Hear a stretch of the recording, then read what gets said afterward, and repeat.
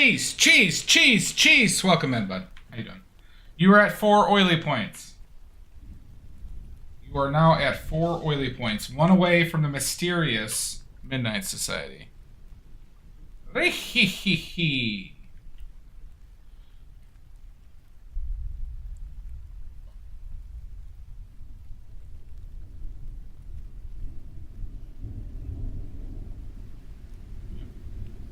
You could choose to join the Midnight Society once you get 1 more point. Easily the most exclusive club in all of Art Twitch. It's very mysterious. Extremely exclusive.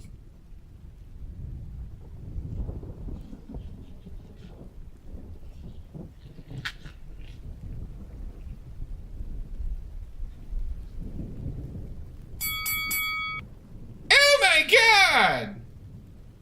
Lizzie. Badly. Hi, Sashi.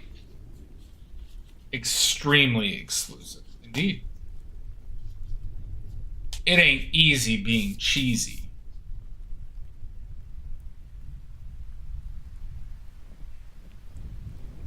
Doing alright, how are you doing?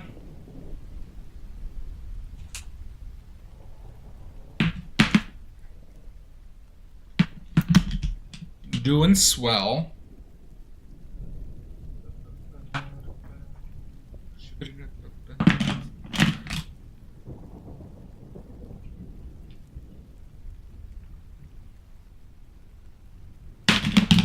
Getting ready to finish this goddamn thing.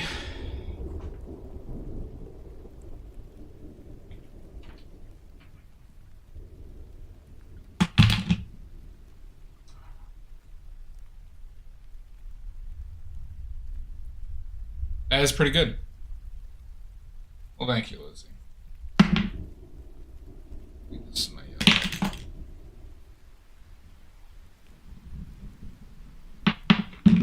We're gonna go ultra super luxurious palette because we're gonna add the orange and we're gonna add phthalo.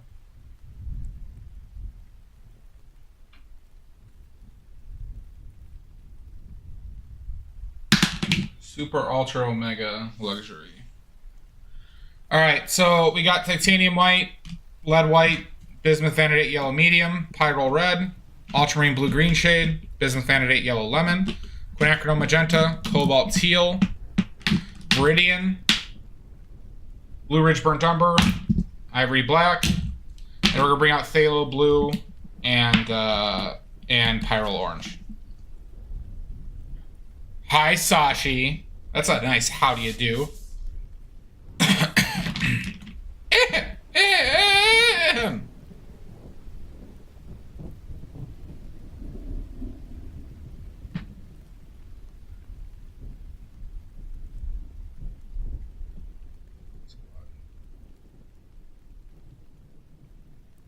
No, just my lifelong cough. Just my lifelong cough.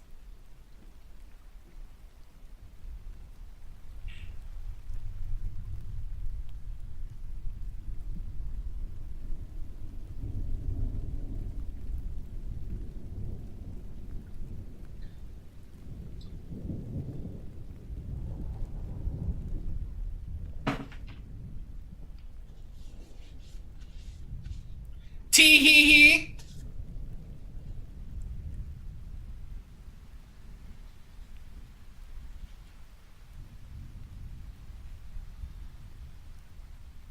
How are you today, Sashi? Is the new computer hooked up?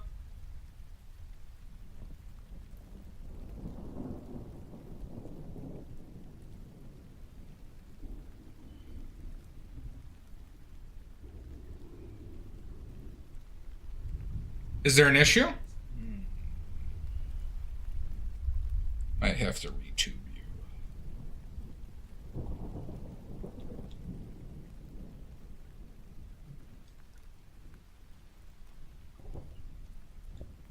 Interesting.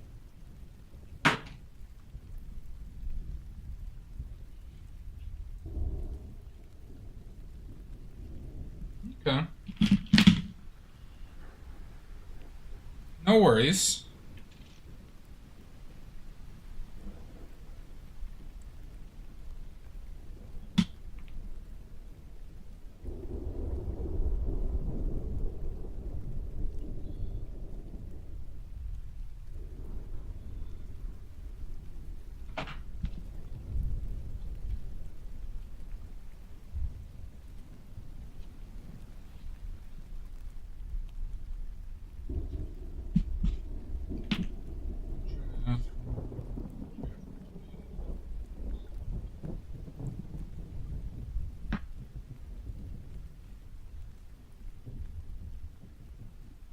too much. That's okay.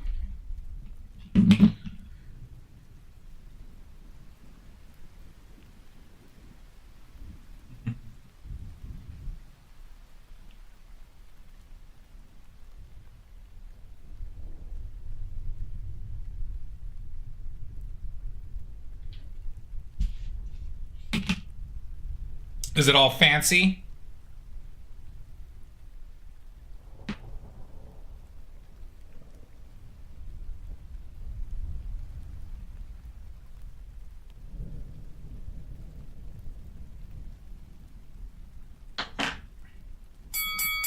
Son of a bitch! The Menace. Maddie the Menace.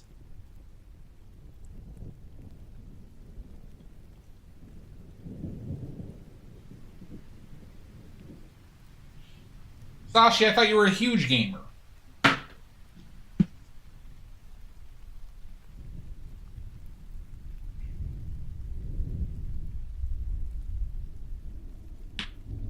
Oh, those are especially ads just for you, Maddie. I make sure I put it in the settings of Twitch to give you as many ads as possible.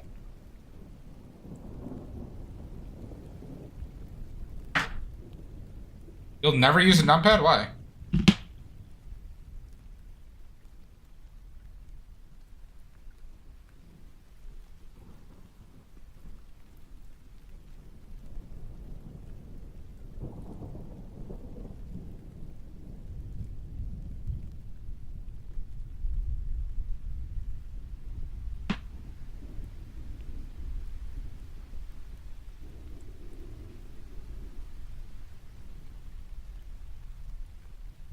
Okay.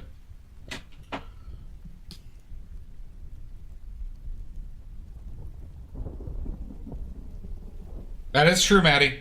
That is true.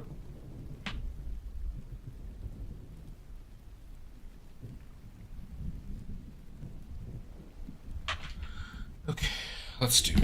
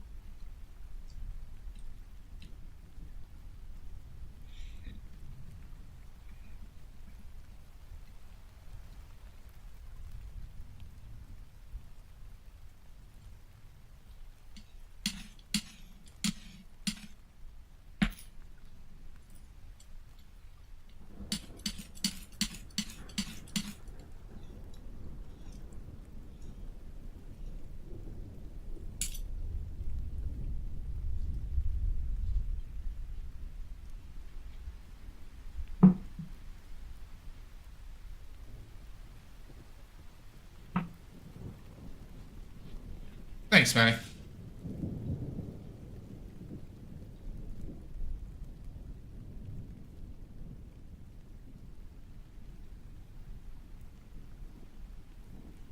This is a strong pigment. What are these percentages that you guys are talking about?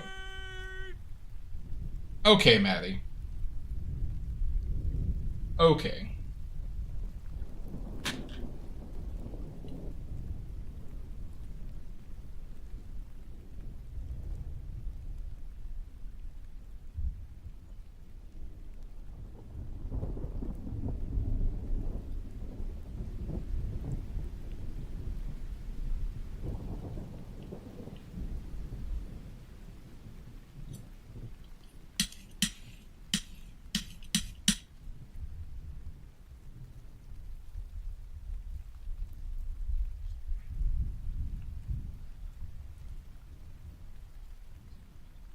Keyboard sizes? Like, is it like percentage reduction?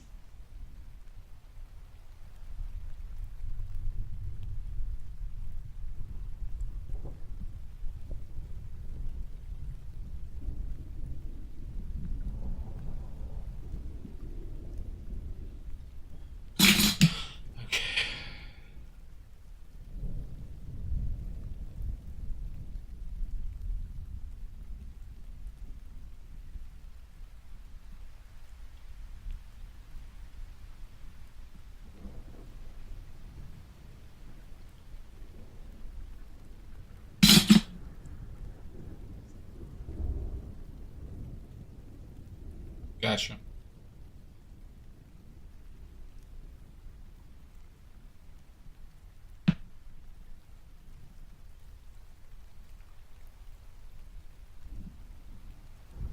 I'm not really a keyboard person.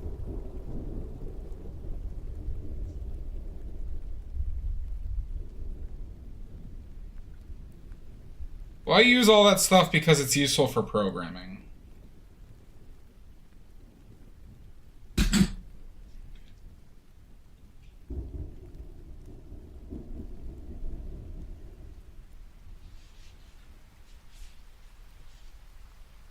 Well, I do too.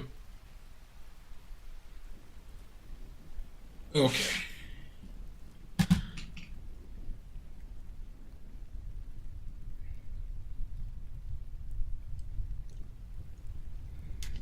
I'm not a full-time programmer, but I have done a lot with programming.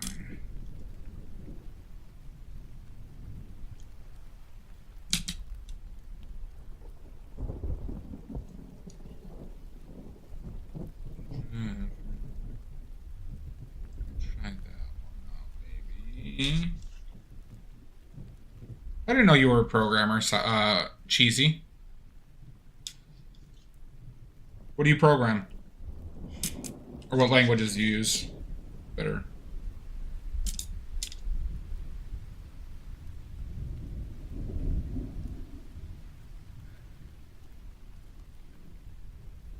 Start with that.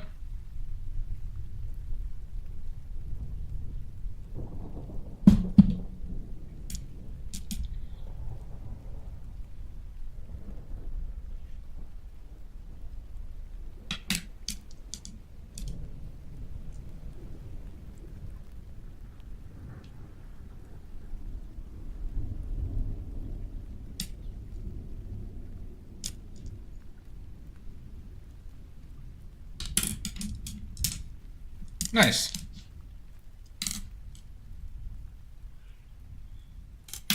I've done a lot with SQL and query-based stuff and PowerShell, and I've started taking some classes on Python.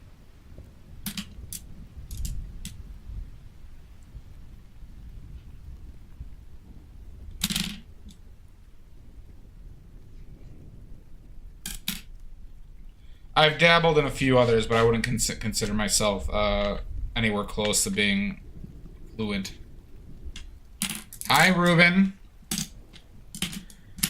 How are you? All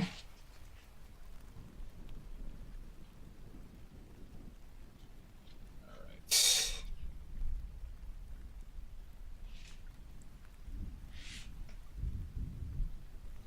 I'm doing well, Sweet Pea. How are you?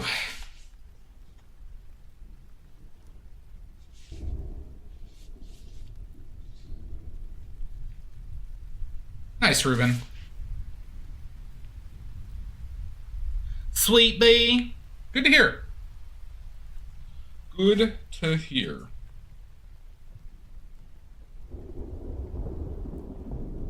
All right. Claire's pretty annoying.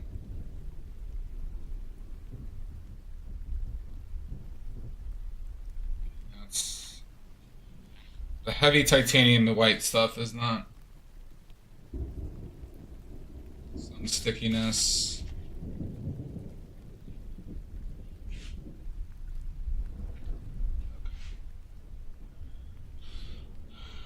All right. Shall we proceed?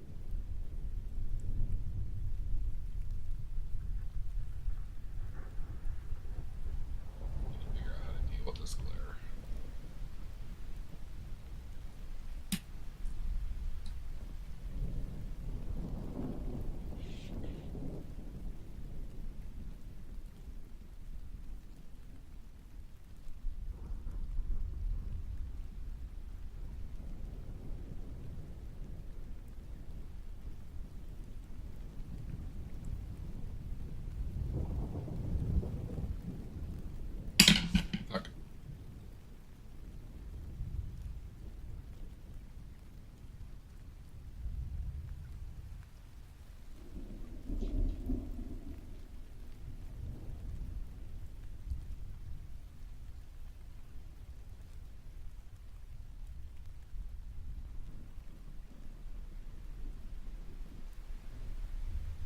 Congratulations!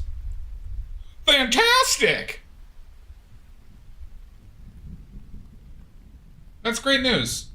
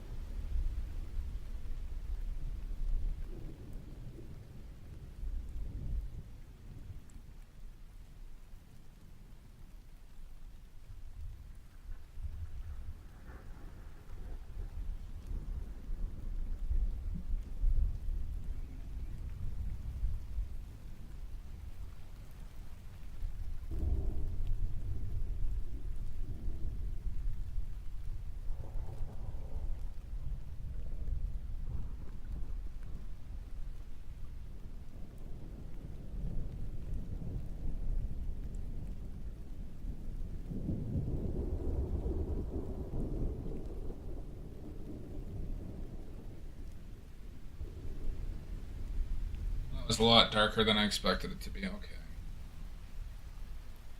Get it together. Get it together, you son of a bitch. Hi, Oxford. How you doing, bud? No worries, Pickles.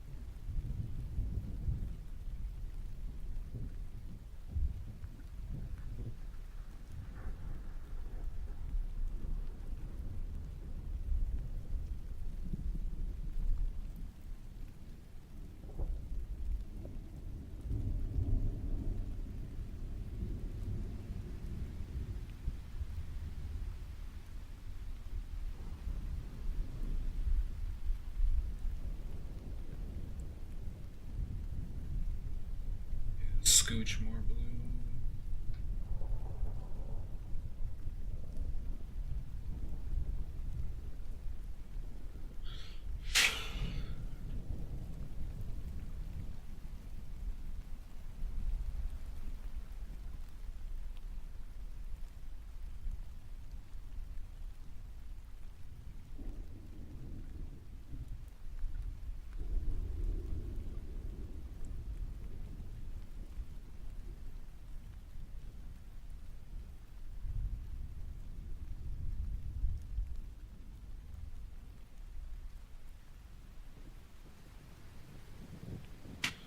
I'm hoping somewhere in that only 5 hour range. I think there's a chance it can go faster than that.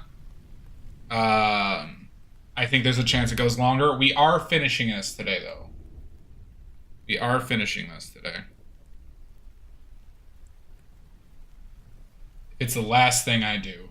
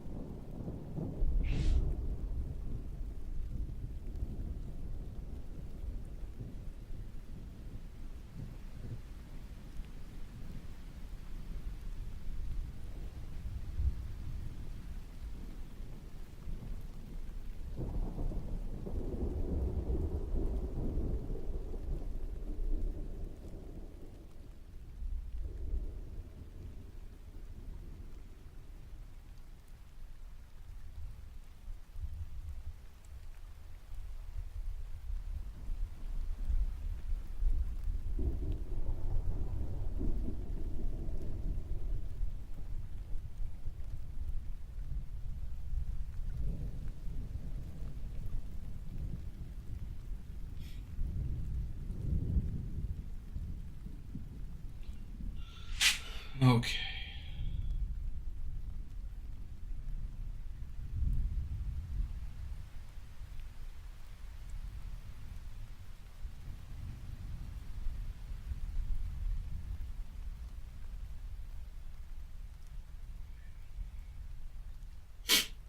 All right.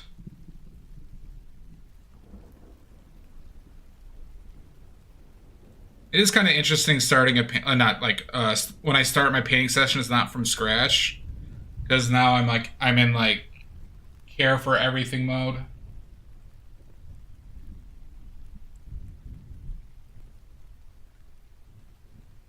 Hi DQ. Thanks, I appreciate it. I'm doing well. How are you doing? And that run is still going, by the way. We're about ready to pick out our base area. I found battery banks. I stocked up on gas. High focus mode, Shasta. Just kind of going right into it and being just like, okay, let's like we're trying to do final brush strokes as much as we can here.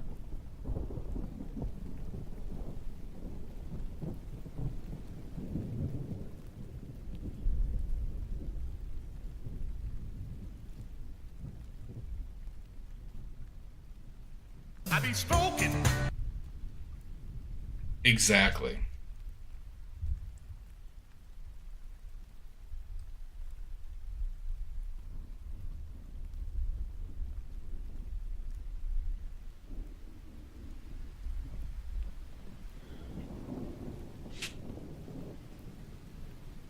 DQ, weren't you in... Wait, what country are you in, DQ? I forgot which one. I think you said it last time. I sometimes stream at weird hours.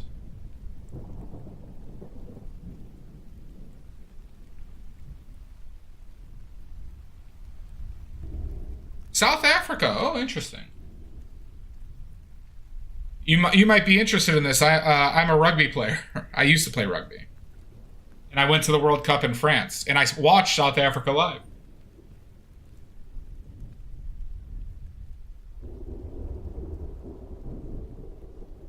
Yeah. So right now it is 2:41 p.m. for me. Yeah. Oh, nice. What position do you play?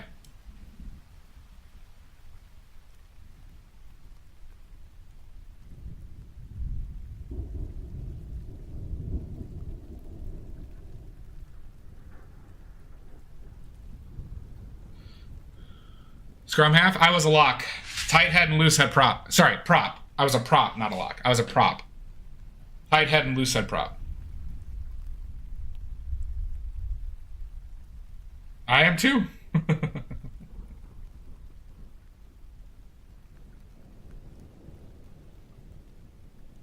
Are scrum halves usually that big over there? Because usually scrum halves were kind of medium sized here in the States.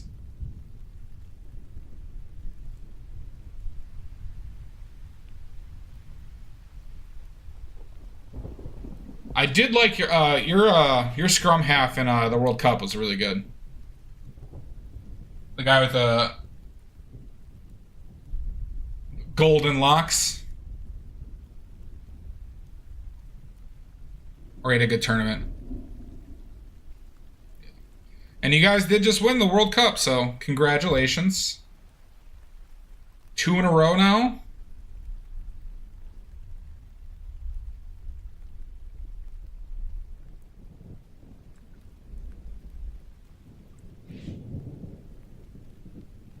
I went to the World Cup when it was in England, and I went to the World Cup in France, but I didn't go to Tokyo.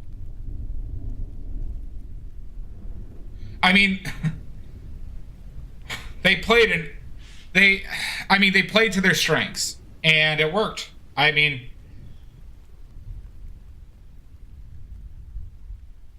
it's not like a common way of playing. And watch out, we have a few New Zealanders who watch the stream, so be careful. is interesting though how different they approached it this tournament. I don't know if that's a common strategy for South Africa or not, but it was interesting.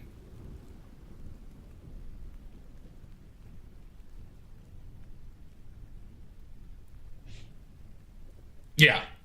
Well, I mean, like, you know, I'm the type that say if that's how you can win, then you are obligated to do it. If that's your best chance of winning, then you got to do it. And they played to their strengths. And they very well nullified other teams' strengths doing that as well.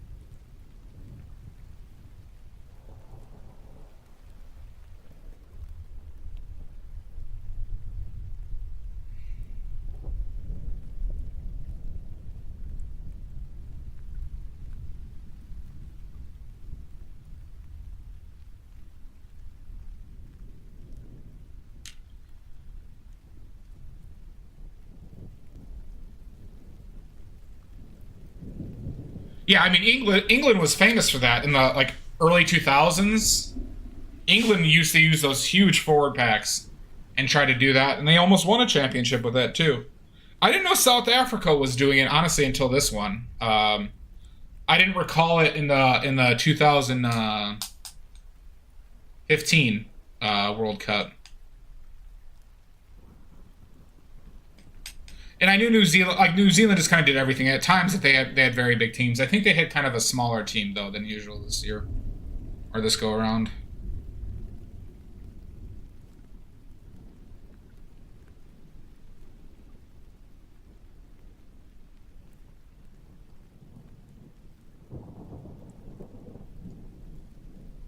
Yeah, that makes a lot of sense.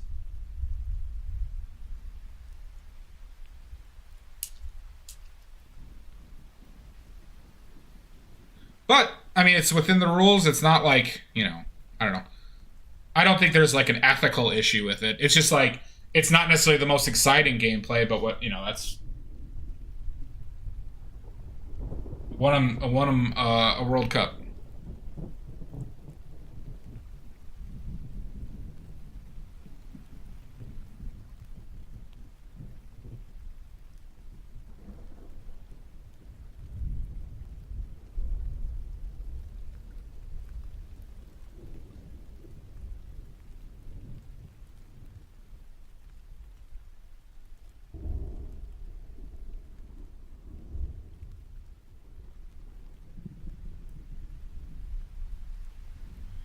Yeah, I mean it's always that though. So like you know, you're not going to hear it from me.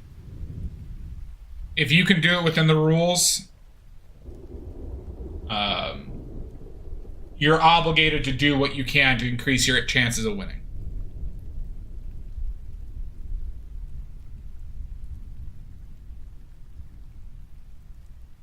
Yeah. And I have to say, the France fans were much better than I expected them to be. They were much friendlier because we went to 3 games. We saw the All Blacks twice. We saw you guys once. We went to 3 games, and the French fans though were super chill. They were much better than the English, fan wise. Like the English were drunk in like annoying ways, and then the French were drunk in like pleasant ways. Is the best way to explain it.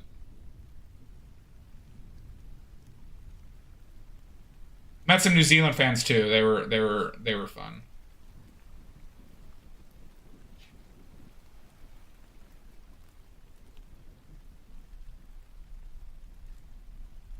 Yeah, they rarely started off well in any of their games. That is true.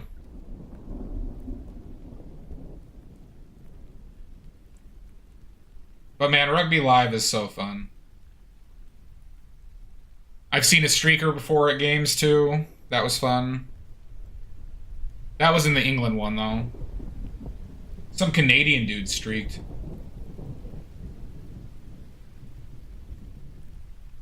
That was actually Canada France we were watching, and a Canadian dude streaked. Made it pretty far too.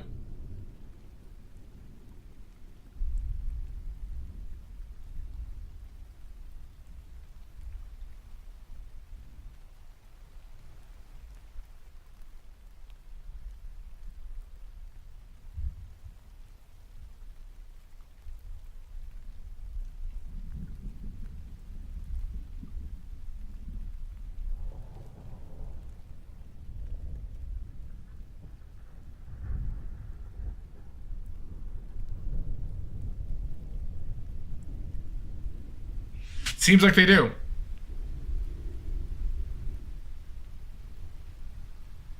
Well, that's what a few games definitely were like. At least some of the I recall one that I was watching on TV. I forget who their opponent was, but they were much better than them.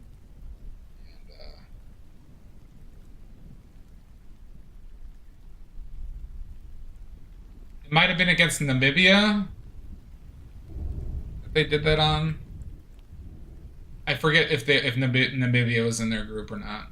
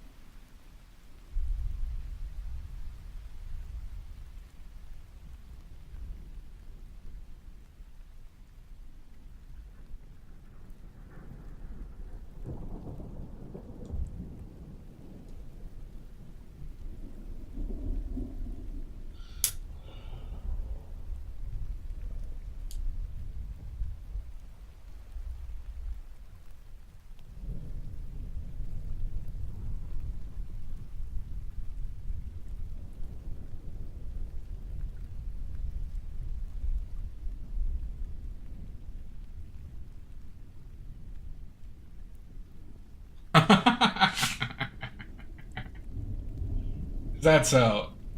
I didn't know that was a requirement. I did not know that was a requirement. So you earned the McNasty title, then, is what you're telling me, Shasta. You earned that McNasty title.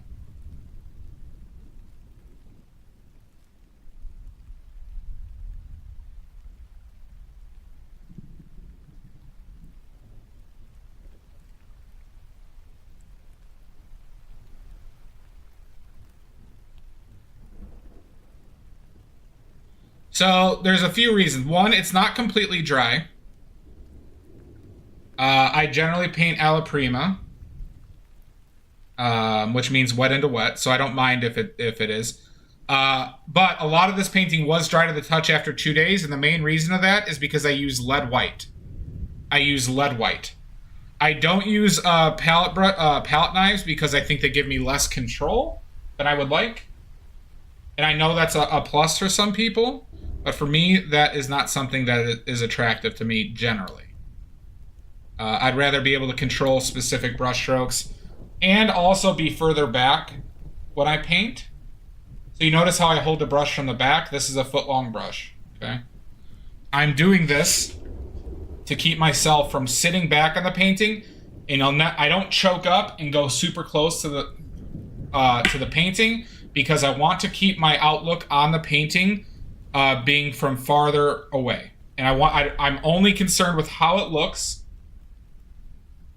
from farther distances. Oh my God, Valley Dweller! Oh my God, welcome in. Okay. All right. Welcome in. Okay. We all know I'm not a nerd. Would a nerd be painting in the middle of the day on Sunday? Would a nerd be painting at this time of day? Would a nerd be super attractive? Huh? Huh? Riddle me this, Riddlers. Boo this man! Don't you boo me.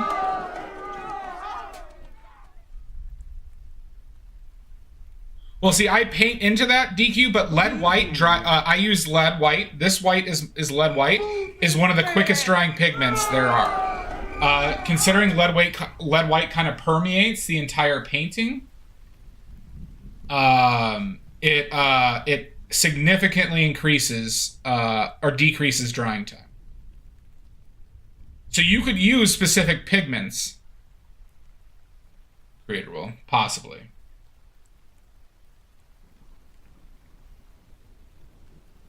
Does that make sense, DQ? Pigments have different drying times. So, like, for example, titanium white is the areas with heavier titanium white in this are not dry. But that's just because of titanium white is a slow drying pigment.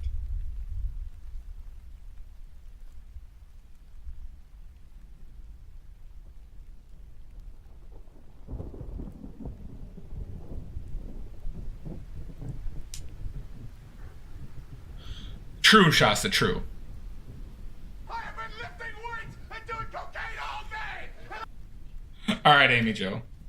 Have a great nap.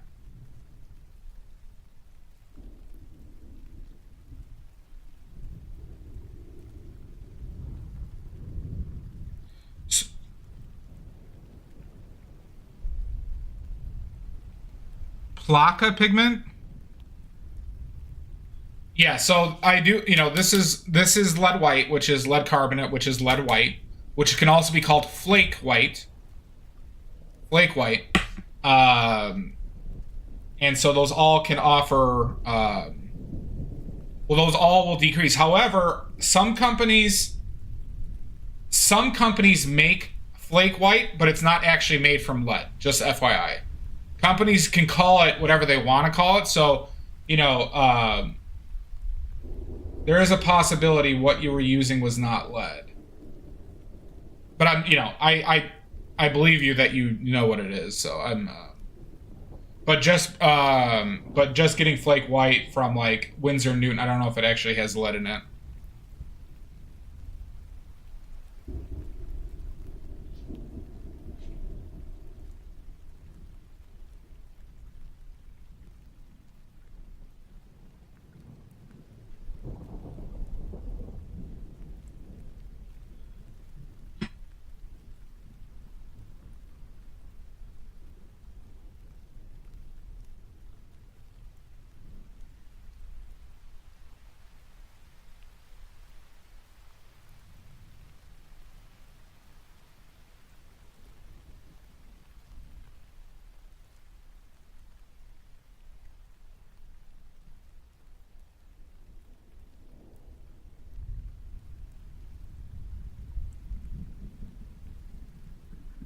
Thank you, Tanner. I appreciate it, bud.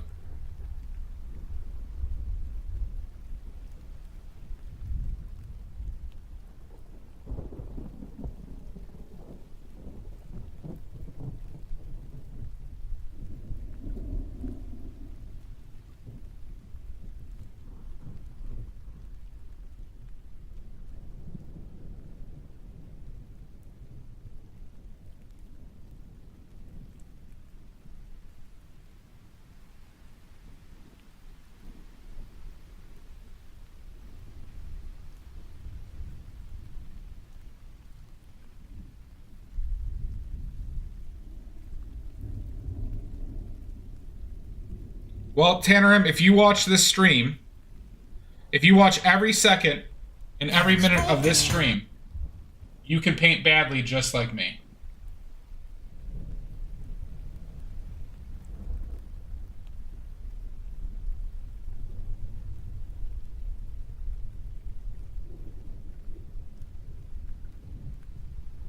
And that is a badly promise.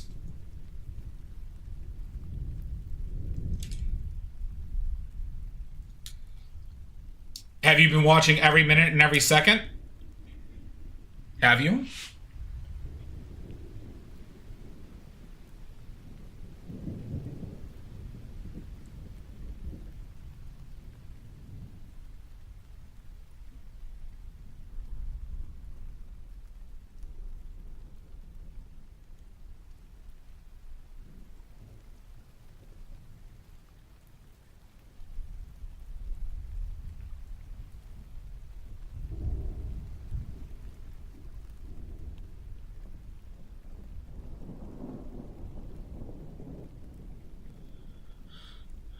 Did I miss Garg? Hi, Garg. Oh, yeah, there it is. The stroking. I was not seeing that, Amy Jo. Sleep! Nini! Alright, Tanner, then you're well on your way to painting badly just like me. Don't you worry, it will be happening soon. But I also encourage everybody to ask questions. I award you no points, and may God have mercy on your soul. I also encourage question asking. Why do I do specific things that I do? I said good How do I day. maintain these good looks? All questions are on the table.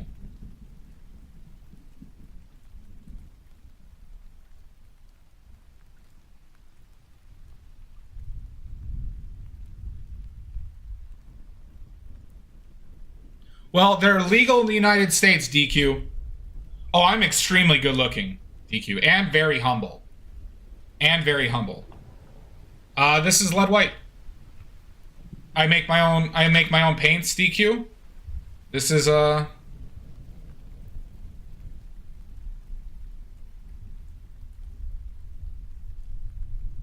do you do the things that you do, Nick? There's no explaining. Only Satan will tell you.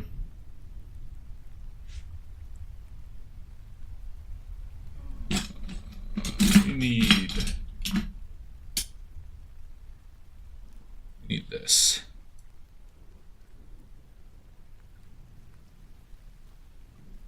I said good day. Great day. Man, this pyro red's so strong.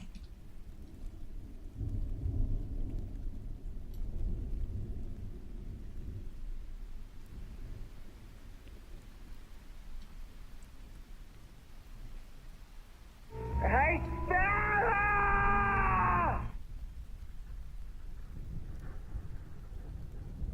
Thank you, Tanner. I really appreciate that.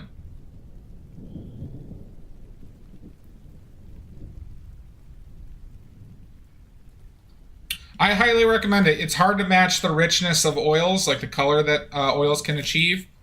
There's way more pigment, so you don't have to deal with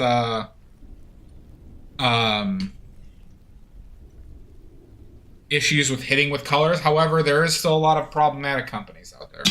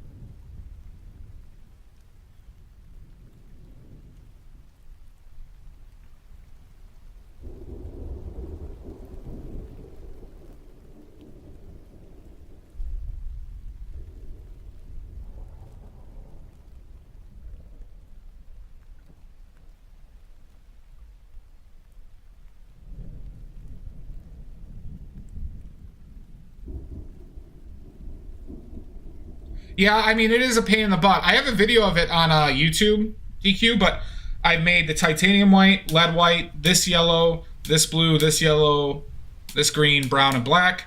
I also made my impasto medium. But eventually, the only reason the ones I'm not using that aren't made are ones that I still had in tubes left over. In tubes.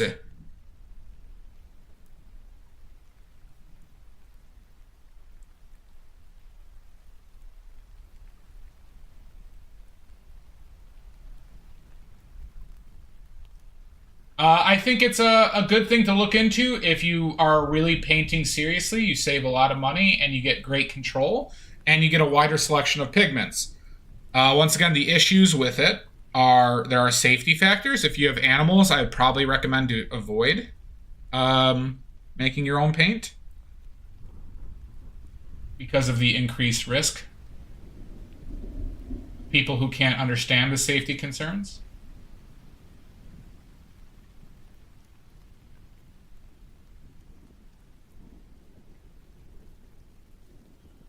Tubes. Do you ship out pigment? What do you mean by ship out pigment? So I get it shipped from two companies, Kramer Pigments, which has a location in New York, and Natural Pigments, which has a location in California.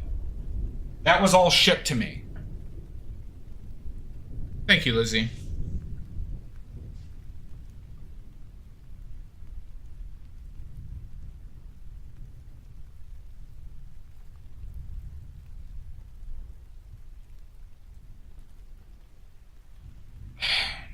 I would, Amy Jo, but frankly, for oil paints, it will be too expensive.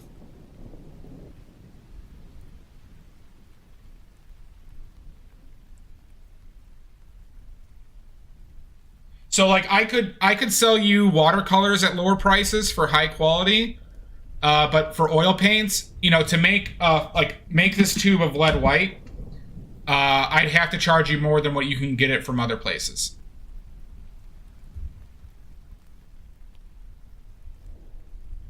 So pigments are significantly cheaper.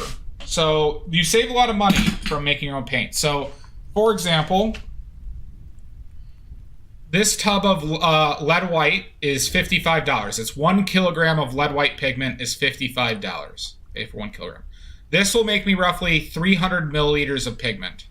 If I were to get the same quality, right, so just oil and pigment, from Natural Pigments for 150 milliliters, I believe that tube is around $112.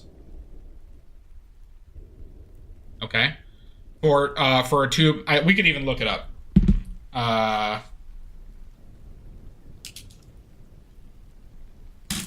on.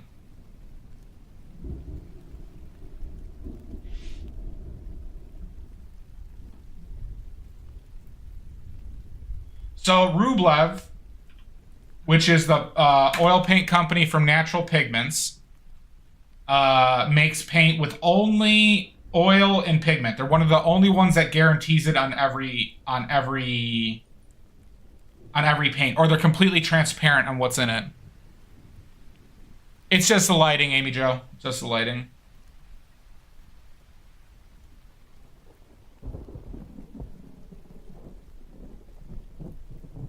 Yeah, okay. So they sell a 150 milliliter tube of... So that's basically the lead white I make and use, okay? This is $55. I can make approximately 300 milliliters, which in Rublev terms is $253. $253, okay?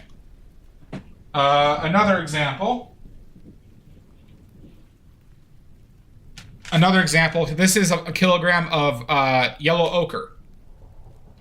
I go over this in my video. A kilogram of yellow ochre. This was $26 for this kilogram of yellow ochre. This will make me roughly 600 milliliters of paint.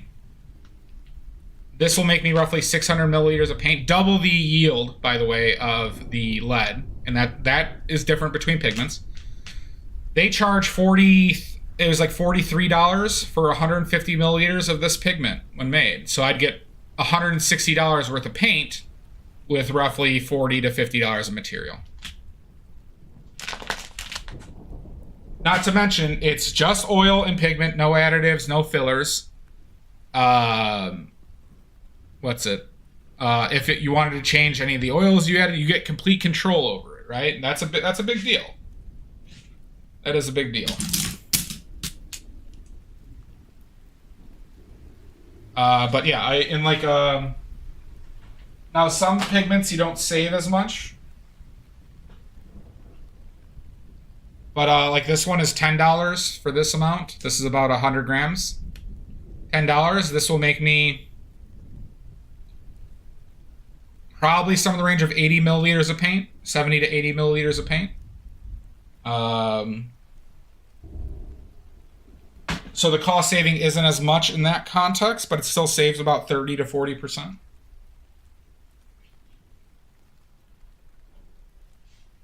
But so it saves money.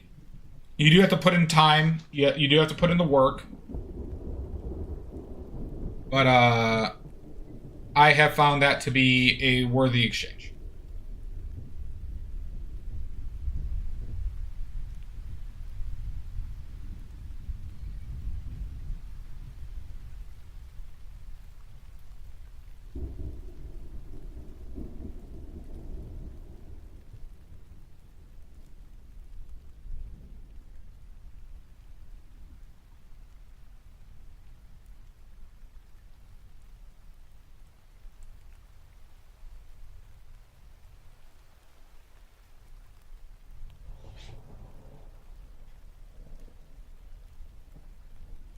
Nope, you gotta stay for the presentation, Amy. You agreed.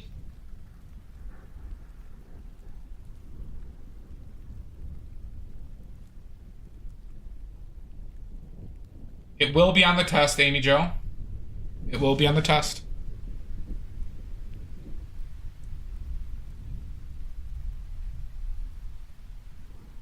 Yee hee. Yee. Lost Traveling, you're gonna have to go through HR for that. You're gonna have to go through my HR department for that. And they are notorious bastards. Just notorious.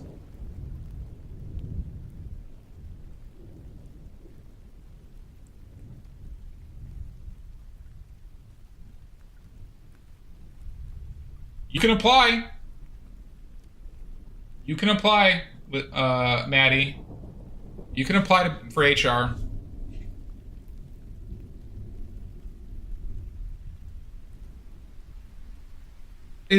Well, wait, hold on. Does being a menace automatically mean you're a bastard as well?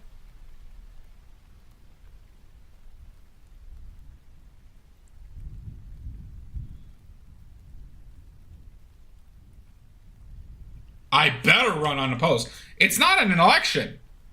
I hire HR. But then they just take power from me.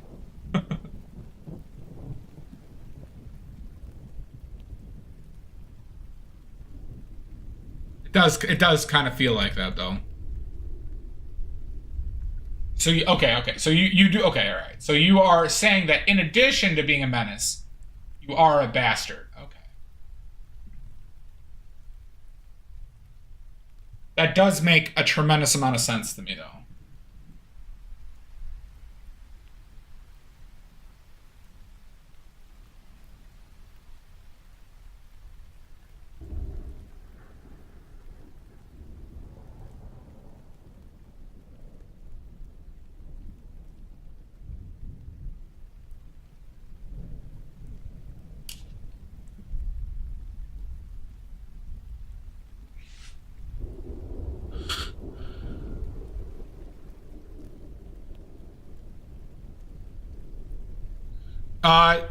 Just binder. Well, in the case of oil, right? It's just pigment and oil. You could add fillers like chalk, silica, other things that will extend the pigment. I choose to make all my paints at full pigment and oil, and then I add it when needed. That's what this pile is used for. So I'll extend my pigments after I mix them, but in tubes, I keep them all at 100%. I think that is the most rational way to do it. So I could just put them all down there and then mix the impasto medium into there, right, to extend them. But like some pigments, for example, on Viridian is a super weak tinting pigment, especially relative to the other stuff I have on my palette. Same with lead white. If I extend those, they're going to be significantly disadvantaged when mixing with the other pigments, right? So there are things that you like need to keep in mind when doing that beforehand. Thank you for the follow, Strawberry. But like pigments like titanium white, my pyrrole red, quinacridone magenta, you could even make an argument for my yellows. I could pre-mix impasto medium because they are so strong. No, chalk doesn't really affect drying time. Chalk is just, this is just chalk and oil. Well, this is chalk, silica, and bentonite in oil. Chalk is not a dryer. Usually it's part of something in the pigment. So for example, in umbers, they have magnesium in them. Magnesium is a dryer in oil. Lead white, lead carbonate is also a dryer in oil. Okay? But chalk will not affect that. The biggest thing that will affect drying time outside of pigments is how much oil is in there. It's how much oil in there. But I don't use any dryers. I don't paint with any solvent. I don't paint with alkyd dryers.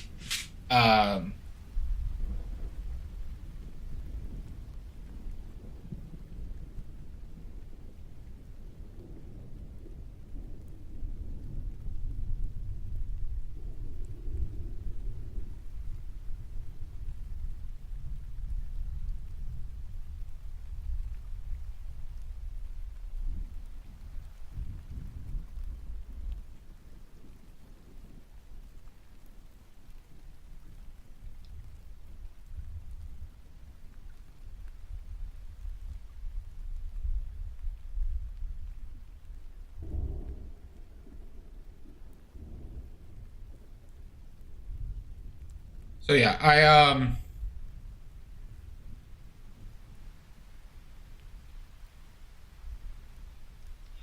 so point being is like how you build your palette can affect your needs for certain things. Since I use lead white, I don't need, and plus in DQ, I generally paint all my paintings in one sitting. This is a rare situation because I'm really taking extra special care of this one because I'm entering this into a competition that I didn't finish in one go.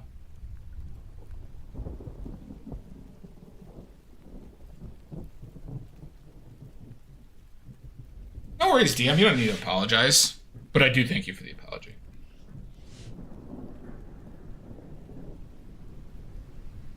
Yeah, it's a lot of work. I mean, like, I stream it, DQ. I stream when we actually got to do a paint making stream soon, and if you're here for that, you'll see the how difficult it can be.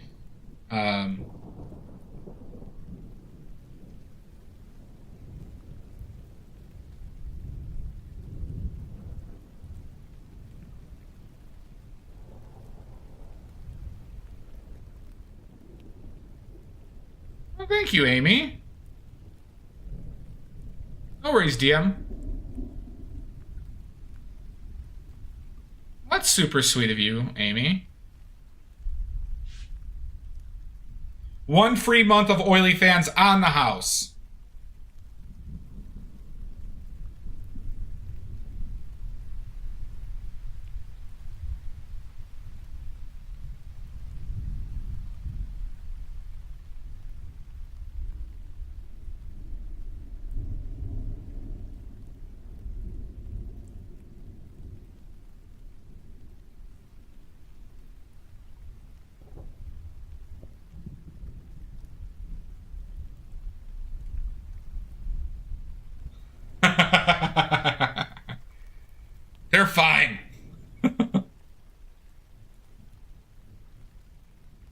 not giving her I'm not giving Shasta or Amy the used gloves. Thank you, DM.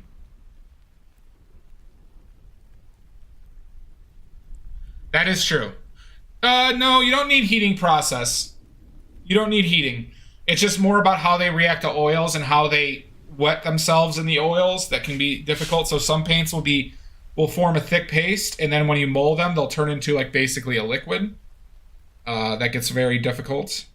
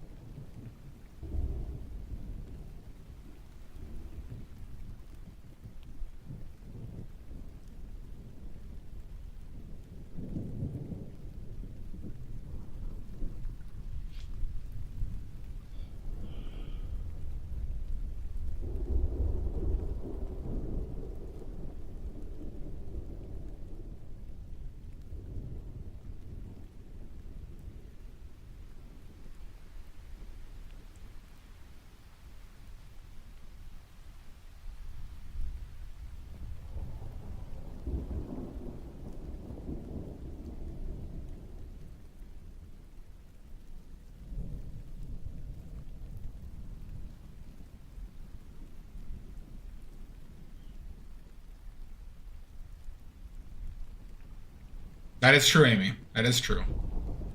I did not say free gloves. I'm not going to alienate all those Japanese businessmen.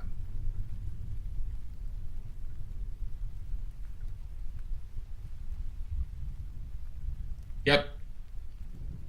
I do that because, so even though I didn't always use lead, I still wore gloves then, because even though paints are largely not toxic, we don't have, it does make cleanup easier, but it also limits the consumption in case there is chronic toxicity. So we don't have firm data on chronic toxicity of paint and consumption of paint and pigments. So reducing that is something I do. I try to do.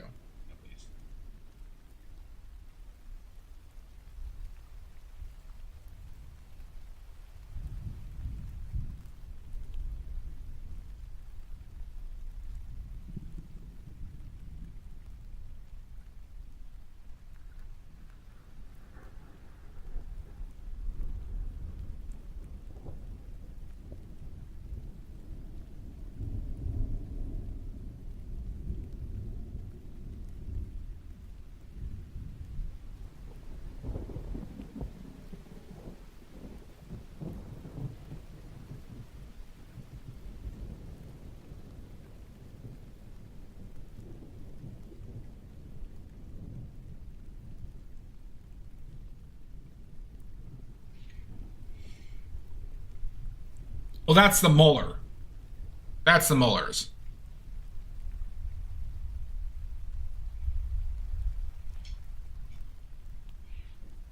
Right? We all have large glass butt plugs that also double as paint molars. We all have these. I know. Okay? We all have them.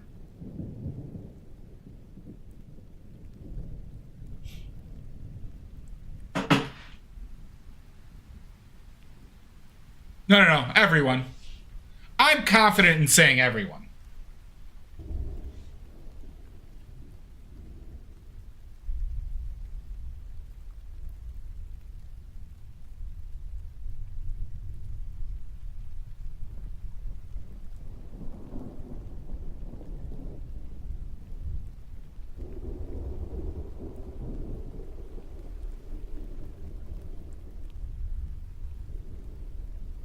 Sweet Pete's all right. You don't have to lie.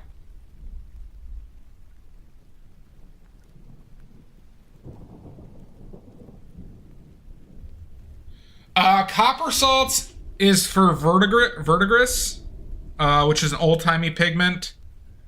A lot of the older time pigments are from copper salts. Clay and iron salts are all around, right? Iron oxides are in a ton of paints. Clay clay is in more of the earth colors like burnt umber, and stuff related to hematite generally. It's all right. I don't know why people are so scared to admit this, that we all have them and use them regularly. It's okay. We all do it. We all do it. Yeah, that is a bit more on the budget than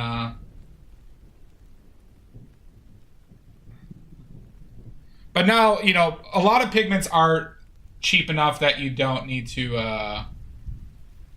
go through those processes, which will also add expense and time.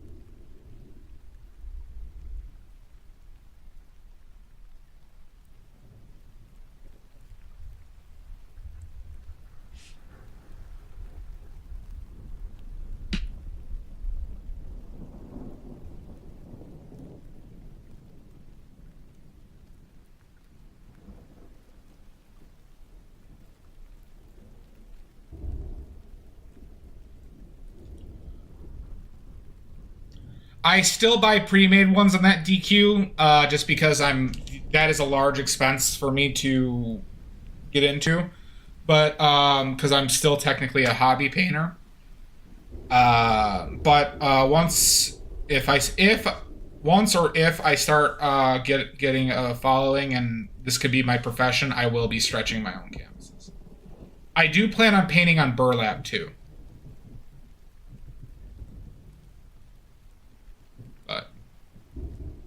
There is a bit of initial expense with stretching your own canvases. Happy Stitch, thank you for the follow. As in, basically $600 for the canvas, for the roll of canvas, plus shipping.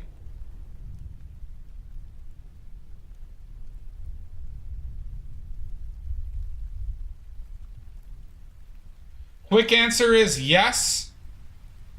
But it's a conservational process, Sweepy, where you basically glue, where you can't make the paint rebond with itself, but they glue down. What they do when they conserve cracked paintings is they basically put glue underneath the paint layer and they glue it back down. So that's what is considered saving in this context, just FYI.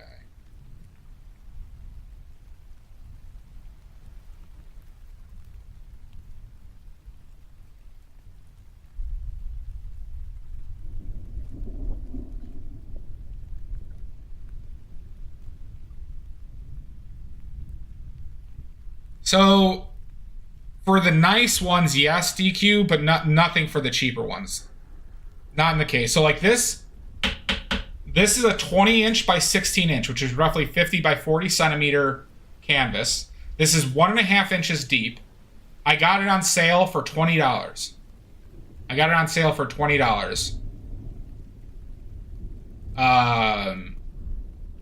If I were to, so if I were to make it myself with granted nicer canvas, it would probably come out to be more expensive than that.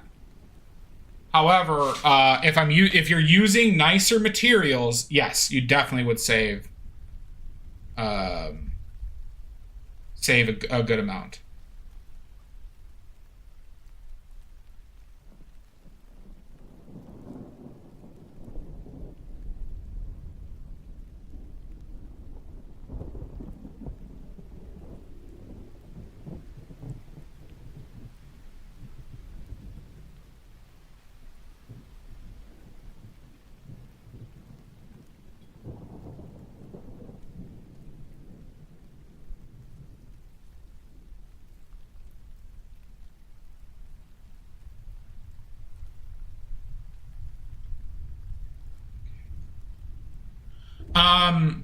So paintings crack.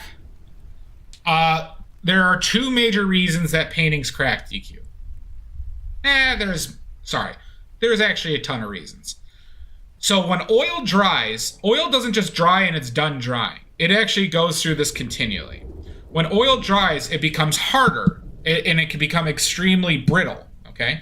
This was actually an early forgery test in the late 1800s to early 1900s, is they would do a hardness test on the painting to see if the oil had been drying long enough for it to have been made in the time that people were claiming. That was one of the first ones that one of the first technical anti-forgery tests. Okay, so when it becomes brittle, it now is more akin to glass than it is to, you know, I don't know, just something more rubbery, right? So what happens is when the oil is brittle, and let's say you are in a humid environment and then you go to a dry environment, the water can fluctuate the substrate. So whether it's on wood or canvas, it could flex, thus creating cracks in the painting because the oil becomes so brittle. Okay, this happens in all cases. Like, this can happen in all cases.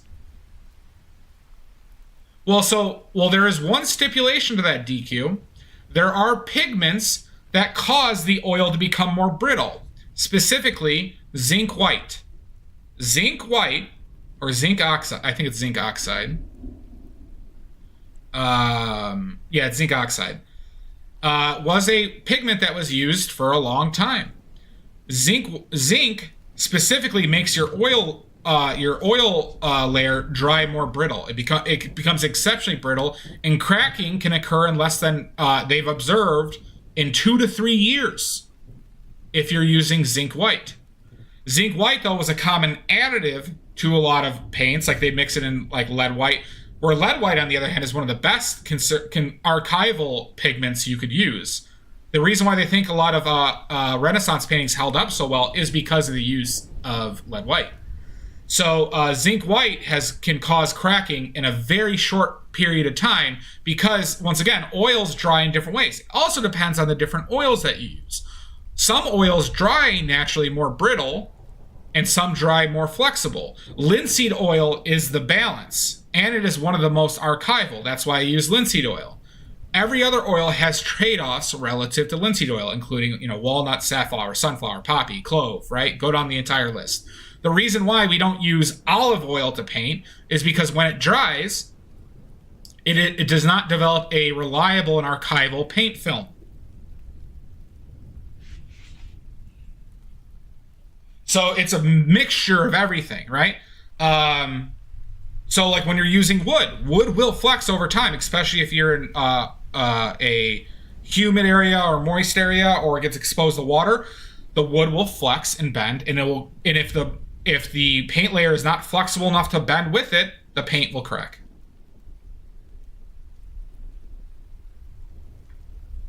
So you could have cracking. You could have cracking in, you know, if even without using zinc white, in like 50 to 100 years, if it's not on a good substrate, if the canvas is flexing a lot, maybe you use different oils, maybe how they painted wasn't the most archival nature, like aka using a lot of solvents, things like that.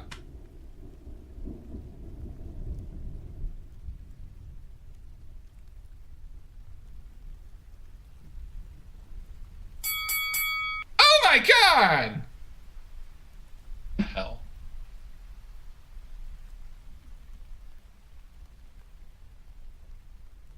Here I am, trying to speak the truth, and then I just get blocked. Just get blocked.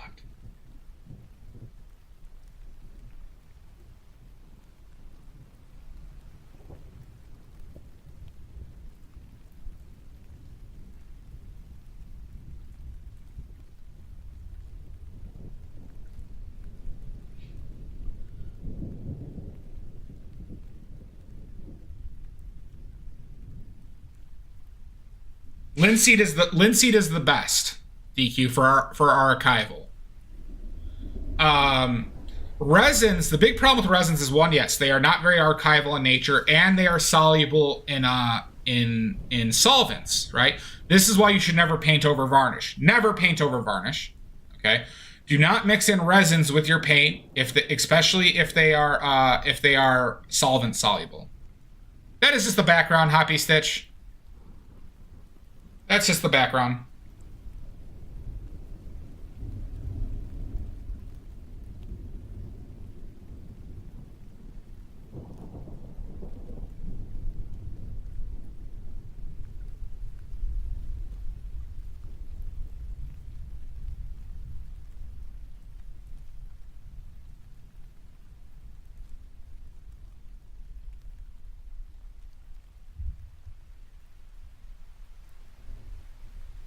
I think so too. I think it's just a very comfortable thing to have as background noise. Plus, I like to repost. I repost my content, and I don't want to deal with copyright issues. Plus, not everybody has the same taste in music, so.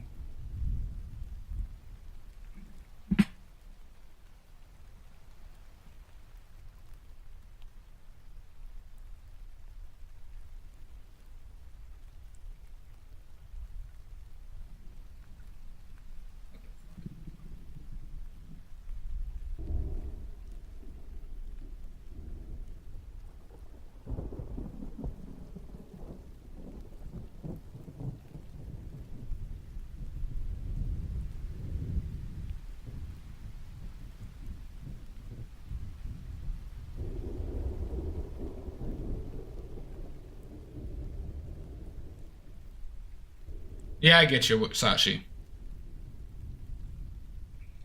I'm a Bowie boy. That's boy with an I. I love David Bowie. I love the band. I love Elvis Costello. I love a lot of bluesy rock type stuff. Like I love Jack White and all of his incarnations. Things like that.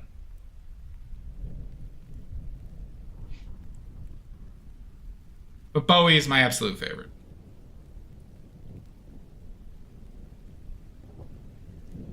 No, I'll finish. I'm used.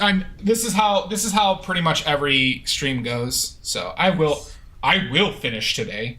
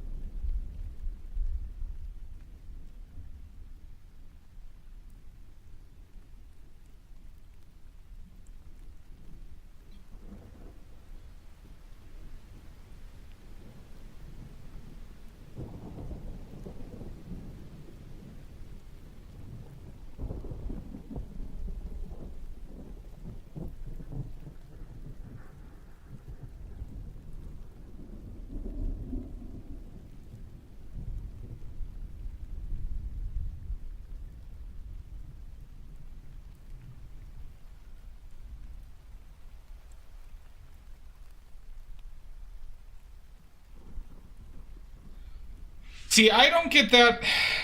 All right, so DQ, I hate a large majority of my paintings. I hate it. But I understand that the entire thing is about learning and not about the results of what I create. So this is something that doesn't really bother me when a painting turns out poorly or not how I want it to.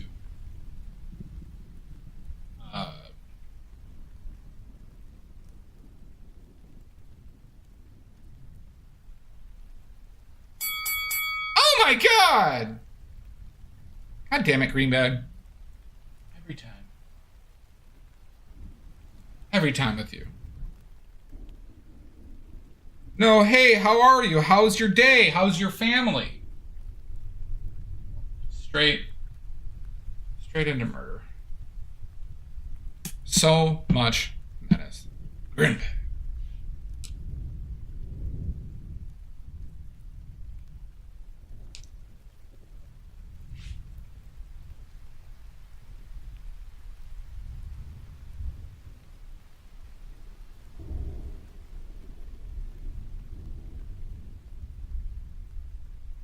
I know you don't.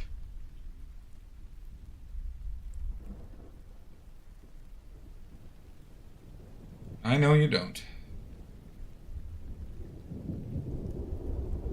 This is why we can't be friends, Greenbag. This is why we can't be friends. That and the murders.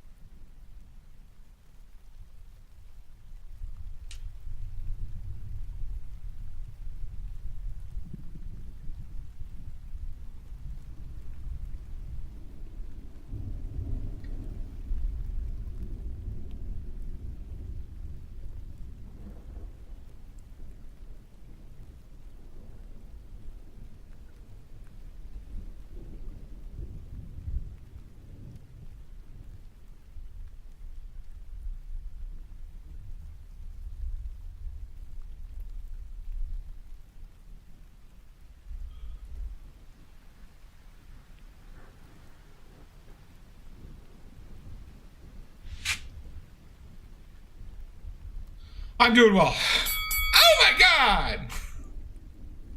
The double cross! The Greenback Menace double cross!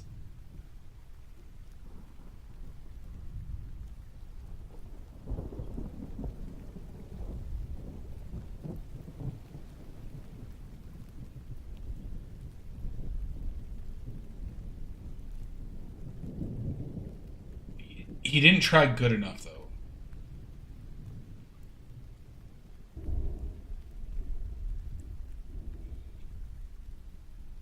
Sometimes your best isn't good enough.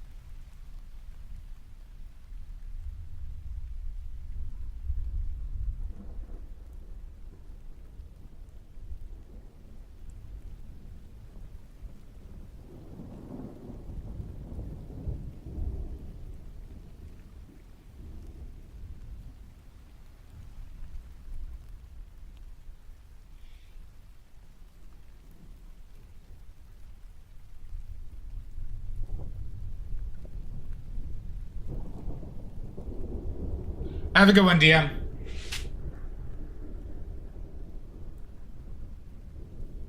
DM, one of these days you will stay up, though. One of these days, it's gonna happen. You're gonna change your sleep schedule. You're gonna change your sleep schedule. Like, I should have done this a long time ago. Should be today.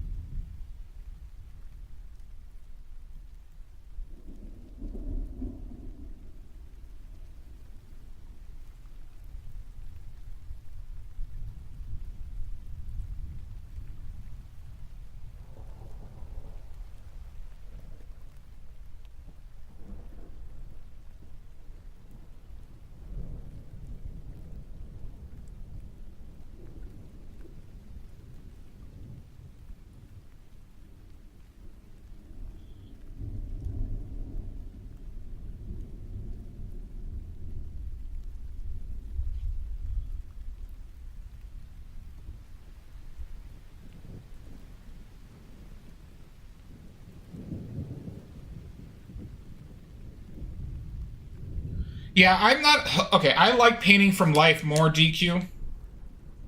I like painting from life more.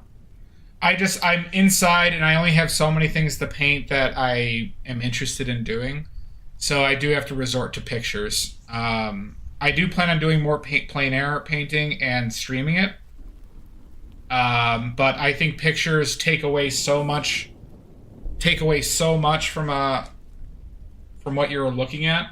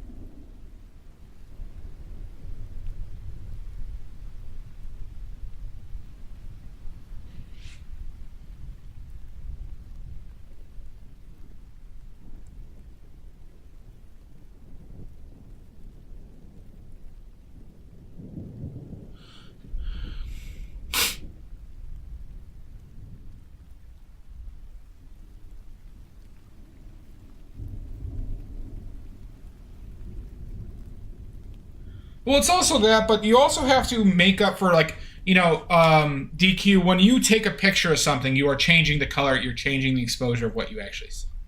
Your eye will comprehend it differently than what you see in person. Secondarily, is you're also viewing it off of a monitor that does the same thing to the picture. So you have two areas where you are altering what you are seeing, right? And not to mention is the picture is lit differently too, right?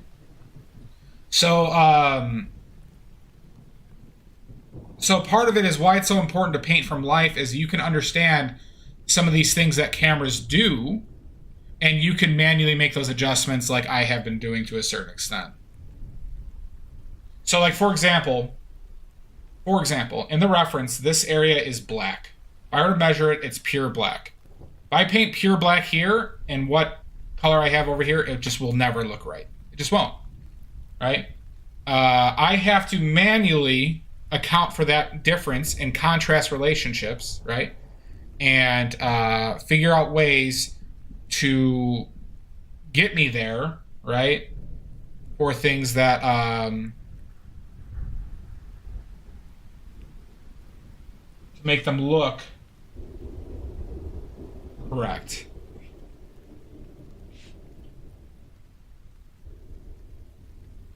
And it's hard to understand that before you actually do it. It took me a while to start painting from life, and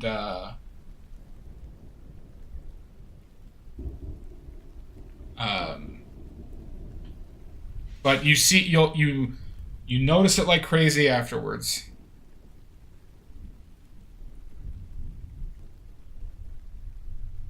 Yeah.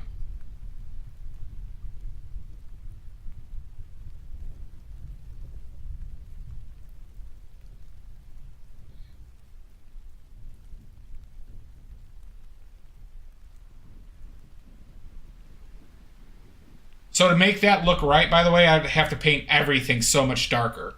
But I wanted this to be super bright up here. So it's like, in order for me to do what I want,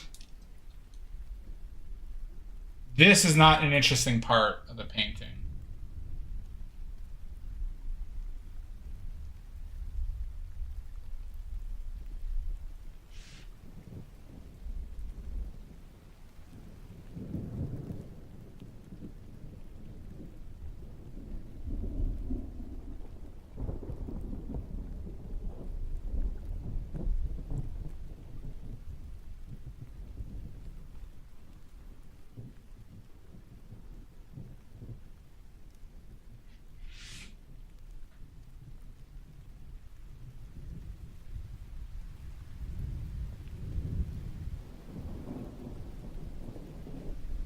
Too dark.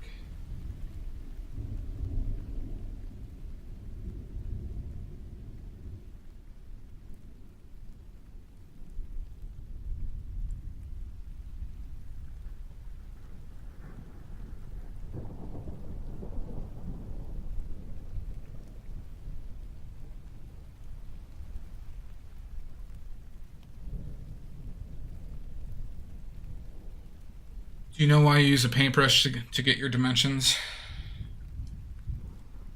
I started with a paintbrush. I'm more comfortable with it than a palette knife. And like I said, I've done a palette knife painting, and the lack of control is something I don't. Oh, are you talking about this method?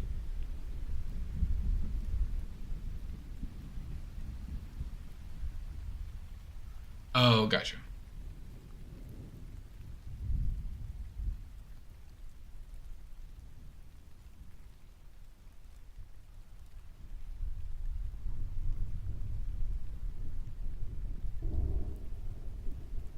It's still too dark. God damn it.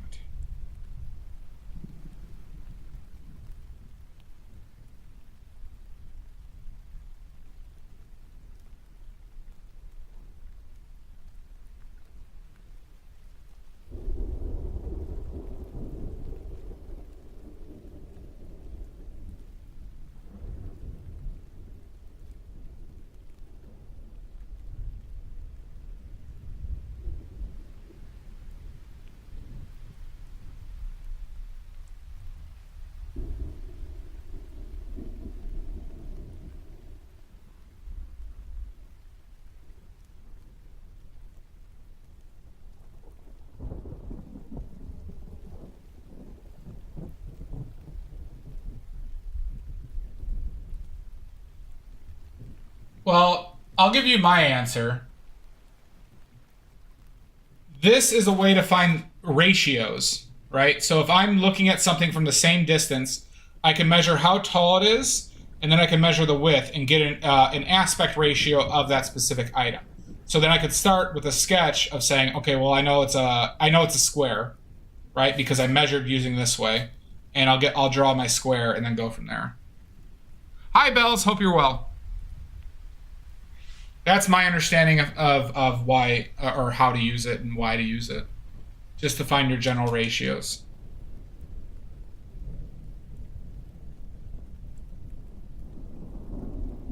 Yeah.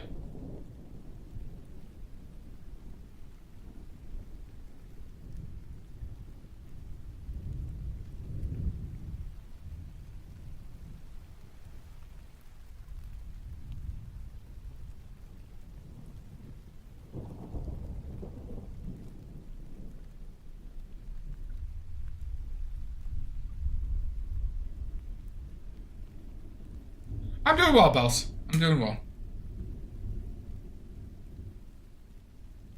No real complaints on things I can control. But I can complain about Greenbag. Badly. Bells!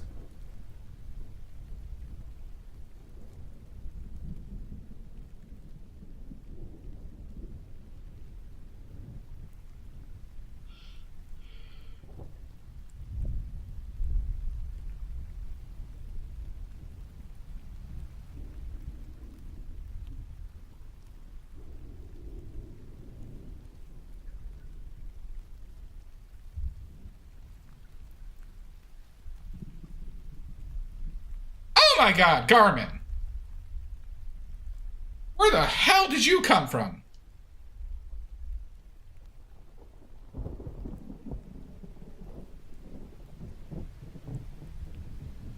I'm always paying attention. You ain't gonna catch me slacking. Okay, wait.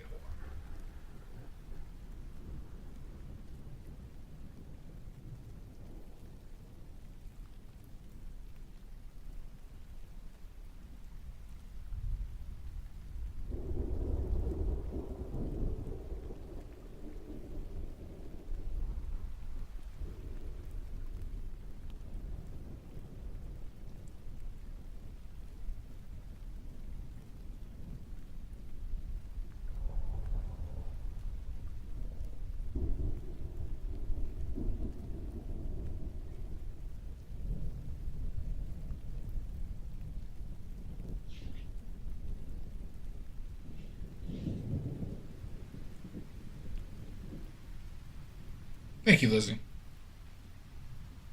Thank you. But how are you gonna destroy my hopes and dreams after you said that? That's what I'm curious on now.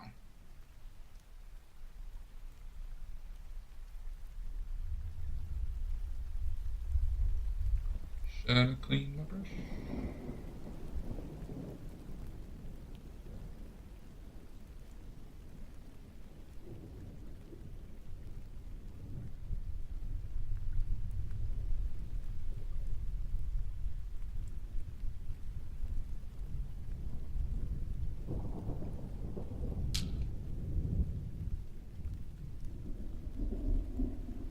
I'm talking with Elizabeth and YouTube Bells. I stream on YouTube as well, and sometimes Lizzie terrorizes me from YouTube's. Lizzie is a stream terrorist.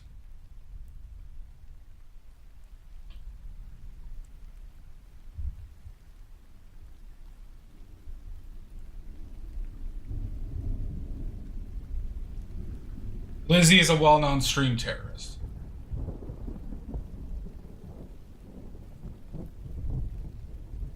Yeah, see? Lizzie just confirmed it as well. So.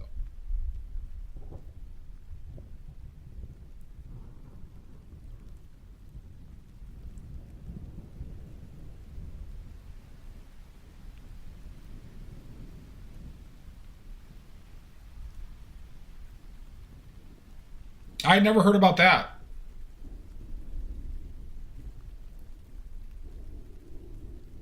I had never heard of that method.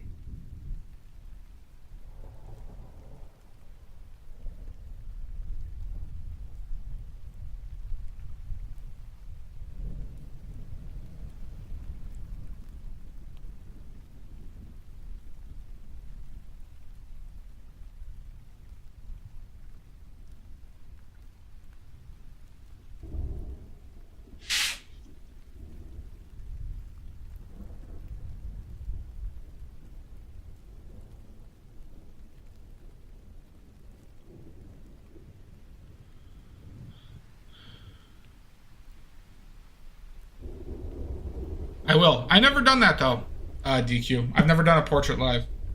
I plan on it though. Oh my god, Bells too? Bells is becoming a stream terrorist? How could you, Lizzie?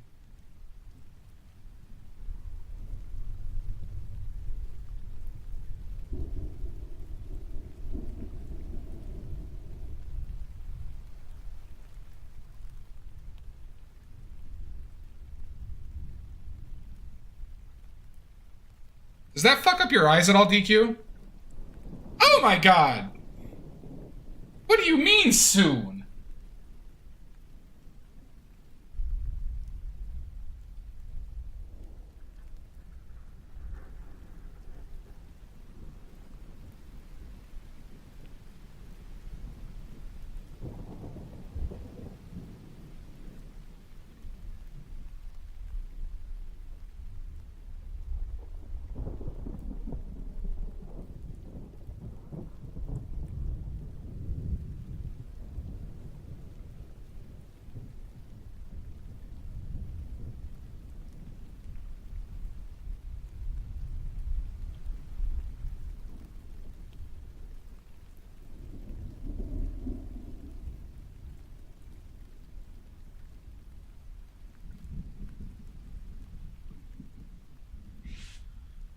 Interesting, DQ. I'll have to look into that. Jesus Christ, Bells. Jesus Cristo.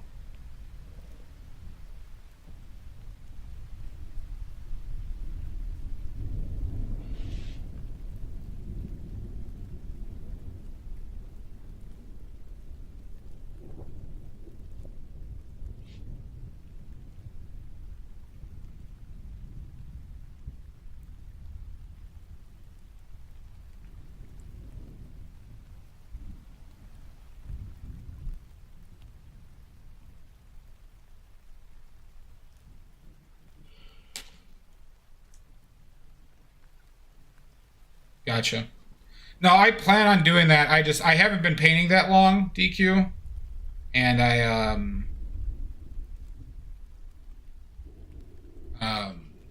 that is something that's kind of difficult for me in my current painting to set up.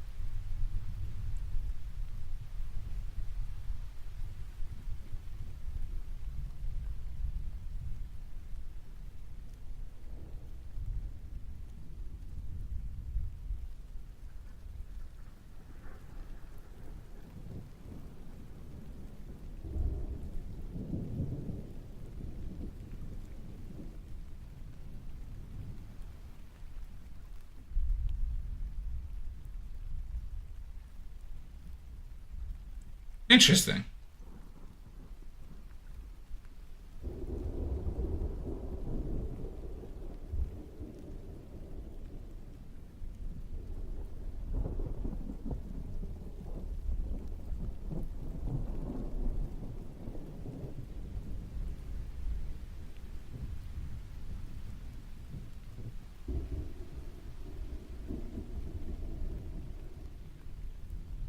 Everything is locked.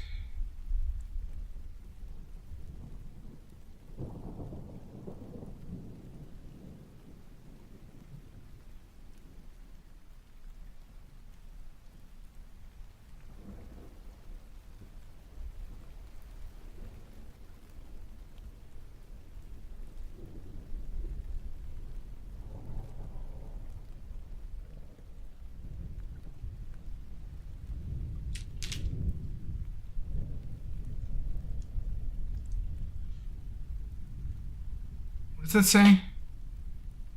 Oh my god, chaos time! Oh my. Oh no!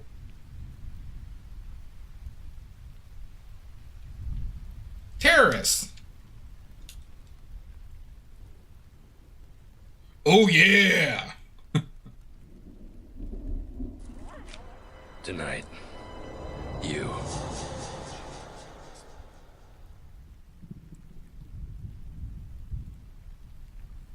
Jesus Christ.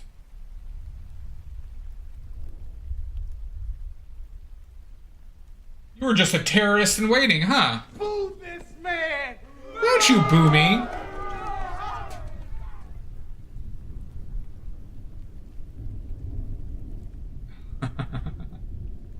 Good to know. I'll keep that in mind, DQ. I'll keep that in mind.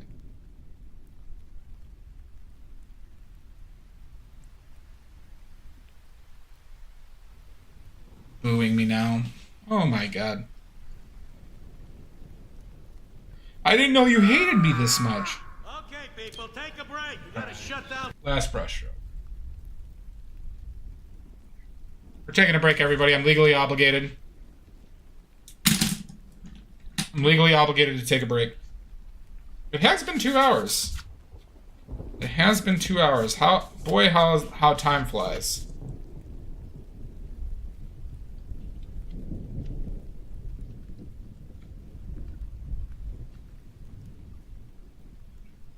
Okay.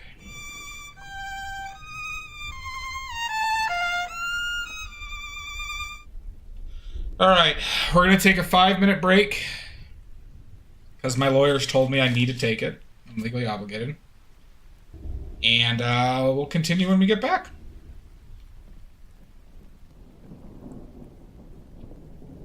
Basically, finishing here and here. Then we're gonna bring some more life to the water, and then we're gonna be done.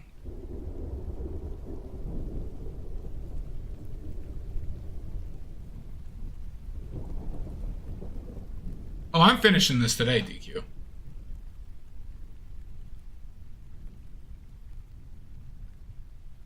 You'll see. I'm not doing every detail, and I messed up some details over here, but I'm keeping a looseness. But we'll finish.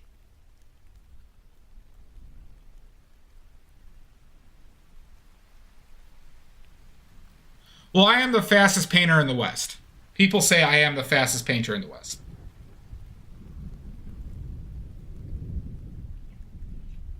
All right. We'll see you all in 5 minutes.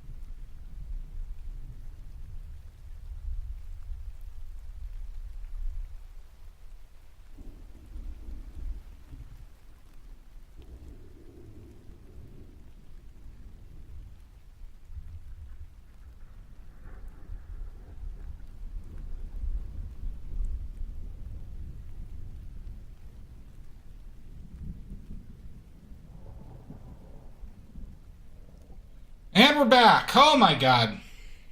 Oh my god.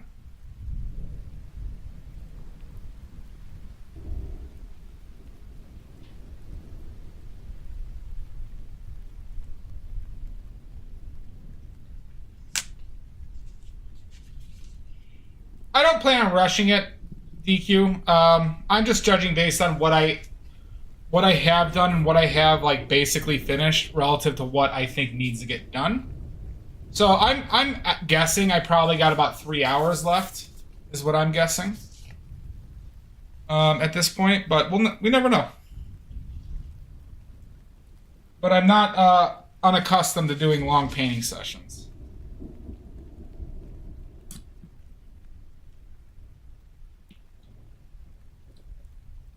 My record is 15 and a half hours. Sure. You can listen to things.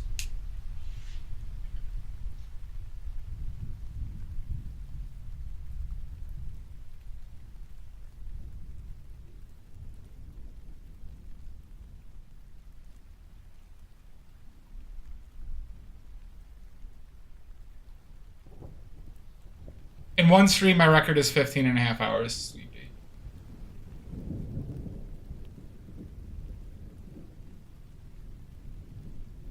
For a painting I now hate.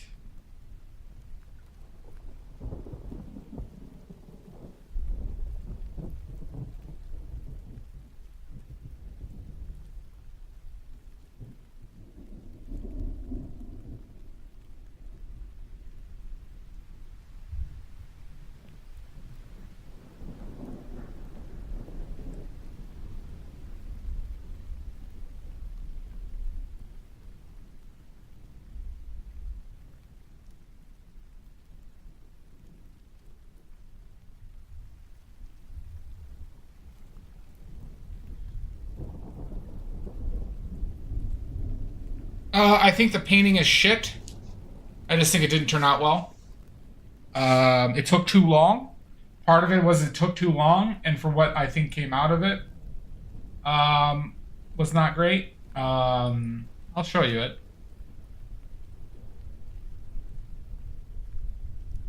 So it was an now I could probably pump this painting out in 5 hours. Just FYI.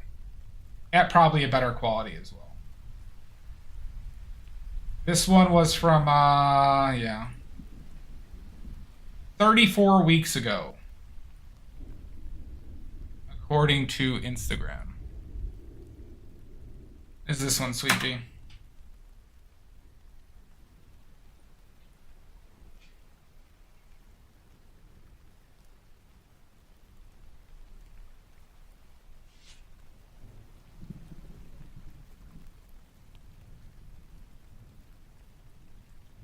Underneath or below? I mean, on top or, So you're talking about on this?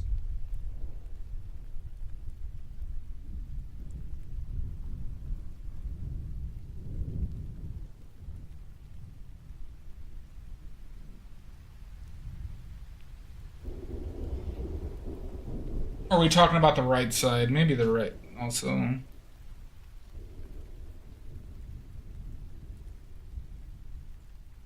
I am skeptical of the shirt, though, in general, so...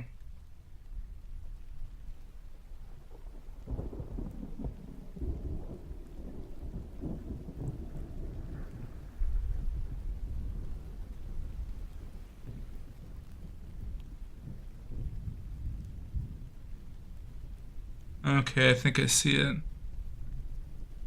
think I see where you're... That's not the shoulder. The top of the shoulder reads as bright to me.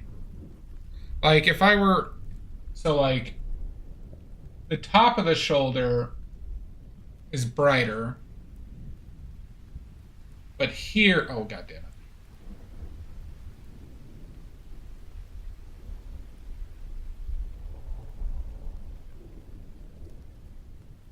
But we can do this.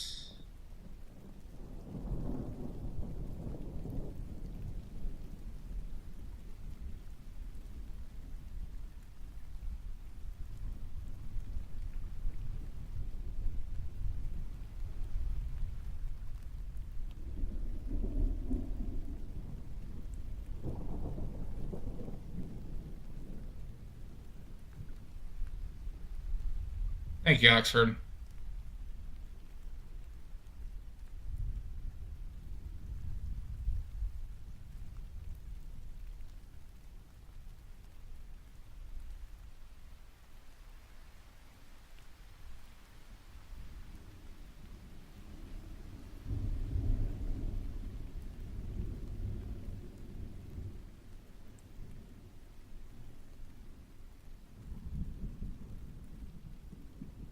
Omizo Paints. Welcome in. Thanks for joining us. If you have any questions, please let me know.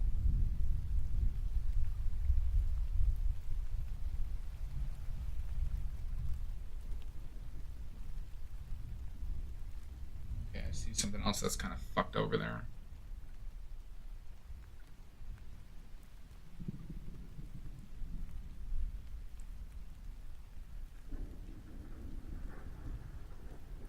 No more center back where the shoulder blades would be. I think I see. I think I see what you're talking about. I am fixing something else though right now that I just saw.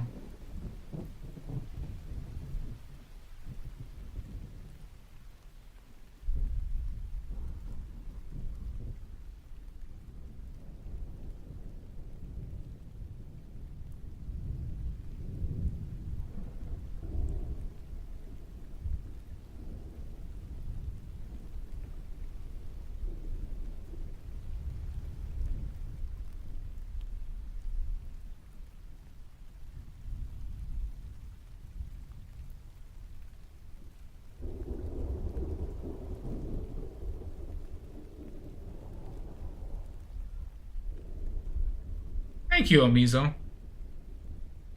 Well, good. Then this is the channel for you. Then this is the channel for you.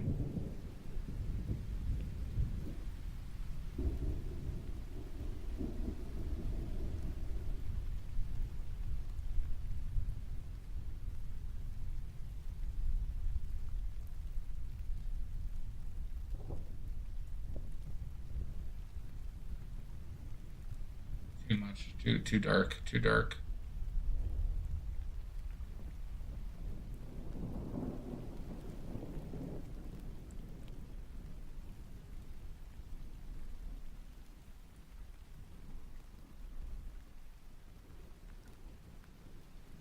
Too much.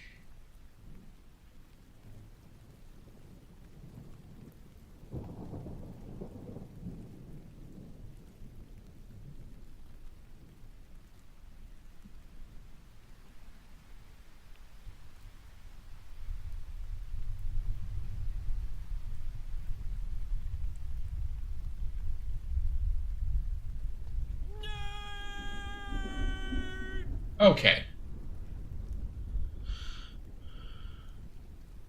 It's still too much, I think.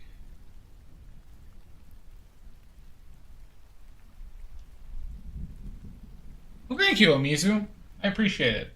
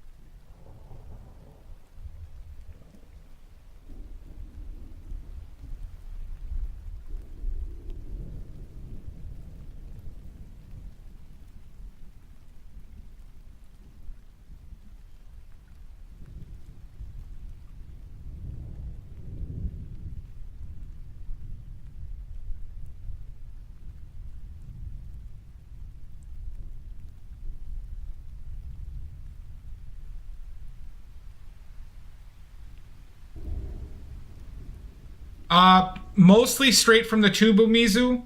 I have oleo gel right here, and this is impasto medium. Okay, but mainly I use bristle brushes straight from the tube.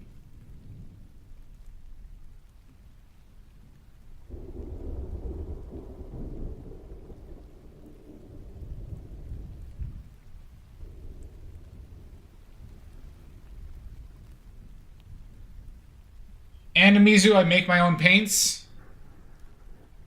I make my own paints, if that's something that interests you as well.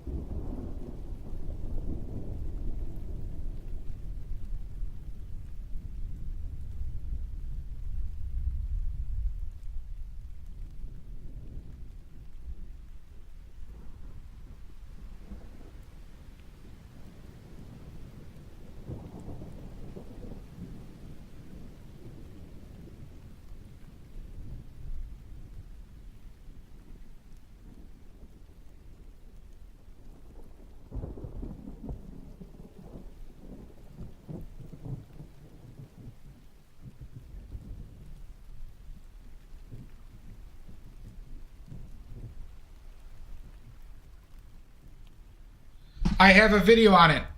The this, that. Thank you for the follow. Omizu, if you go to my videos section, there's a video on starting out and making your own paints and stuff, if you are curious. If you are paint curious, there is a video for you.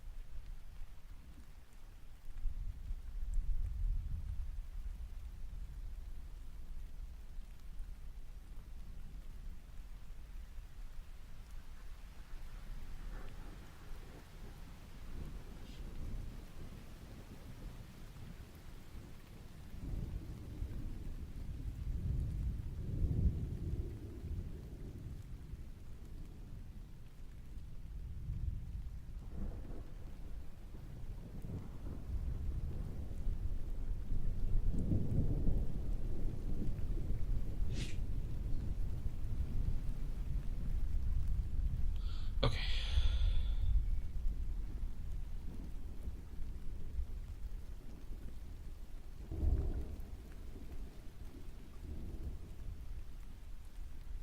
No, that does sound like glazing. That was some of the attraction to people with glazing pickles, or recreating Renaissance art was to try and recreate that the smoothness, and some people described it as enamel-like finish that some of the Renaissance paintings used to get.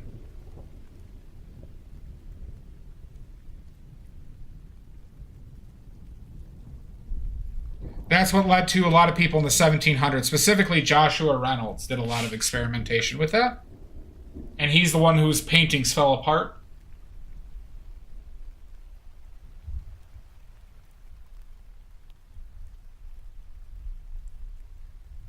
Well, a vast majority of his works fell apart.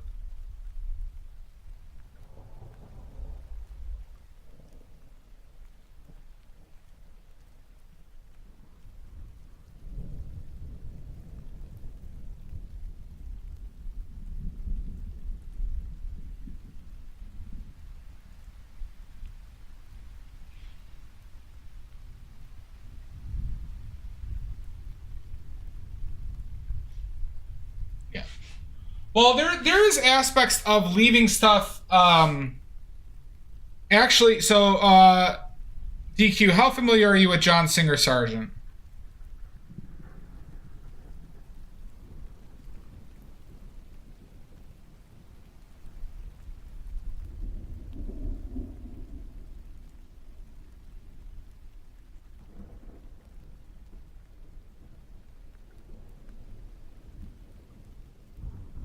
So there are some instances where John Singer Sargent would actually intentionally do one part very detailed and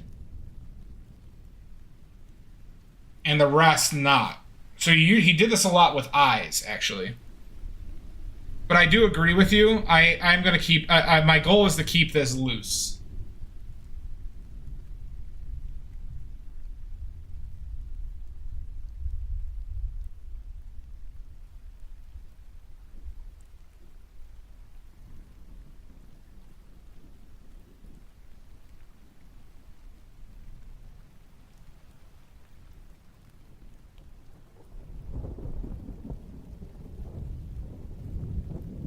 Agreed. Agreed.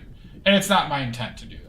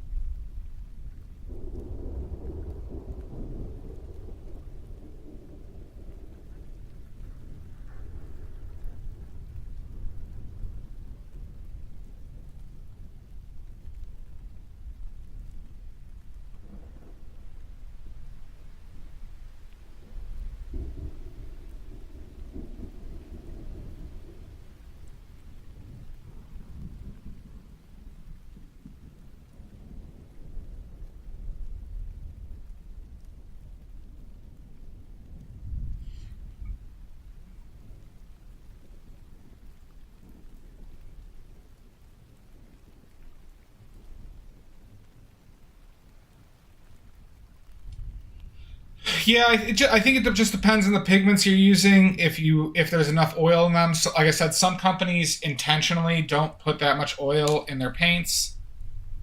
It could be a function of the fillers that they're using as well.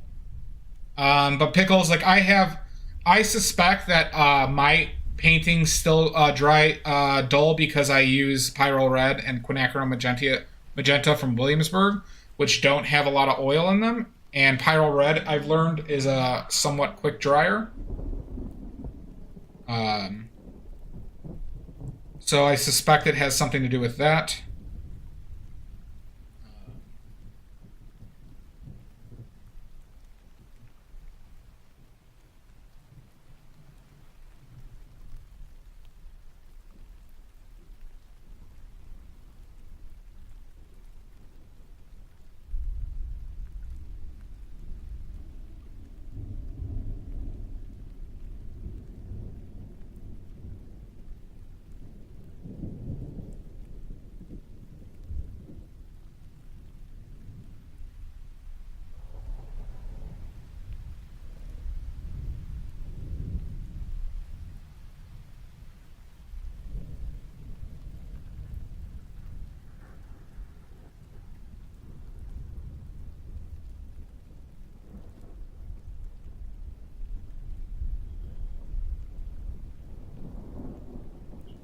She's doing oil. She's doing oil.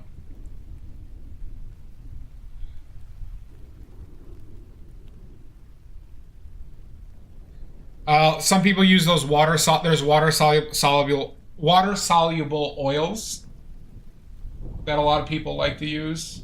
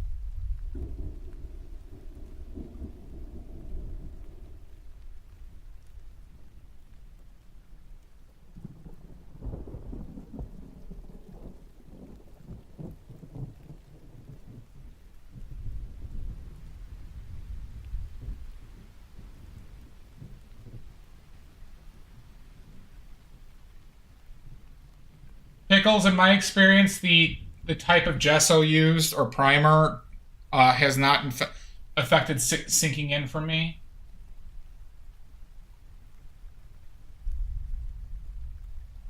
Because sinking in or drying matte is because there is not enough oil, right?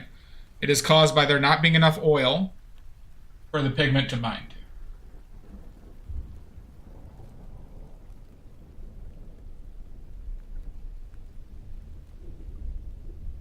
That's what causes sinking in. So most likely one of the paints you're using does that, or if you had water residue on your water-soluble oils, residue from your brushes from cleaning, that could be the other cause.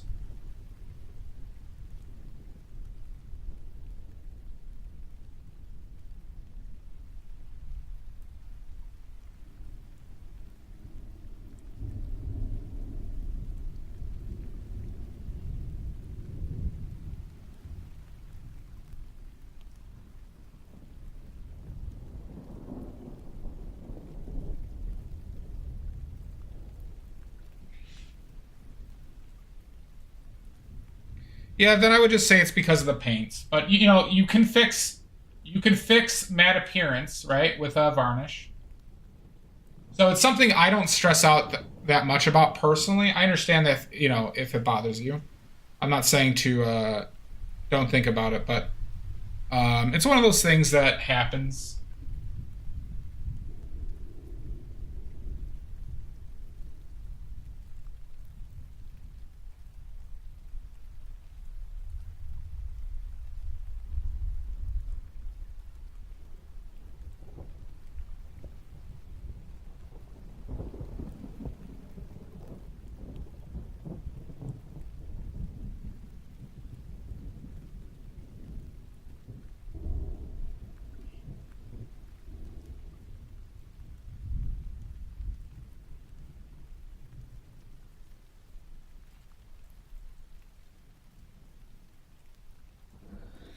Yeah, Omizu, I use Williamsburg for a couple colors, and I've used them a lot in the past. I think they're one of the better oil paint companies if you are not making your own paints. They are more ethical. I have a lot of problems with Winsor & Newton's business ethics, personally. So I don't recommend people, you know, frankly, you know, by all means, they're fine. I just don't recommend them as, I don't like supporting them as a company.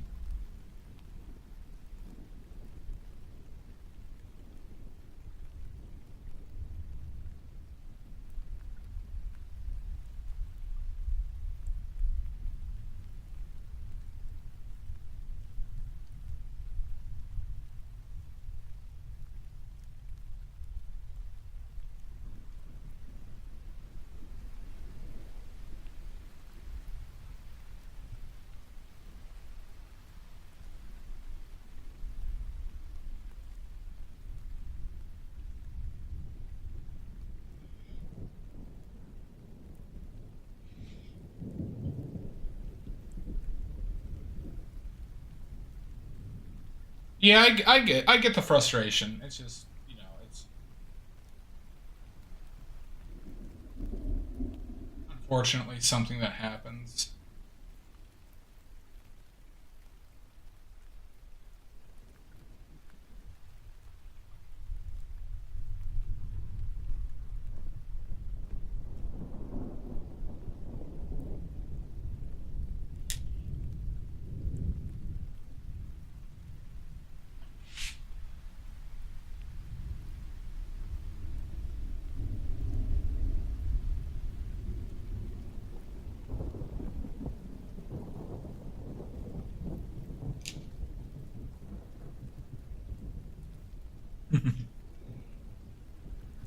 Well, then making oil paints might be for you.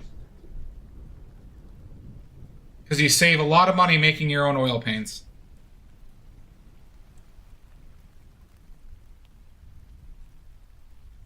Well, it doesn't hurt to be ambitious, Pickles. Doesn't hurt to be ambitious.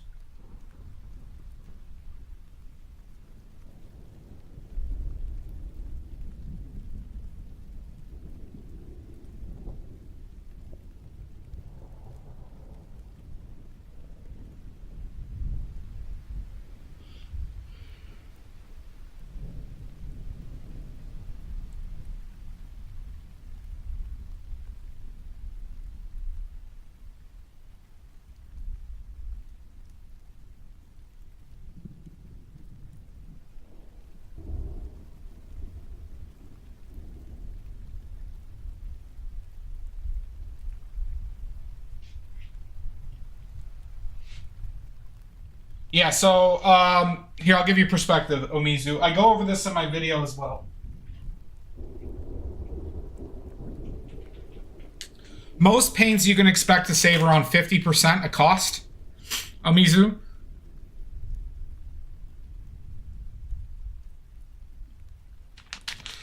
So this bag is 1 kilogram of yellow ochre, Omizu, and this was $26. This was $26 US. Okay. This could make roughly 600 milliliters of paint. 600 millimeters of paint with just oil and pigment, right? So professional grade oil paint, right?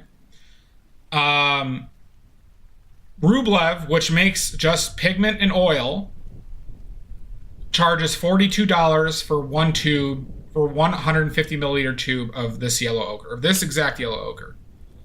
So that will make roughly 4 tubes of that, which is roughly $170 for roughly 40, somewhere in the range of $40 to $50 worth of cost and your time. This is one of the more extreme examples, but earth colors save you a ton of money. Okay? I use lead white, Omizu. This was a 1 kilogram tub of lead white. Okay? This was $55. This will make me roughly 300 milliliters of paint.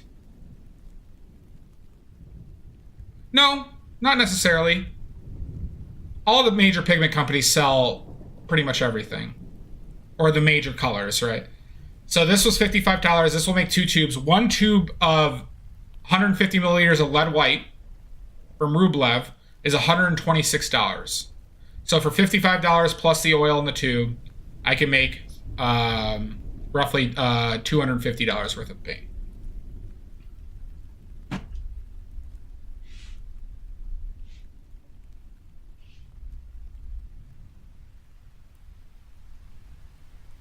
So I hope that gives you some perspective.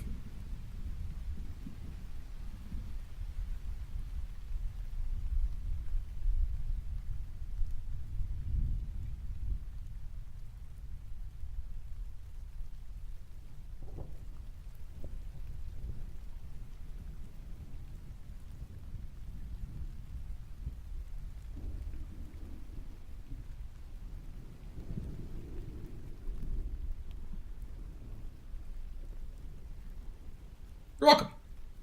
Now, some paints won't save you that much. For example, Viridian saves me very little, making my own Viridian. There are some paints that are not worth making on your own. So, for example, if you like transparent red oxide, I strongly suggest that you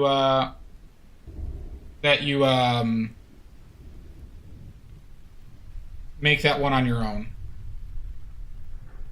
Same with like Prussian blue, phthalo blue. There's a few that you should not make.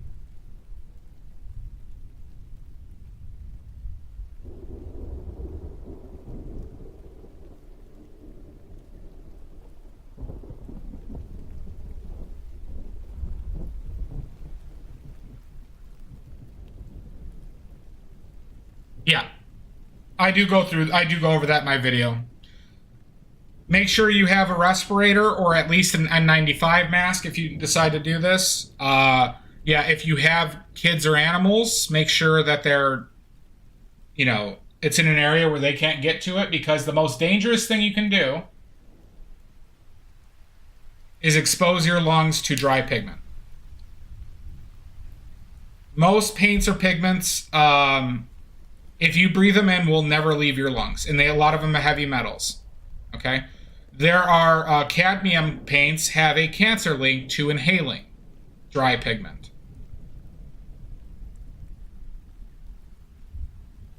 So I would suggest continuing to buy those, Omizu. Those paints are very difficult to make, and they give you a texture difference. There is a texture difference between 3 mil rolling that they do at companies versus what you can achieve with a molar. The main reason why is because they have extremely small particle sizes, and it makes them very difficult to mold. So that, like, those transparent colors that are very strong tinting usually have very small particle sizes, right? So those are the ones I recommend to not make yourself. The companies themselves would recommend that you don't make those yourself as well.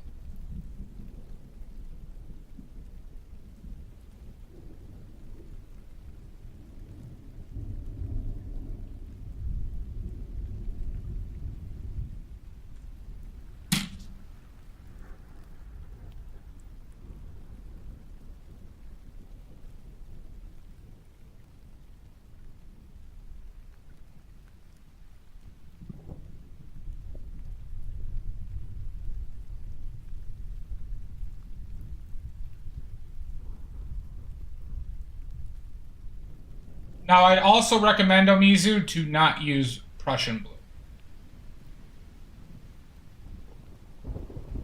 I would recommend to stop using Prussian blue, Omizu. There are current light fast issues with Prussian blue, historic and current. There's a big controversy in the industry about Prussian blue not actually holding up to light fast testing. That and Alizarin Crimson.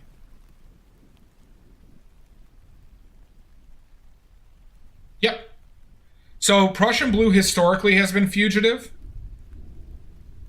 But they have a ASTM test for light fast testing. And recently, Williamsburg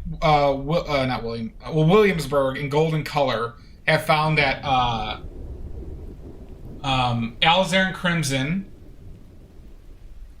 and Prussian blue do not meet the historical standards of light fasting based upon this test. They have found it deviates from previous test results. So, by the way, light fast ASTM rating is largely meaningless when you buy paint. However, we have historical information on those.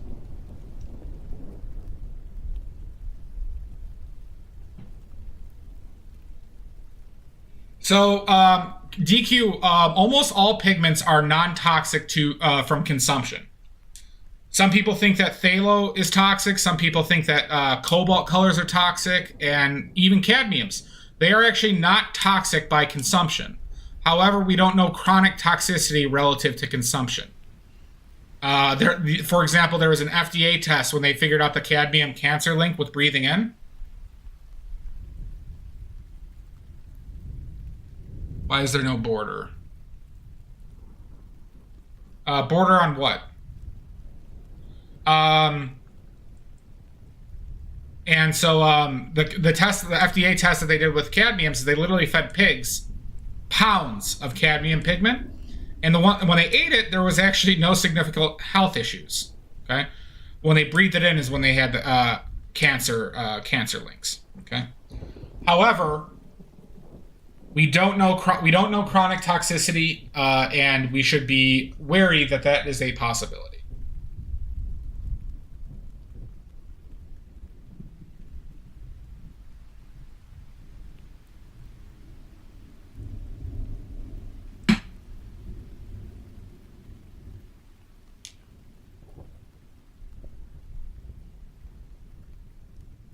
You're talking about from the edges? This is just how I always paint. I'm not aware of borders. You're the first person who's brought it up to me, frankly.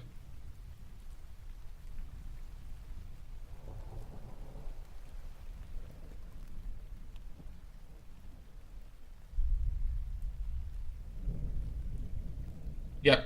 So Alizarin Crimson and Prussian Blue, Omizu.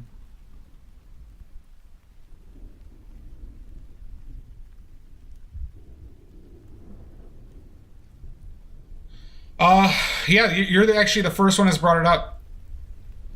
I just have never done them.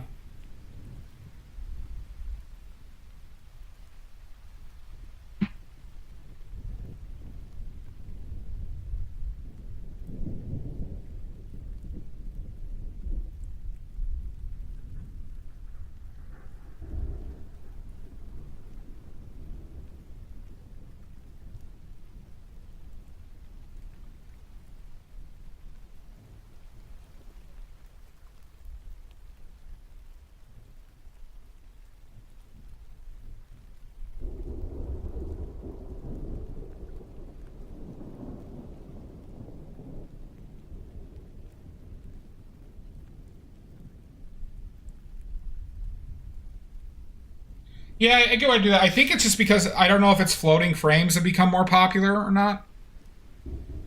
I don't know.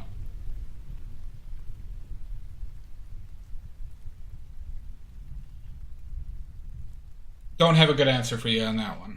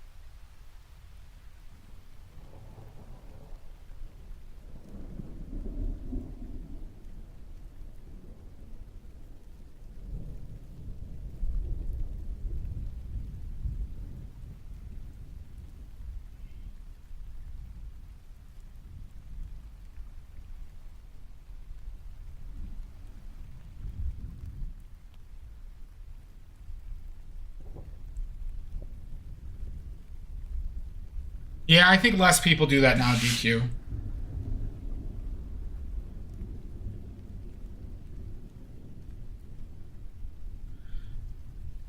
Omizu, Quinacridone Magenta. Quinacridone Magenta is a fantastic replacement. It's one of my favorite colors in my palette for Alizarin Crimson. It's a tad colder, but this with Ultramarine Blue makes a fantastic purple. And just so you know, Phthalo and Prussian Blue are very close in hue. If I can demonstrate it for you right now. I have Phthalo Blue out here right now. So Quinacridone Magenta and Phthalo. All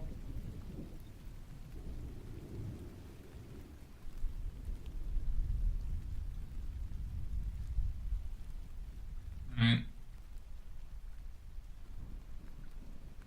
Makes it dark.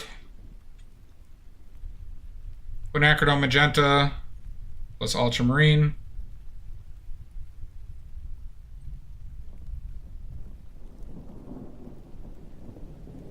Right, basically makes the same thing. Just a little bit warmer.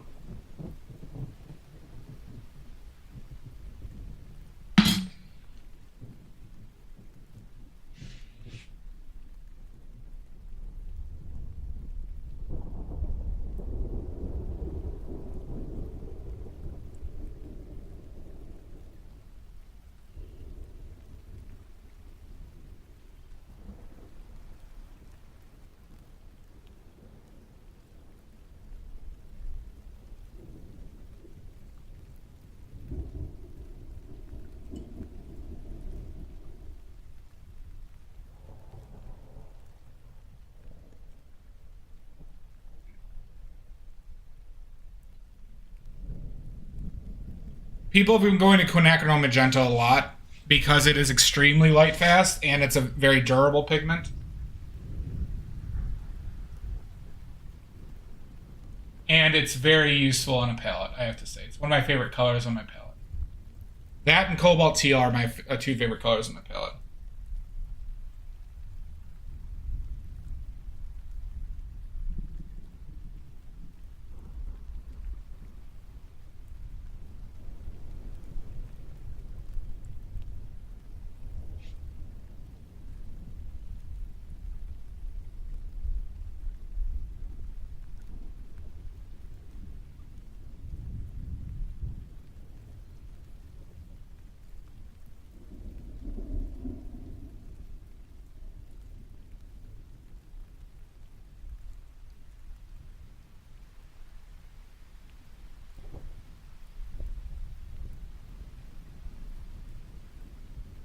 Now, just so you know, there was historical precedent for both those being fugitive.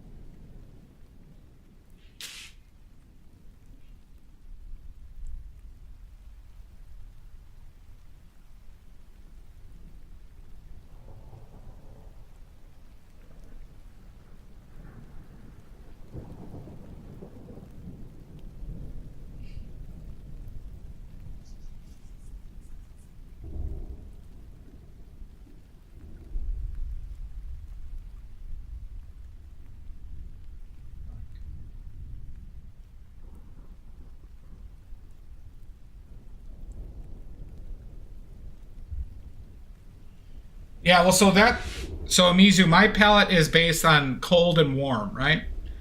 So I have titanium white, which is my cold white. I have lead white, which is a warm white.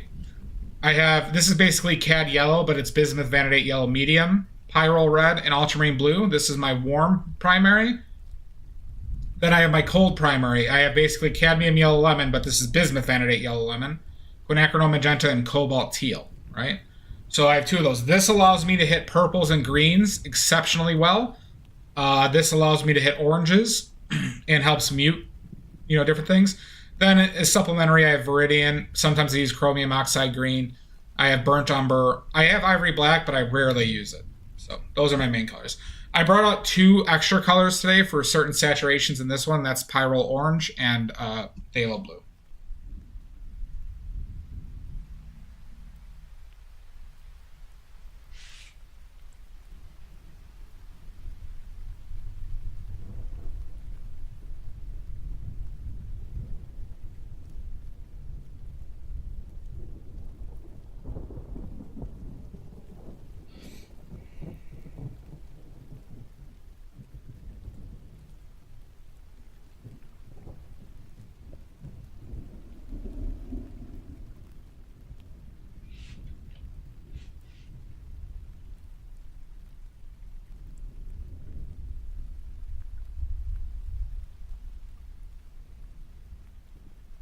Water Apple 1320, thank you for the follow.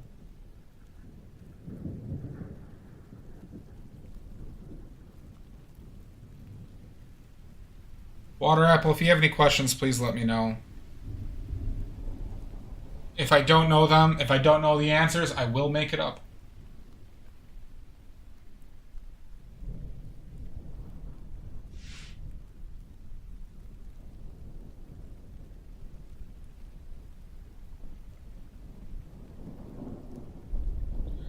Yeah, I've done limited palettes. I'm not a fan of limited palettes personally, Omizu, because I don't like to put like I recently did a Zorn palette skull, and I did another 4-color Zorn skull, or not. I called it an adjusted Zorn palette. They just feel like handcuffs to me. I like painting with a lot of color.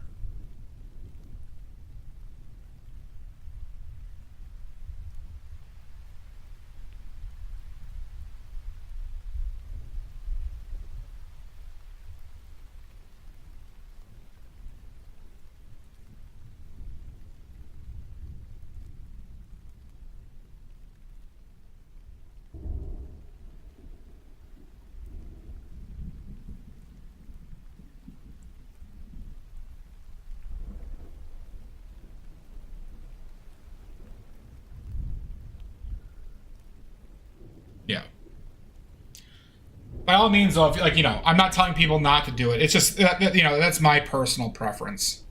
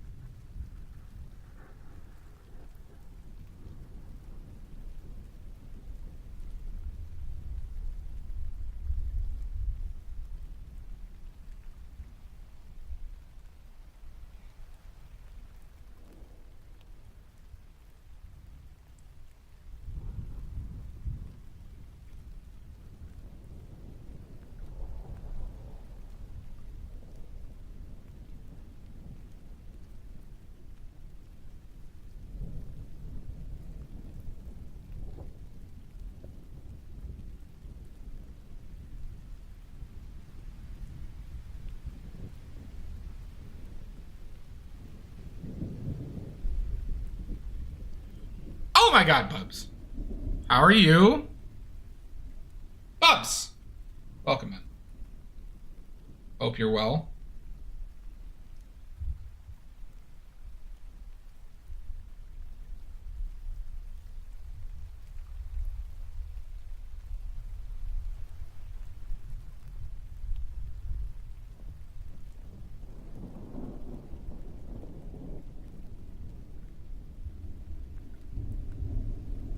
So DQ. Well, that's why I say chronic toxicity. There's a difference between chronic toxicity and essentially immediate toxicity, right? So there are things that will kill you within hour, right? Well, sorry, everything is an amount with toxicity, right? It's about how much of it does it take to actually kill you, right? I actually do trust the FDA numbers on this with regards to a lot of these stats because I'm familiar with how they test and the requirements it goes through. I actually am an engineer, and I worked for a medical plant and had to do FDA validations before, and I know how I've been audited by FDA, and I know what they look for and their testing standards, especially for things relating to possible exposure through consuming. But that's just me. So I'm like, I personally think that data is fairly accurate. But however, yes, I would say in cases like that, it's the amount. But people familiar with that, in the article I read with the cadmiums, for example, it was pounds. It was pounds of cadmium pigment.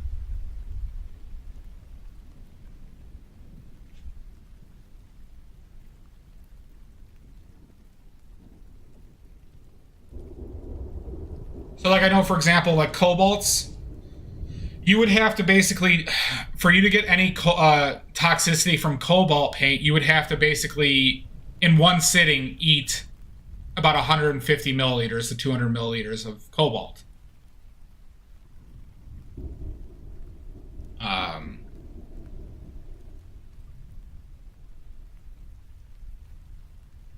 But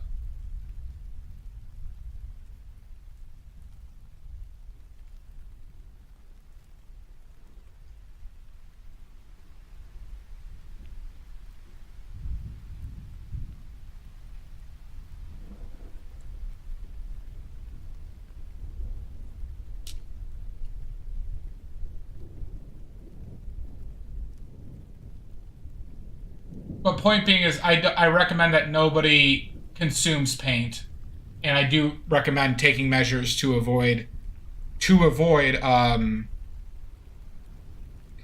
pigment.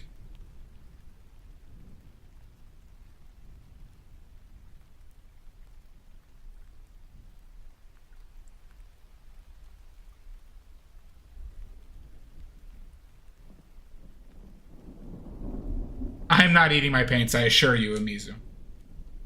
Have a good one, Bubs.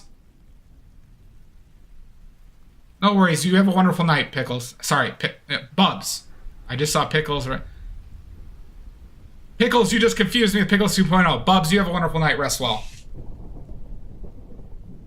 Yes, of course, and that's why I recommend wearing gloves. DQ is chronic toxicity is built up over time. No, that's all right. Just don't want to get yelled at it.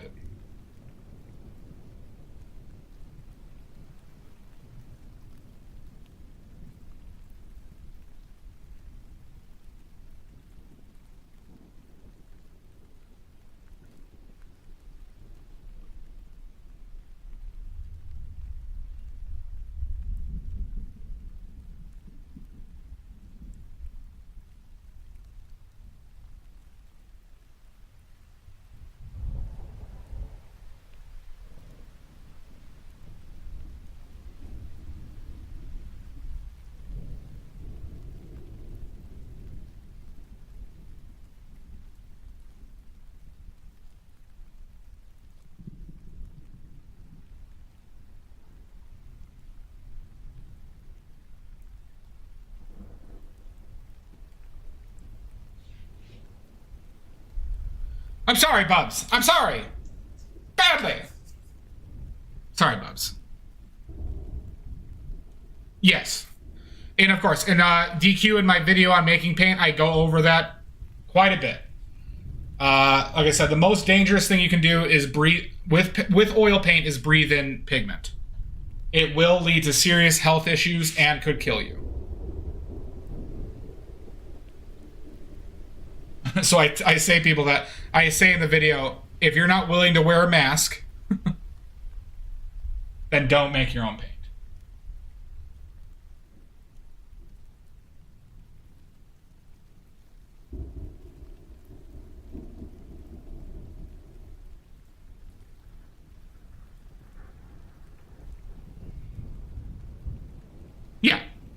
I agree. I appreciate it too.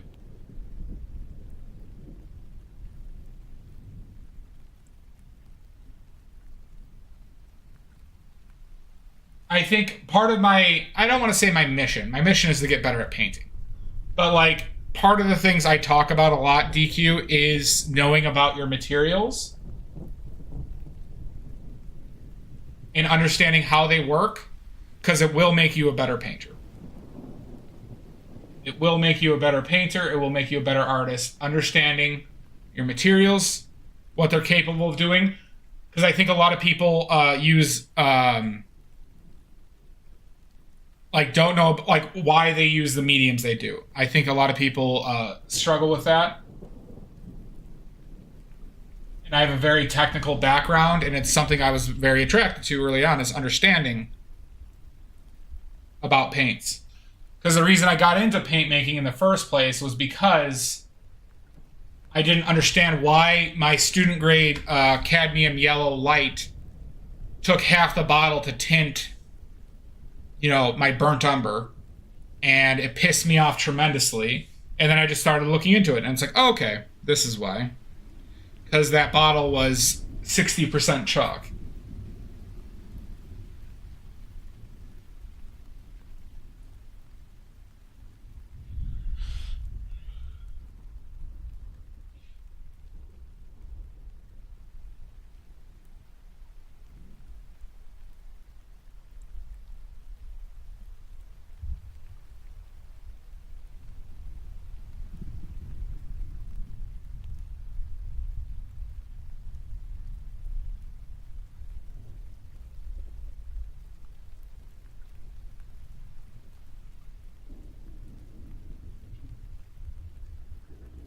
Hi, Casey. I was lurking you earlier. Long time no paint. I painted 5 out of the last 8 days. I painted on Friday, Thursday, Monday, and Tuesday.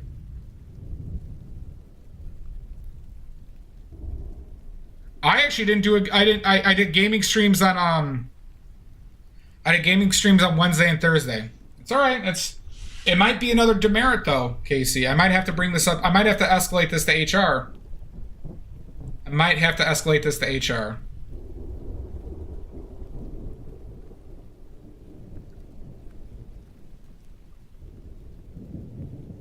Sorry. It's just what's happening. Might have to do it.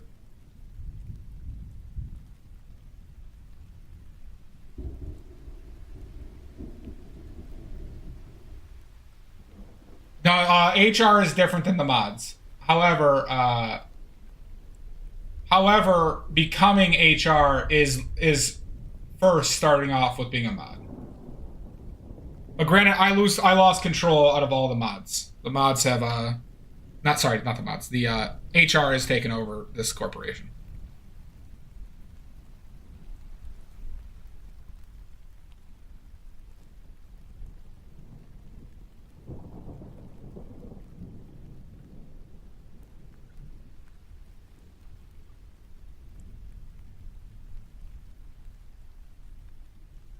Oh my god.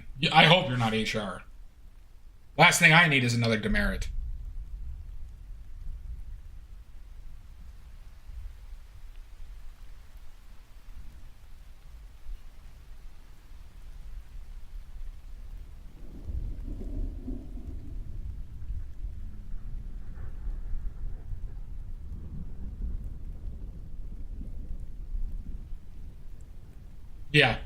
Yeah, that's how I partly fell in love with paint and pigments. Very similar.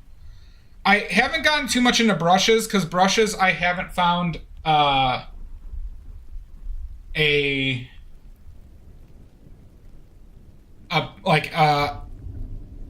have not been, I'll say this, I have not found brushes to be, in my process, to be that important or something that I have cared that much about.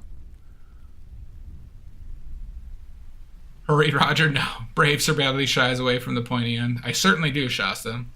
What's the opposite of demerit? I'd give her. That'd be an honorific. Both. Yeah, an oily point works too. Badly. Amy, how was your rest?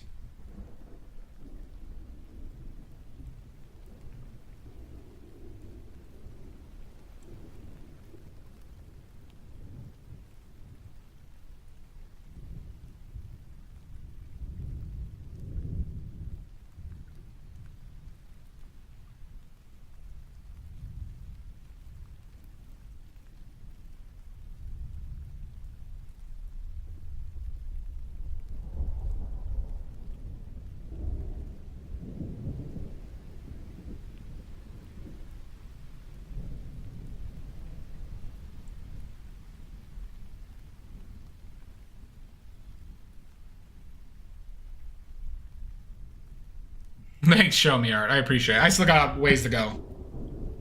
You're welcome, Amy.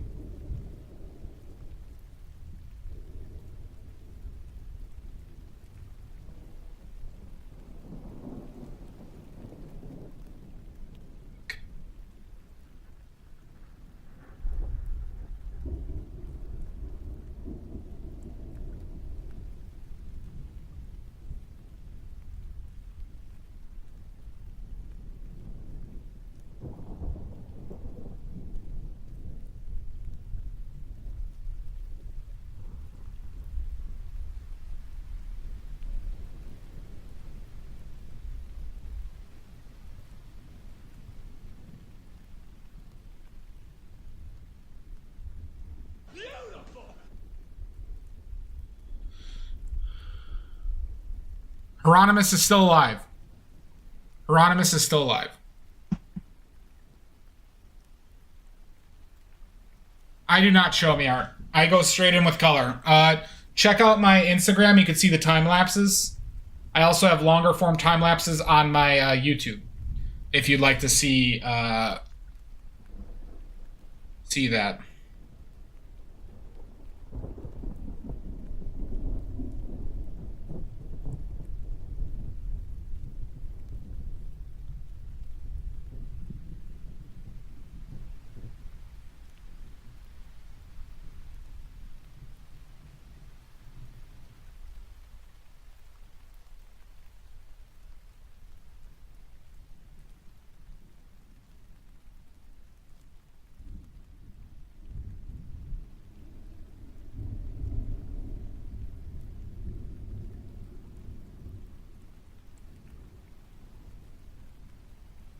Now, there's a reason why I don't do that, show me art.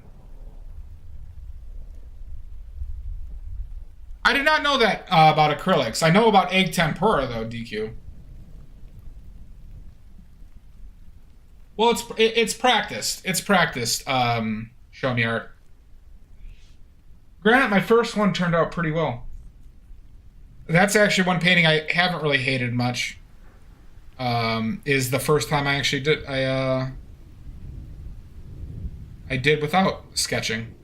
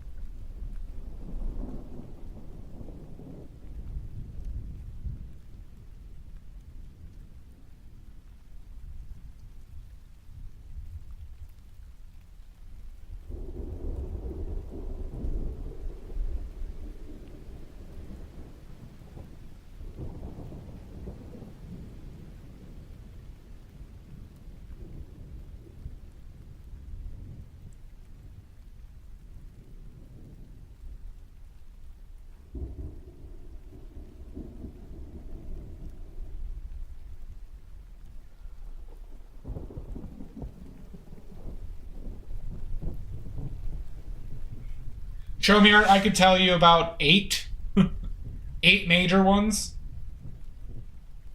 But going to keep that a secret. And there's more than that, too.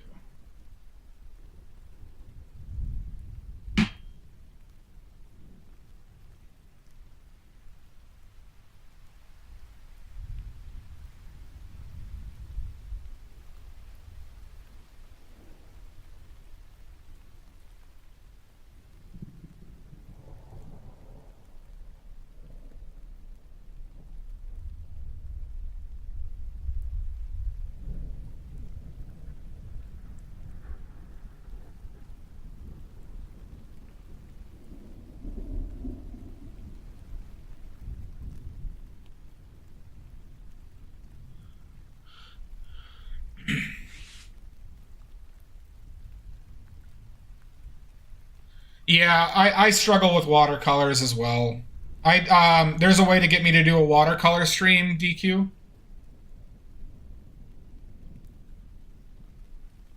And I've done 2, and I struggle. I struggle.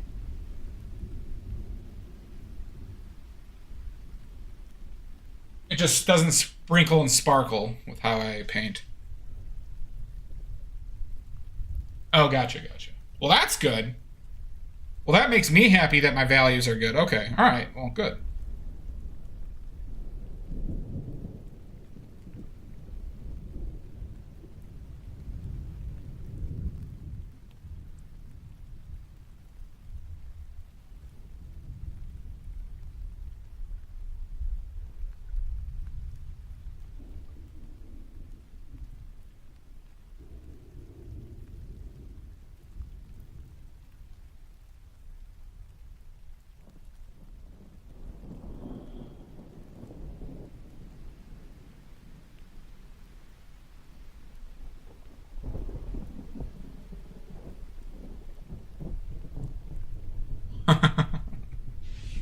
Good to know, Bells.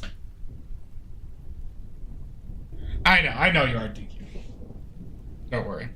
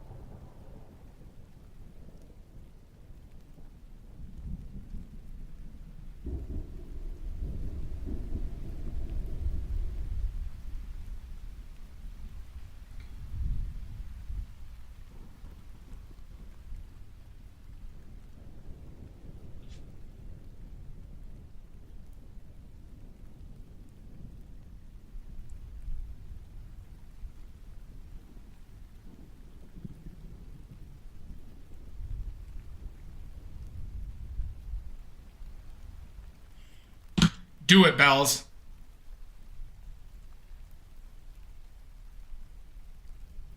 Oh. Oleo gel right here, impasto medium here, titanium white here, lead white right there.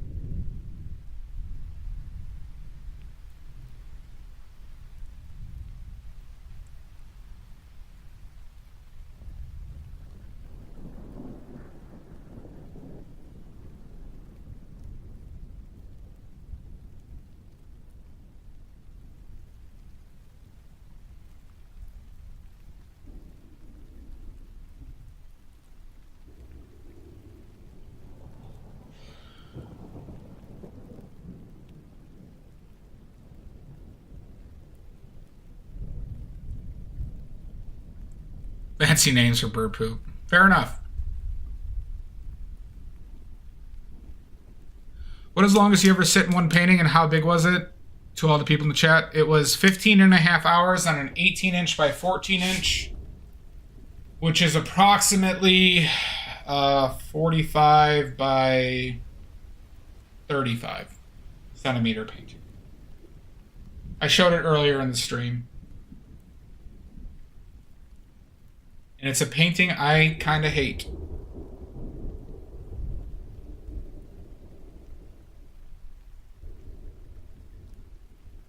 That was in one sitting.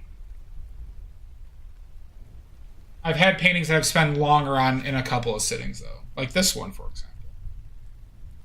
Because we are now at hour 15 on this.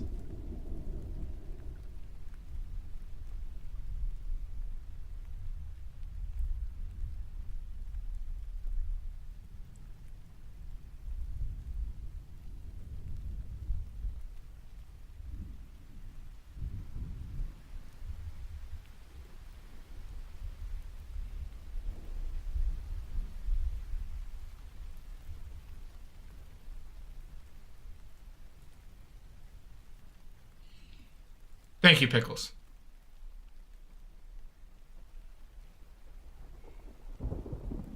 I don't want to do that. I actually have very little interest in that painting, frankly, Sweet Bee.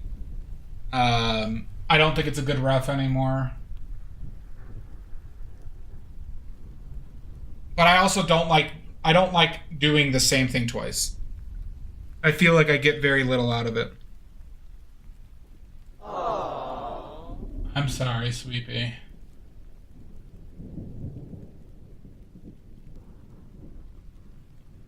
Sorry. Blame Greenbag.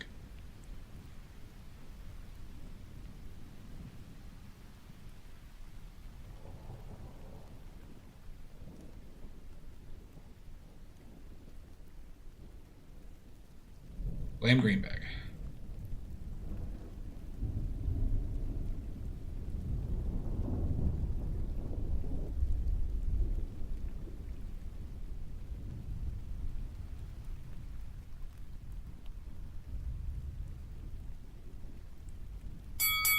Oh my god! The hell? Menace. I could do that. I could do that.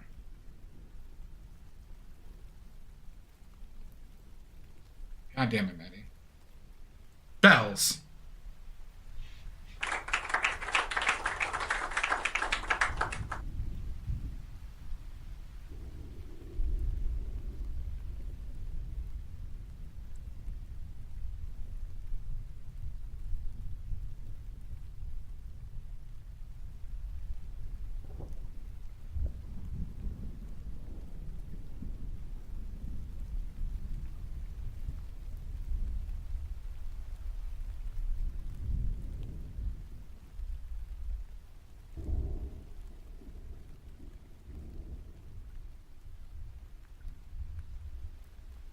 I be smoking.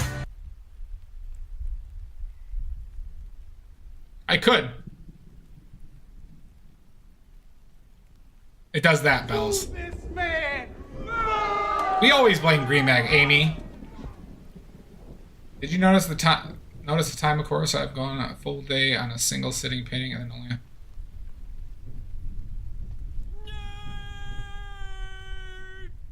That has happened several times. I've had 2 knee surgeries on my right knee, and I'll get up from I sit on a wood chair, and I'll just be get some knee cracks and limping.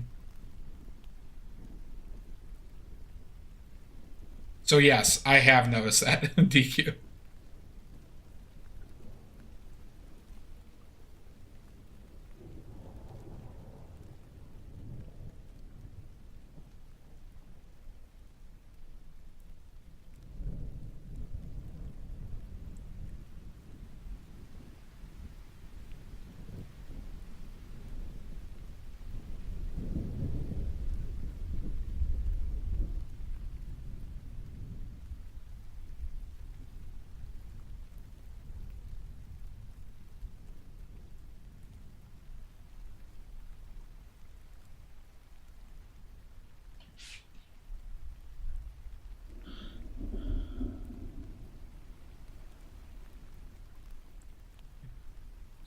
No, because I'm running on pure adrenaline and sex appeal, Amy Jo.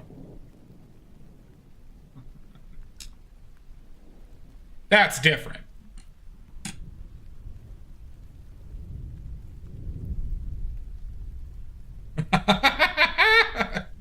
Idea.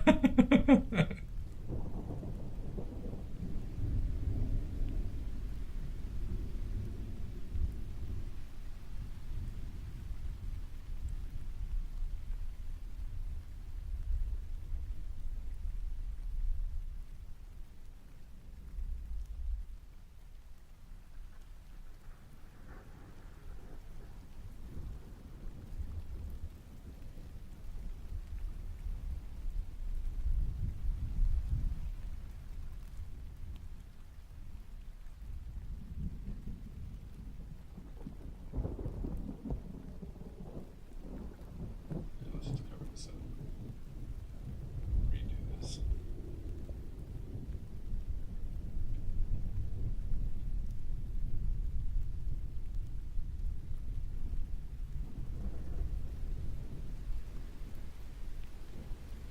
That is true.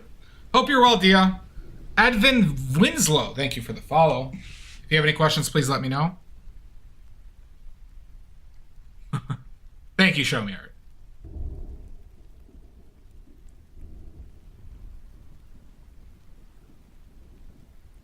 Yep, same DQ. That's how I know I like painting as much as I do. Is that I can do it for a long time.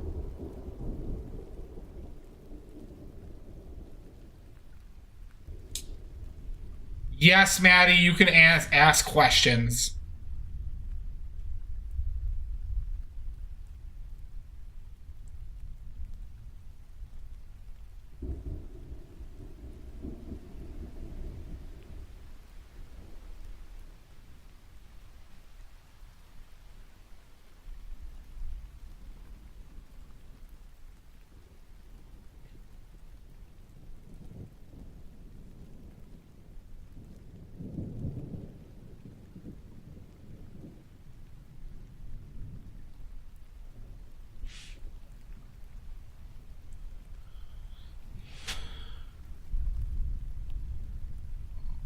Oh, I'll make it hard.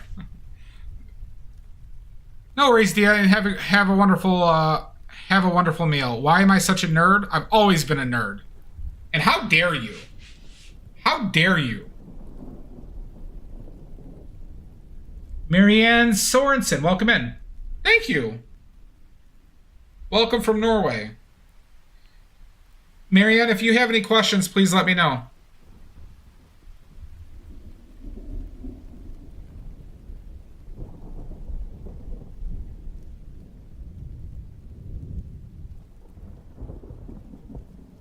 Careful of those perverts, Dio.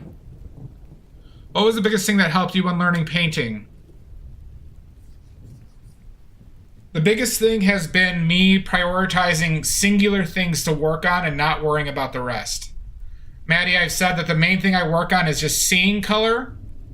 Seeing color accurately is the number one thing I work on, and that's all I've worked on. I haven't worked on drawing. I haven't worked on anatomy. I don't work on those things because the only thing that matters to me is color. And color includes values, includes all those types of contrast that I talked about before. But that's the only thing I'm concerning myself with to improve.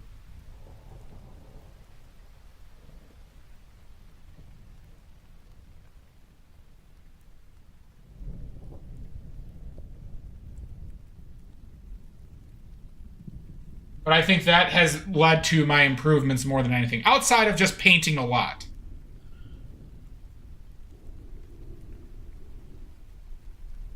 No idea YR. I don't know, I've just always been a nerd, DQ. Marianne is in YouTube. You can come say hi, Maddie. How to mix? Through observation and through observation and deduction, Maddie.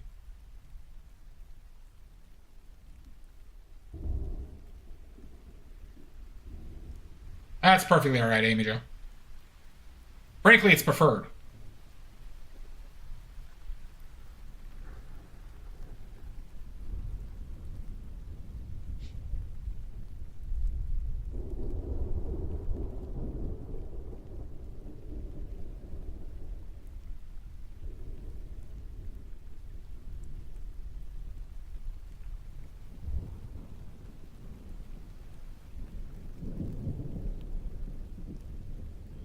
Marianne Sorensen, Maddie in my Twitch chat says hi.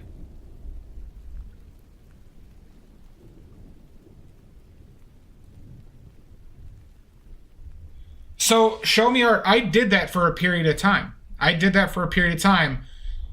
And I learned some things that made me realize that it was actually doing that type of stuff was detrimental. It took some convincing, but I don't think that's, if that's what you're trying to learn, I don't think that's the best way to go about it. Personally. You're welcome.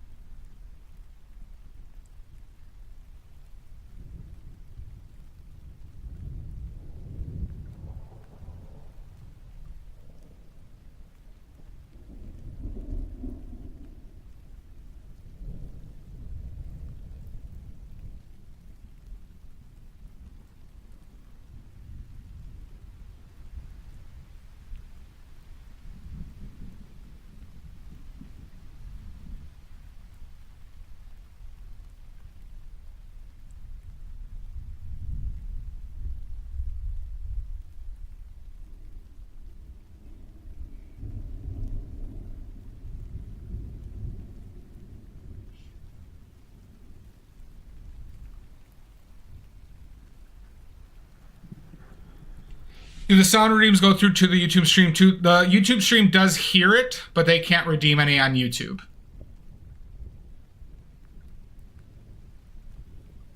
Well, show me art. You could just do things based on value. And you could actually get some really interesting paintings just working on that. A good evening. That is actually a good... I agree with DQ a lot. Stop whining. I'm not whining. Yeah, show me art. If you just do things based on values alone, you might actually end up with some pretty interesting pieces. So you might like give it a try. But you could also just like that in your case, that is matching color.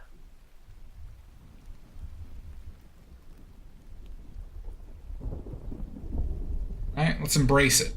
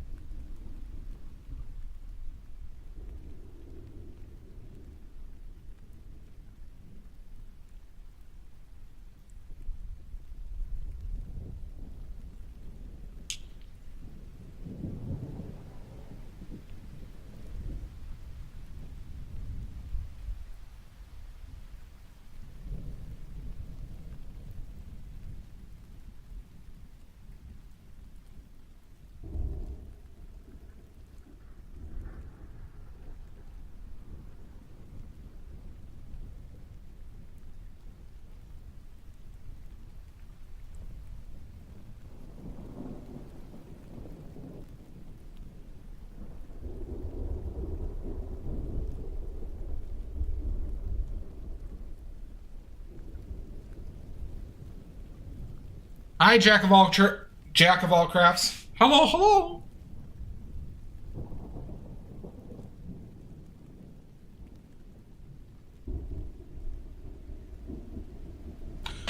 Good. I think that's good advice too, DQ.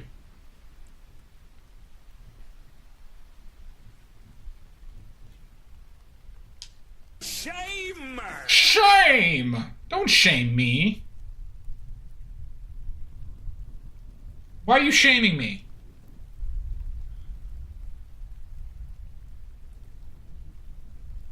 Oh, what celebrity did you meet, Oxford?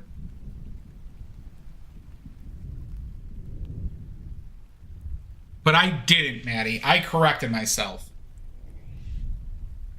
Did I not correct? Did I not correct?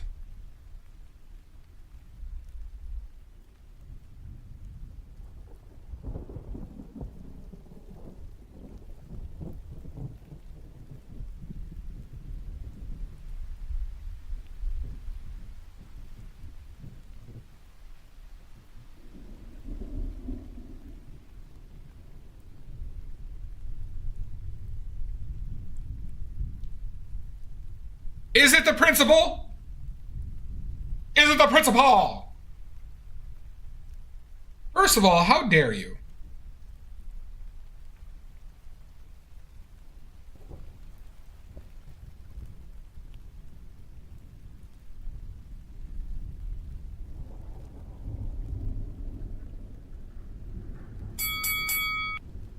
What the hell? Bells! Son of a bitch! Color looked way too red to me, huh?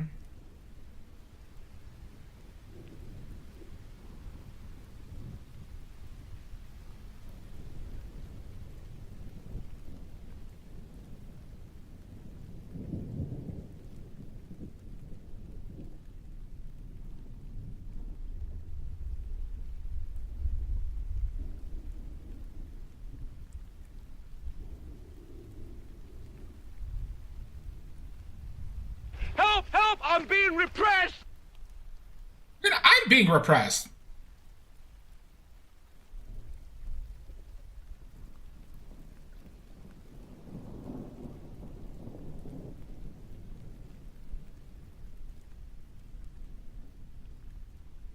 Boo this man! No.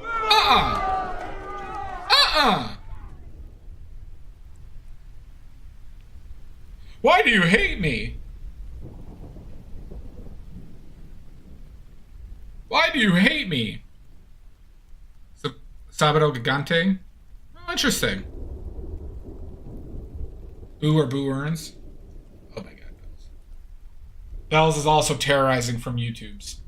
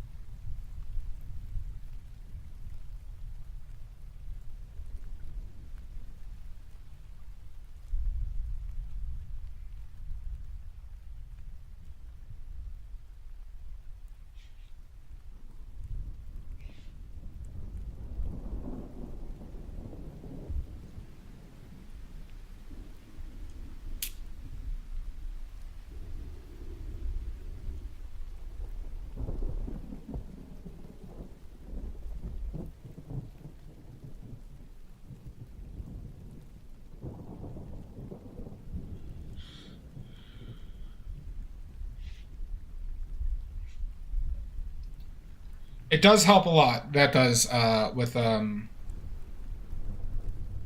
figuring out values.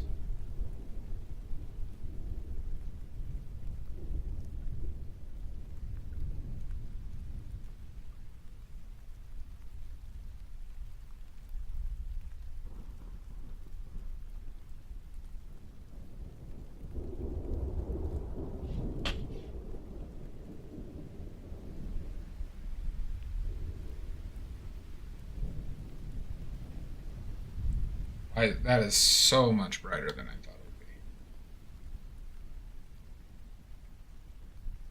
Cobalt teal is not it.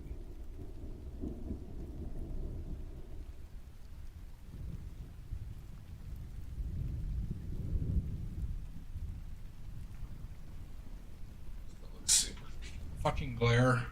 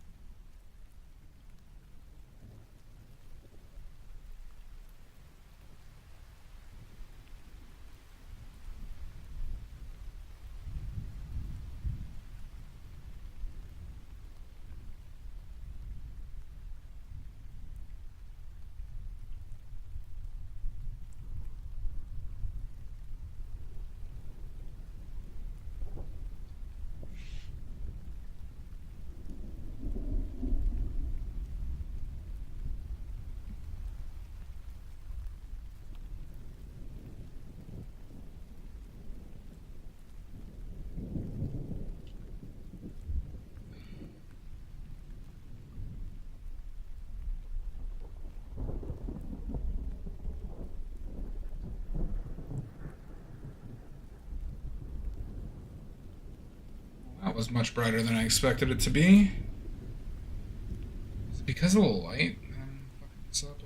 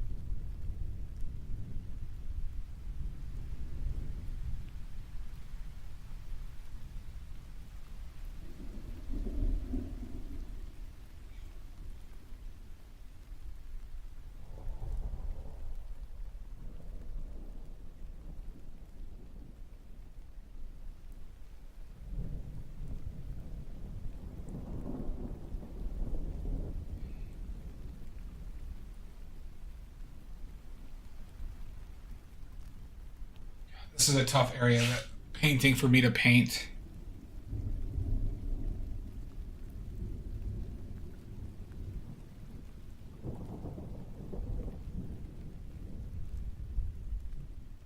Working with a lot of glare.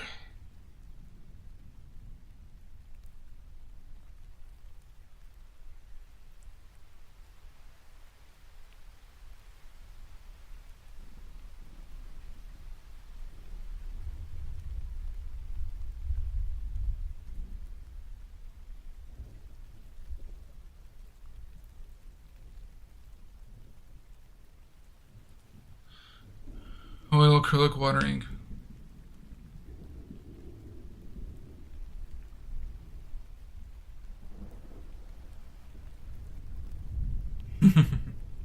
Yeah, I'd be interested in seeing it.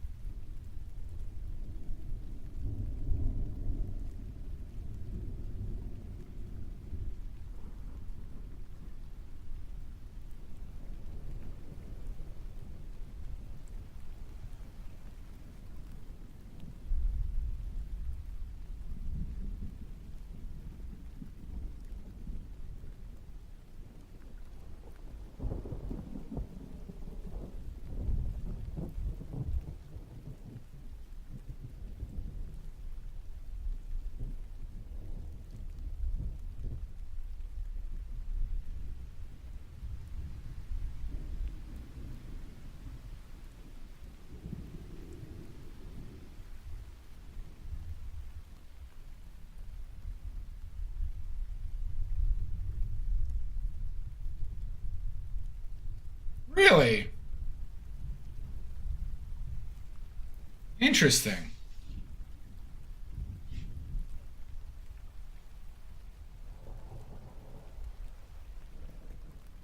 Was that part of like the show?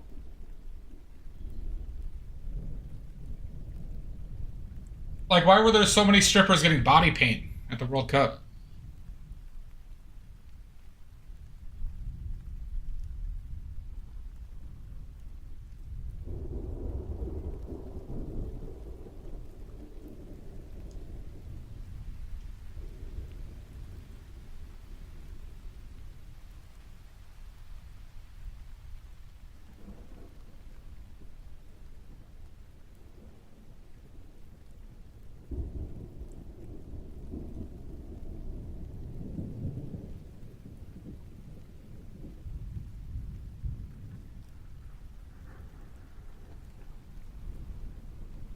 I also think I should take a break. So let's do that, huh? Let's all take a break. Oh, gotcha.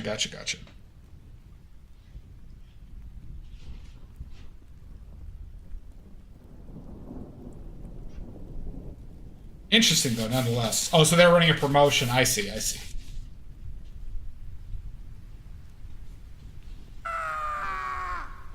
people, take a break. Bells, I was going to take a break anyways. You wasted your points, Bells. You wasted your points. No takesies backsies.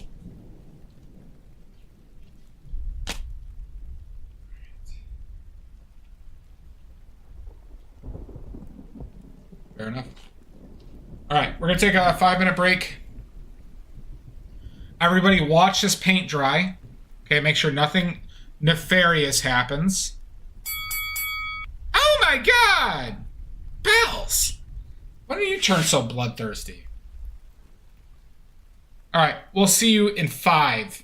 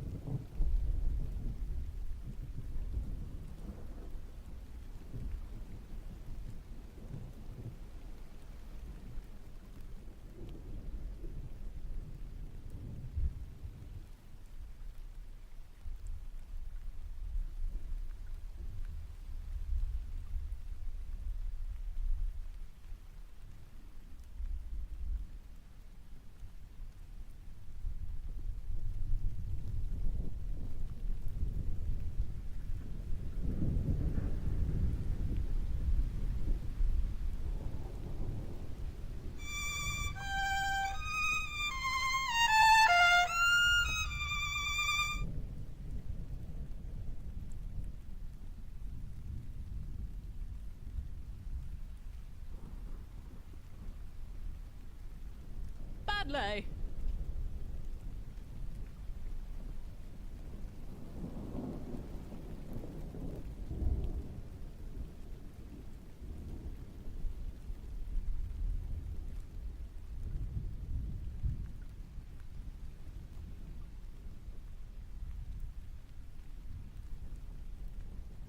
Okay, I'm back.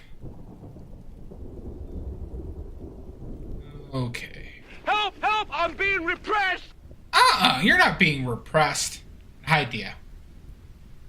Welcome back. Welcome back, welcome back, welcome back. Thank you, DQ.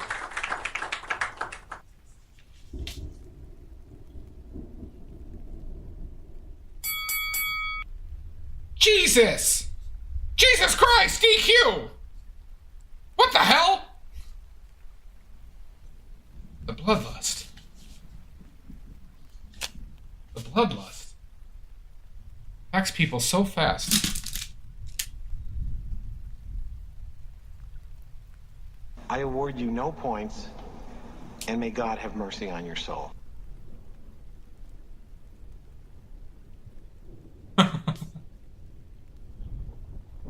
Indeed.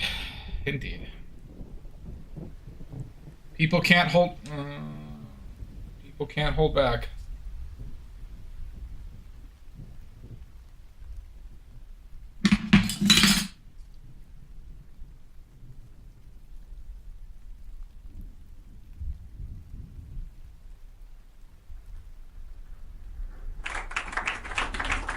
Thank you, thank you.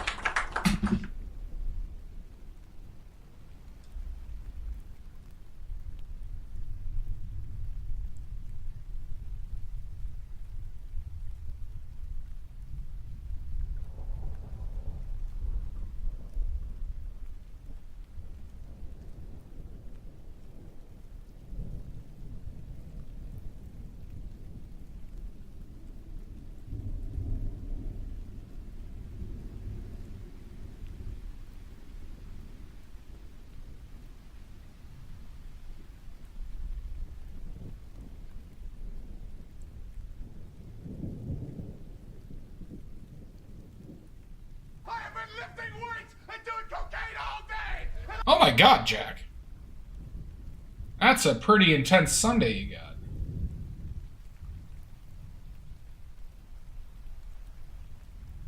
Oh my.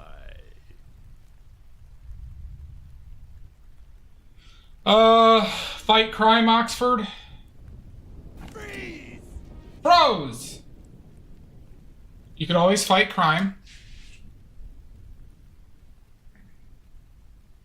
Aaron Lee, Jack. Oh my god.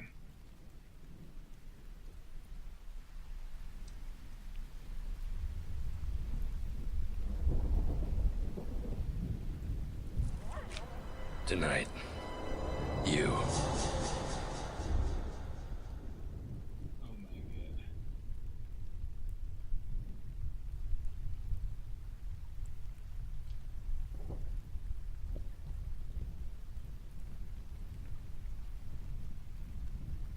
Beautiful!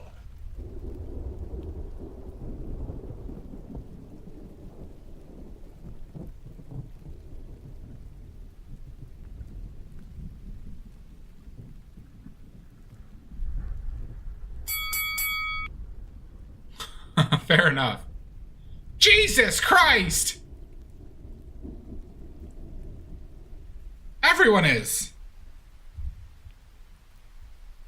Why? Why? Why?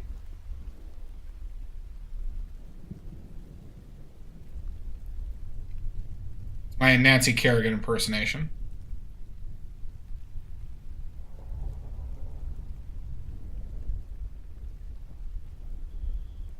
Tell us why you are so afraid of black. I'm not afraid to use it whatsoever, DQ. It's more of there are very few times where it is necessary to use.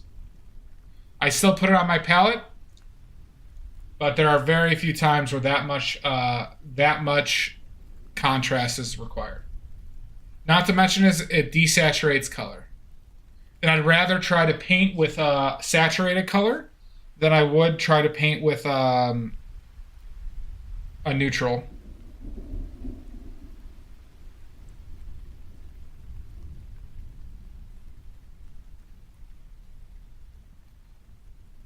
That's why. It is a lot of losing.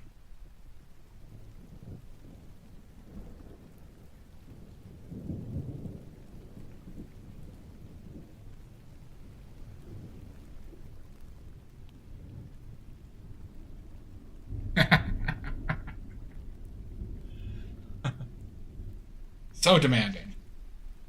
No, the main reason is as I've been pursuing a more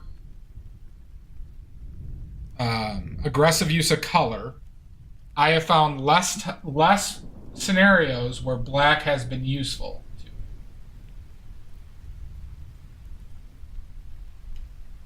That's the basis of my thesis here. Oh my god!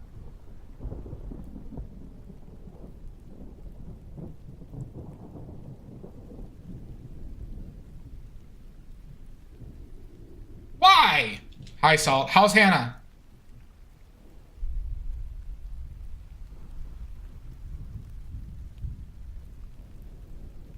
I saw the update this morning. Good. Good to hear.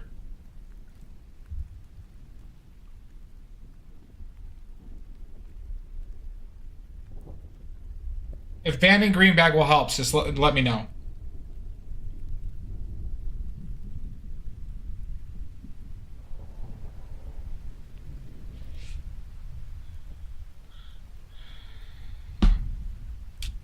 So Sweepy, I will.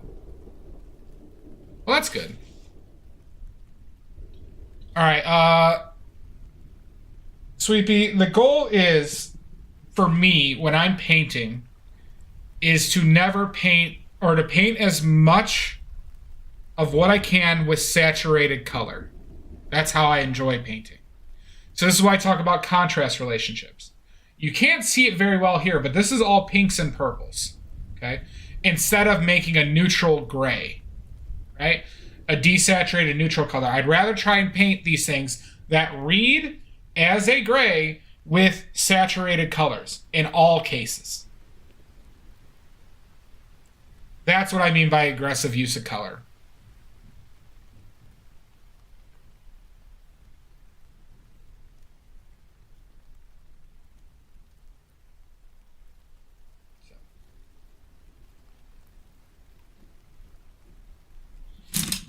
And I will not be taking questions.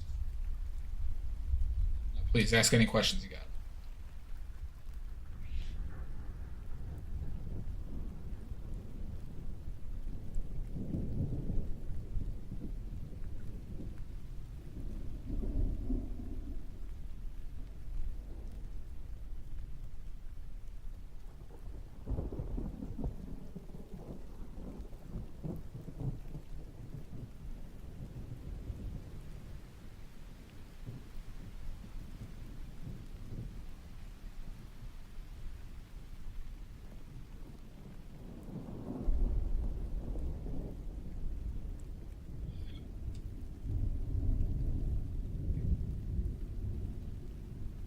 No, it was not.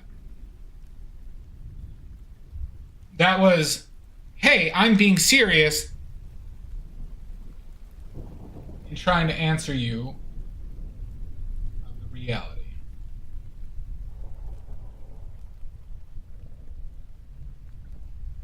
Of how I think about things.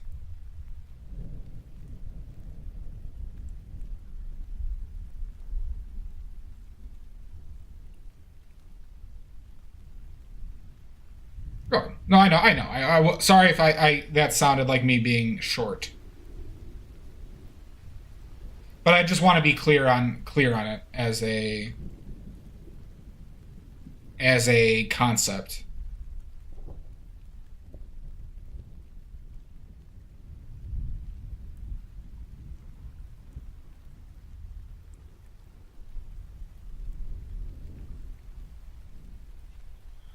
I'm 5'11". a little bit more than 5'11". Like there's some change in there, but for all intents and purposes, 5'11".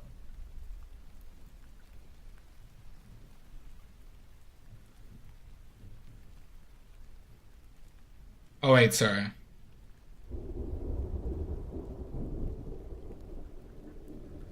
Yep, exactly, DQ. Yeah, it's fine. I think I should have been taller though because of my foot size. Because I've heard that there's some correlation between foot size and height. Because I got gigantic clown's feet. So.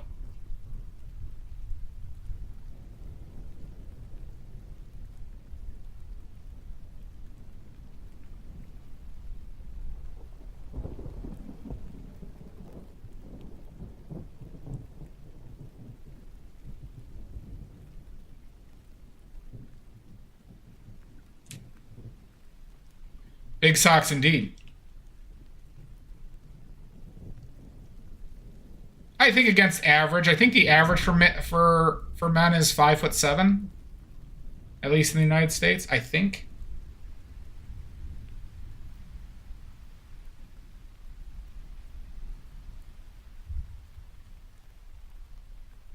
I had knee injuries.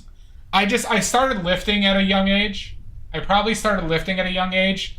I also did wrestling where I had to cut weight a few times where like I had some pretty serious like weight cutting scenarios where I might have done some dangerous things because, you know, high school sports, middle school sports is so important.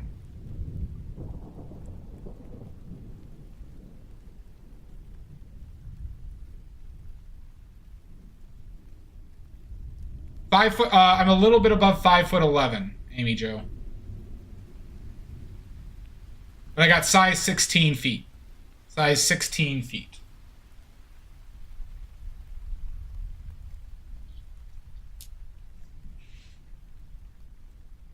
There you go.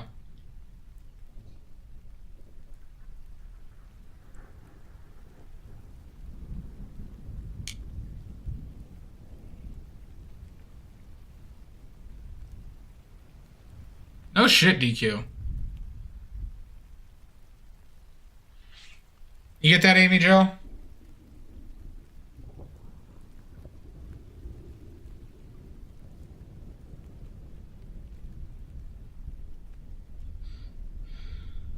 You freak!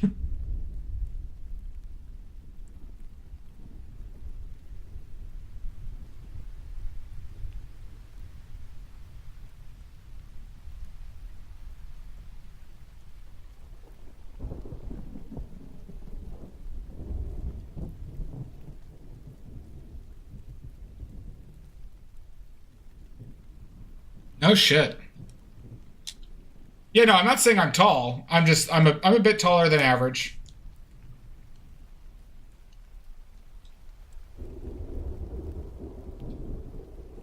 Wait, why'd you call me was it because of my hair?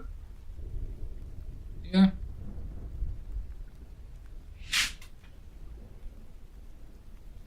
Wait, Sweet how tall are you?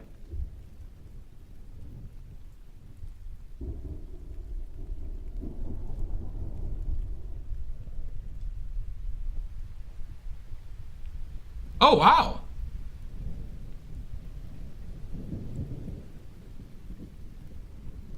You're taller than Sashi. Sashi is 6 foot. Your kids are going to be gigantic, Sweepy.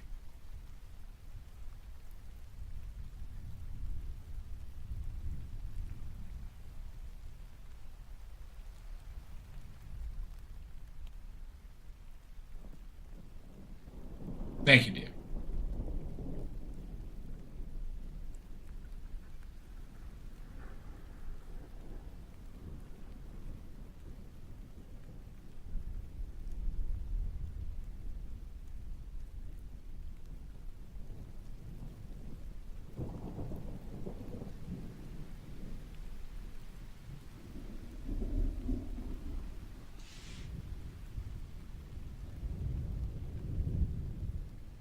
5'2". Yeah. My mom is like 5'4" or 5'3".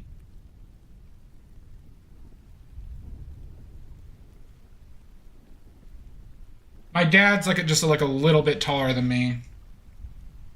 And my brother is like an inch taller than me.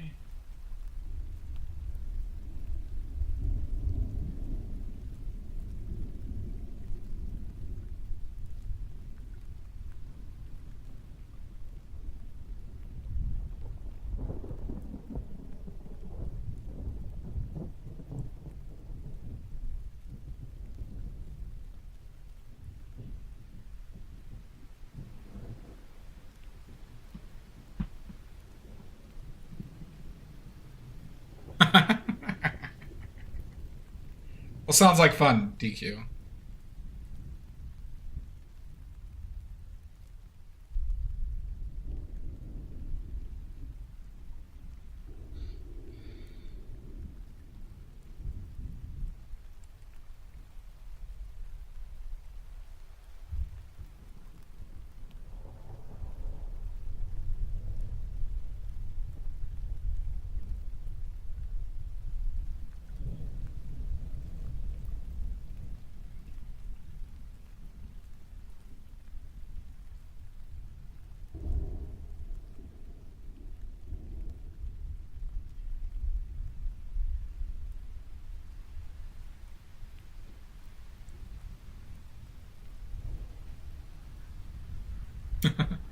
Well, it's funny. My best friend is 6'8",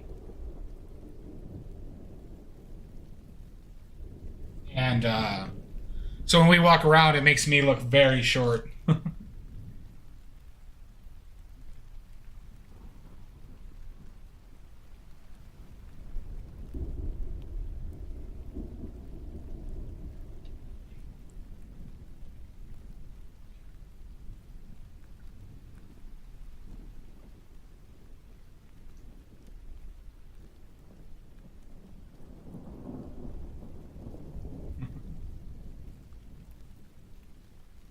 He would make some quirky joke.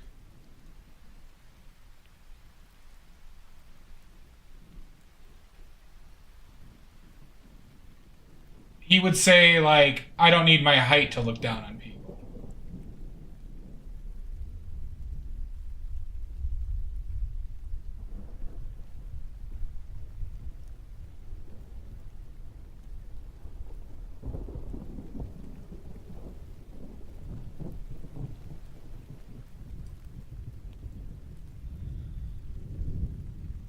You're 6'3" and something? I didn't know you were that tall. Huh.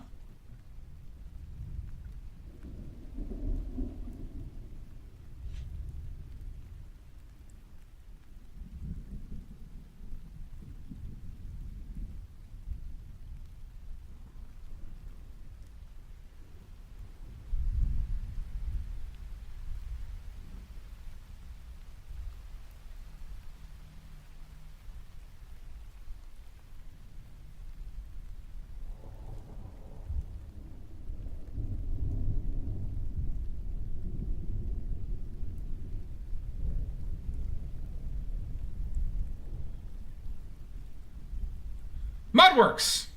Mud! How are you? How was the show? Did you sell everything?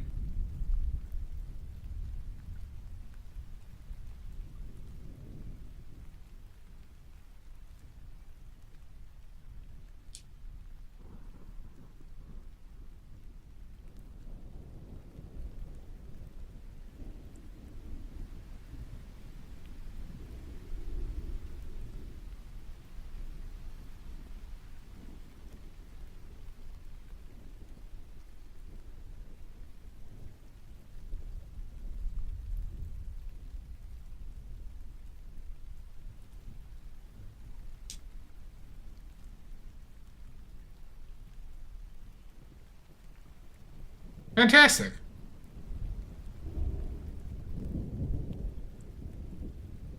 What thing did Dia want?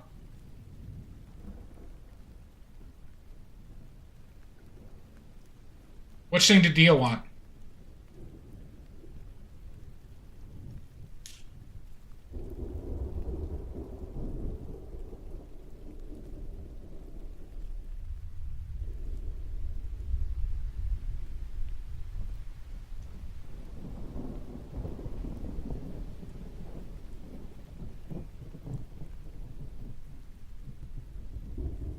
Oh, the barn owl? Nice.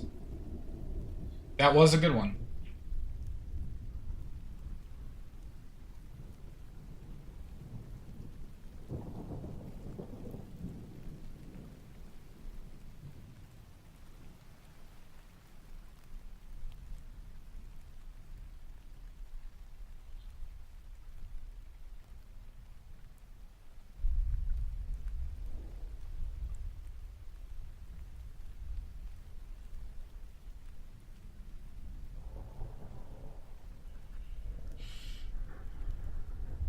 Oh, wow. Fantastic. Congratulations. That's really awesome. Mud is a ceramic artist, DQ. Mud, if you want to post your Instagram. And she does canoptic jars. Or jars like canoptic jars, like from Egypt. And they are usually, related to animals. And so she... yeah.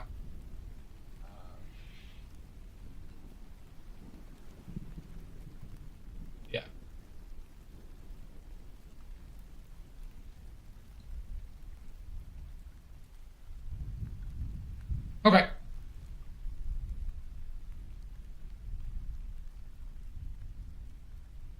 And she's got a shop. She streams too.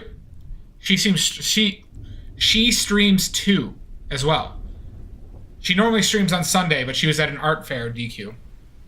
But she does awesome work. Jesus Christ! Paperclip! Why?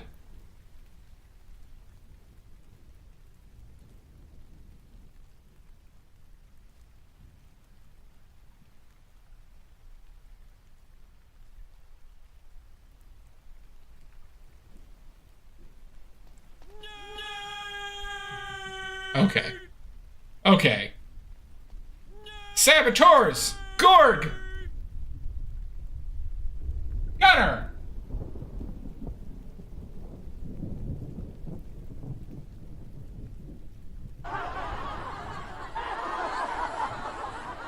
Laugh it up, you maniacs. Laugh it up.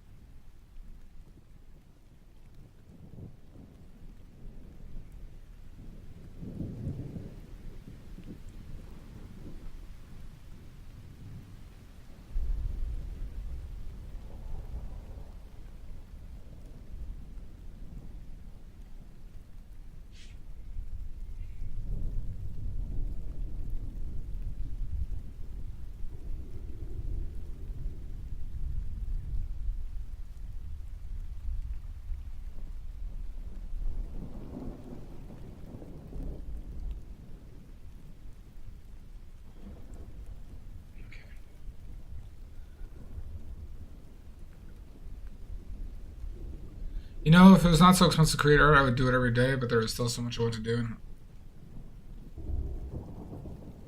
Yeah, it is pricey.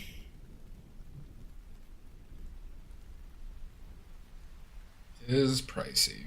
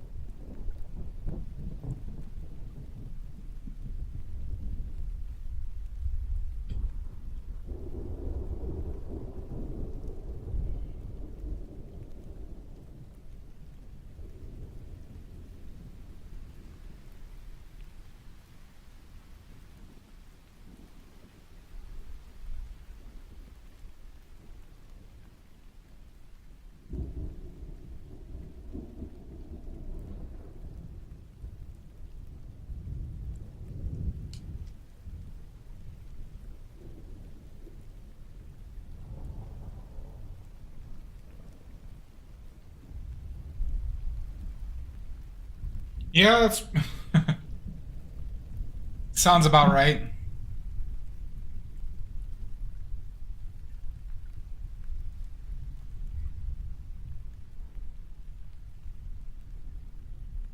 I do think I undercharge quite a bit, but I need to get people to actually buy my stuff regularly in order to justify charging some of the prices.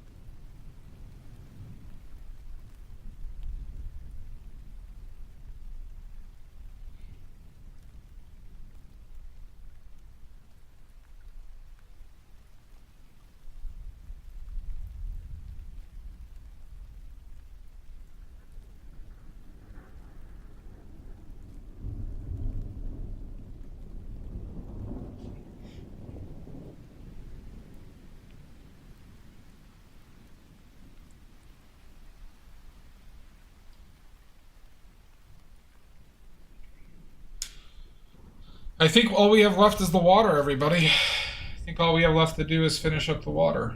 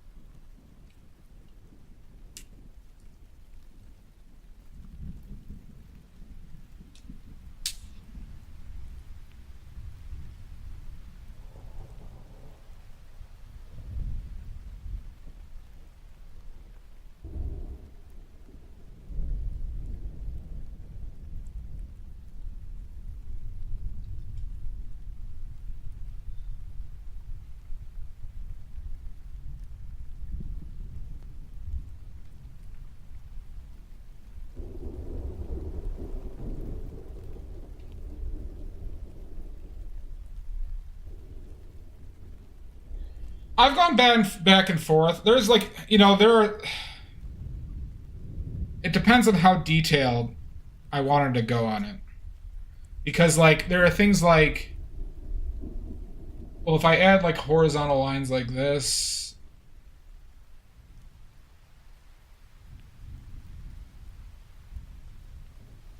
I guess that does add something, huh?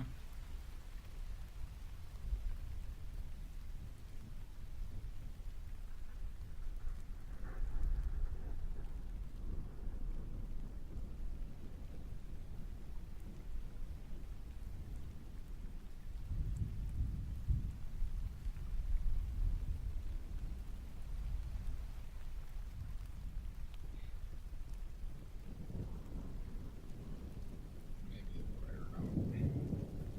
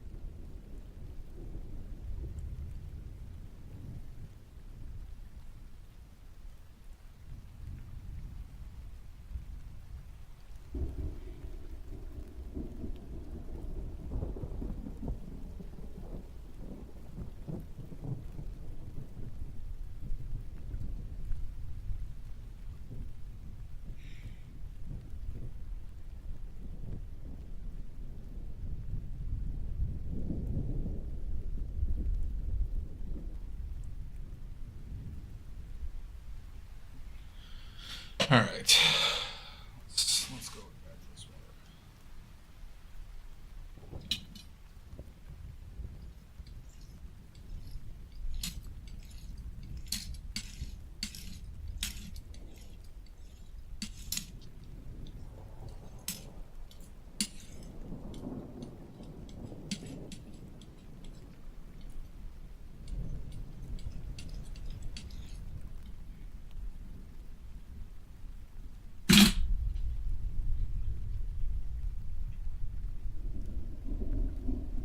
Okay.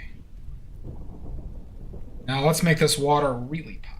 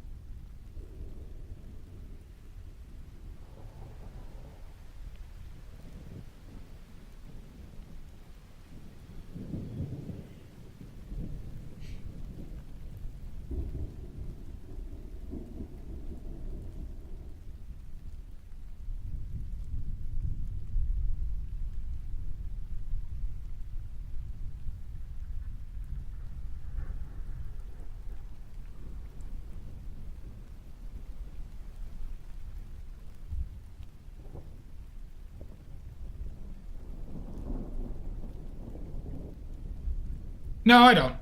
We had a break 40 minutes ago, Pickles. Thank you, though.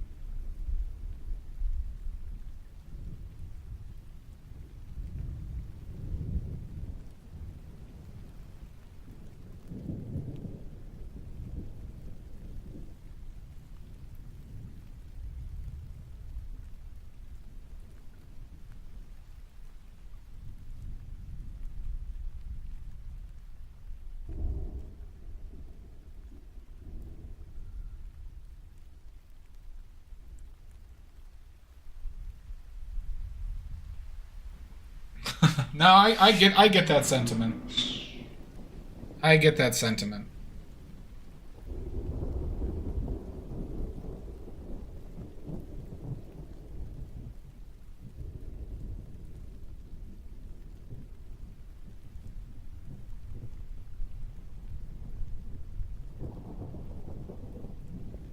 You also got to add randomness to make sure that it reads. The realism stays in there too. So you got to make sure that you're not painting in patterns. You got to make sure you're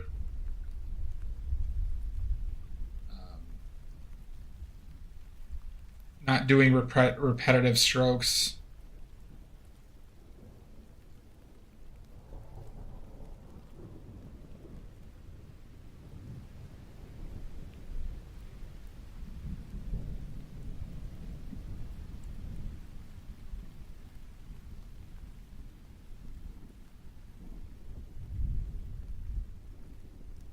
That was too dark.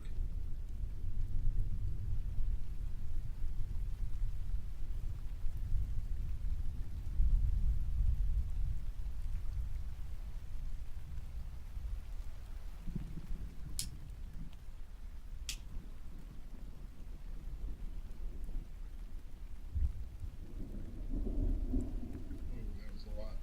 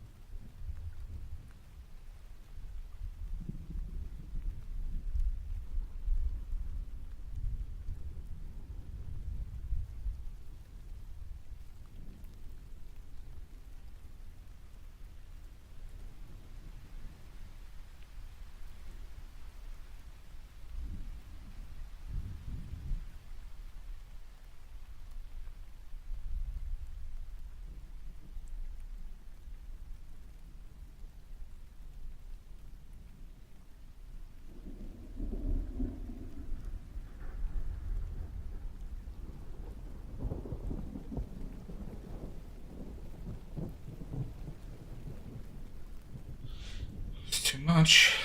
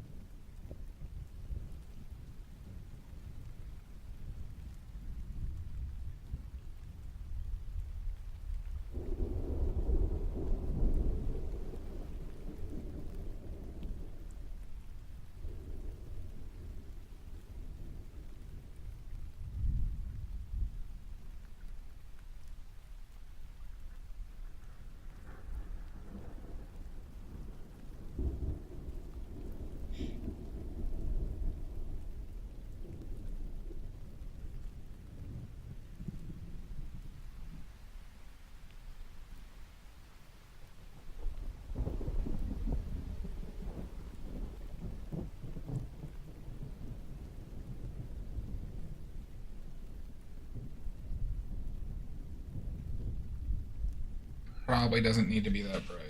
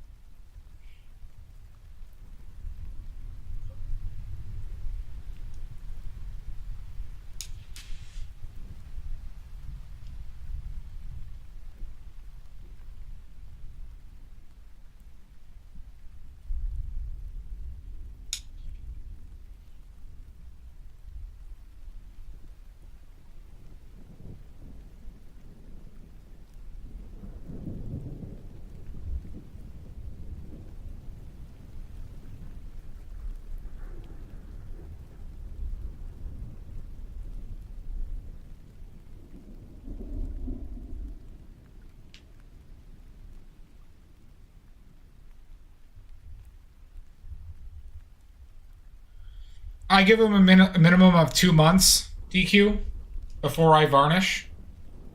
Minimum of 2 months. But I'll wait as long as possible, up until basically 4 to 6 months. Because I use lead white, I don't need to wait like the recommended 6.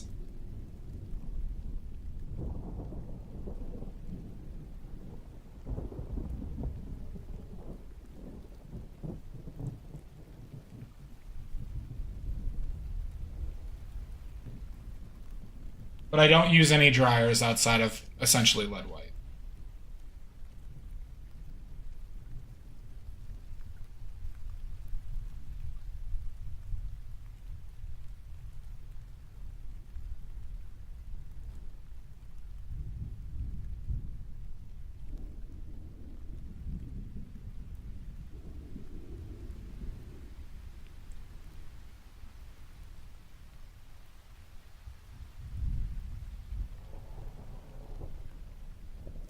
Yeah, no, well, I'll say this, most people do not hold to those standards, but I do.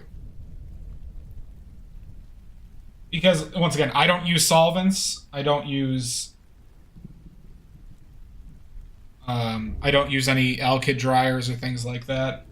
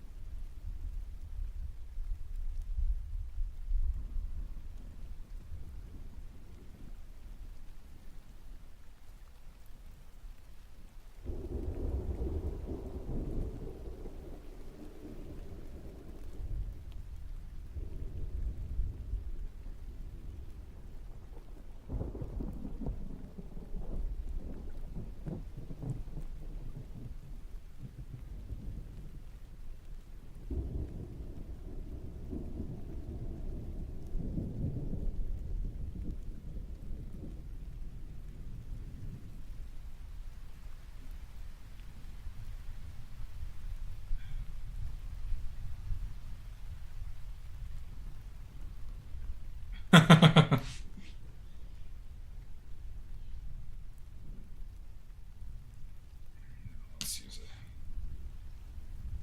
A lot of people do paint along.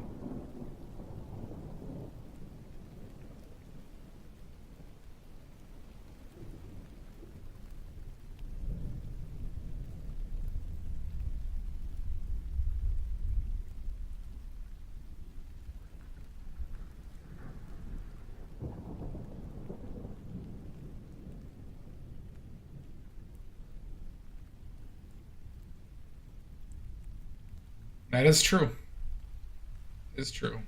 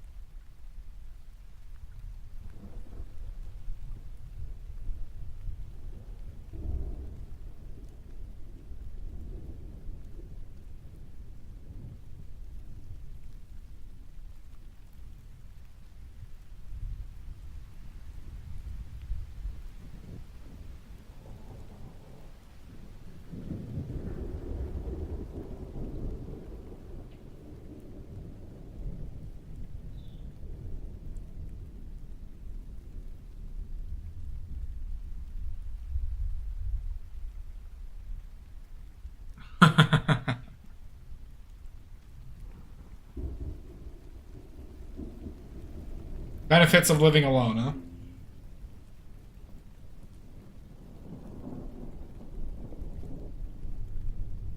don't really like that mark. Back to you.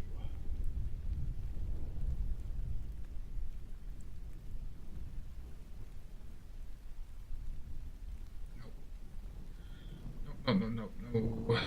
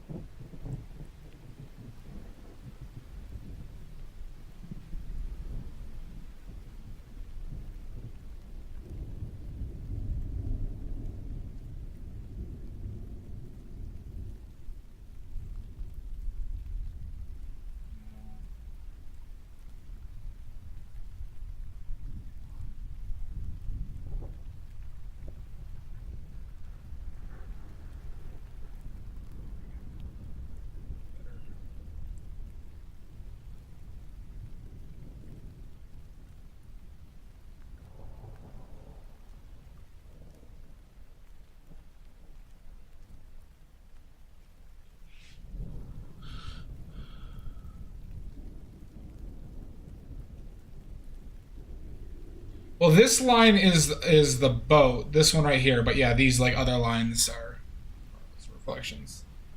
Thank you, Mud.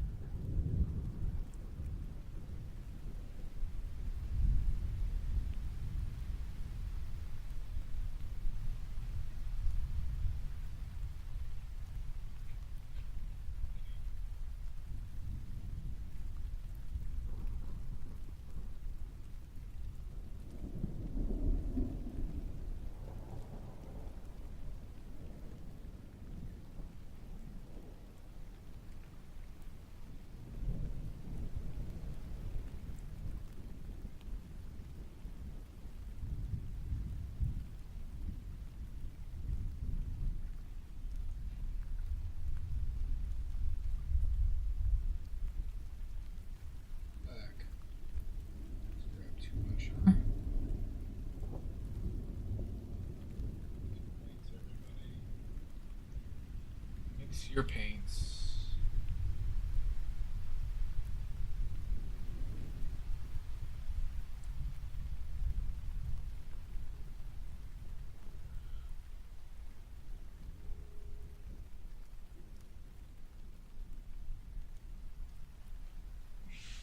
The shadow, the area from the building to the boat needs the shadow put in the same effect.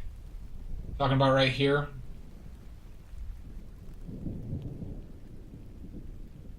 I am now finishing this part.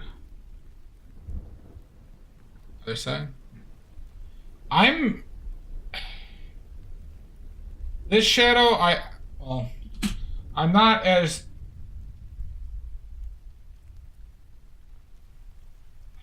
that value has been weird for me, this painting, to say the least.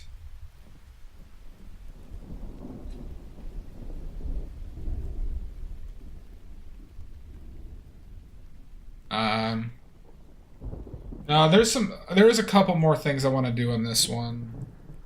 It's close though.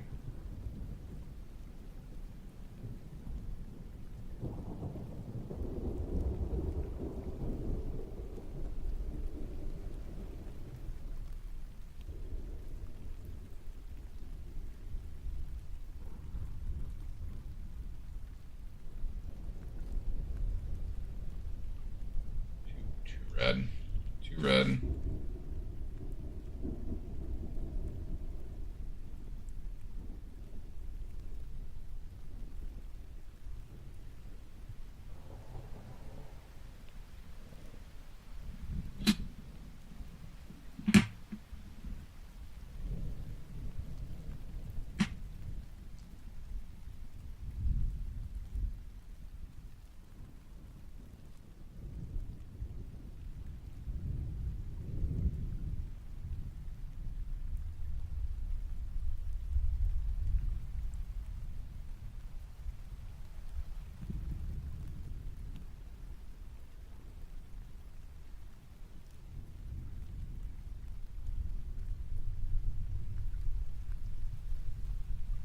Thank you, Oxford.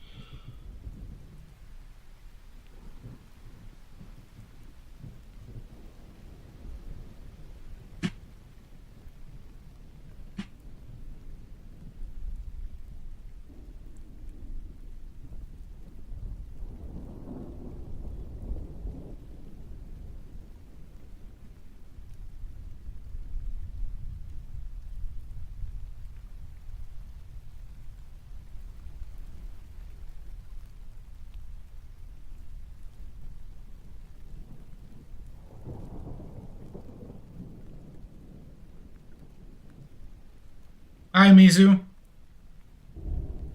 Thank you.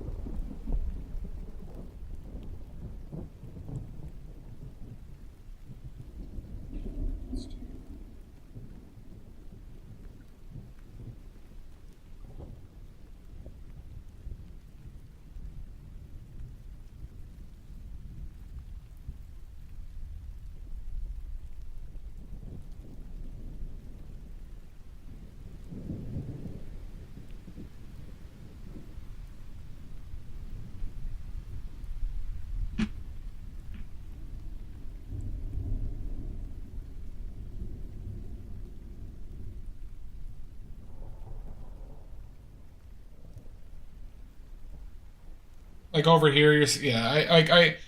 It's tough because I don't know what would be a good brush mark. This is an area I struggle in.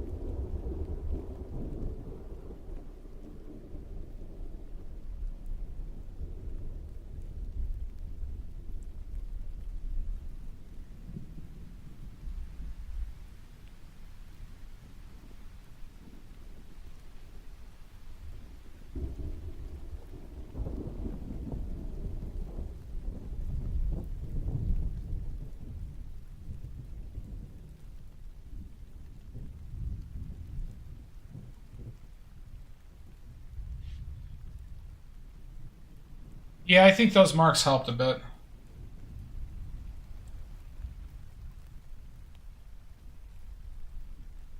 Talking about here. Thanks, Vance. How you doing, bud?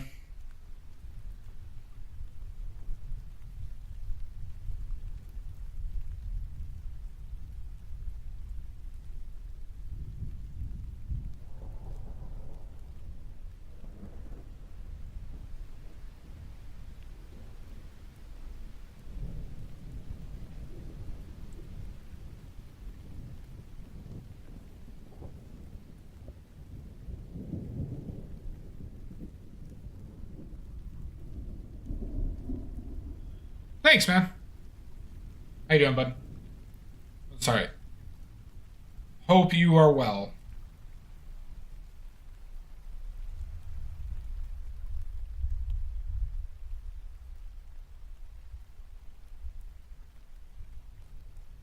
It is.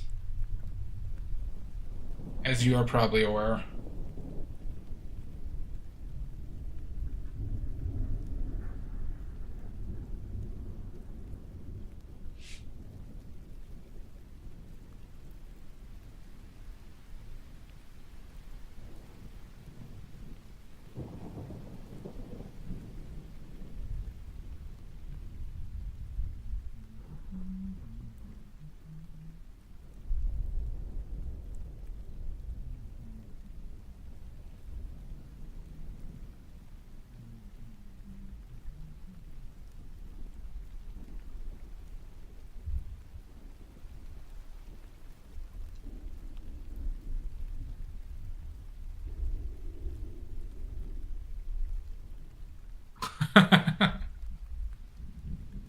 Yeah, it happens, Mud.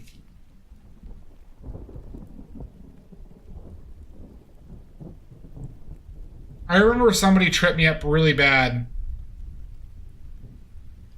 Somebody tripped me up really bad. They're like, "Hi, I'm well. I hope you're doing too." And I didn't know what to say to them one time, and it really crossed my wires a bit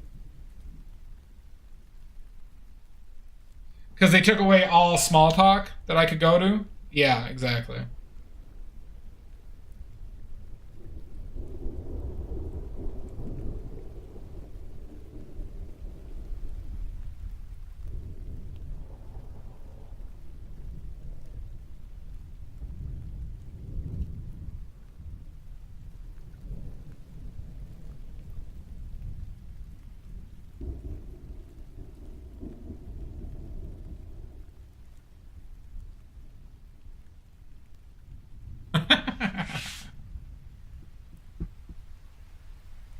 I could, yeah, that would have been bad.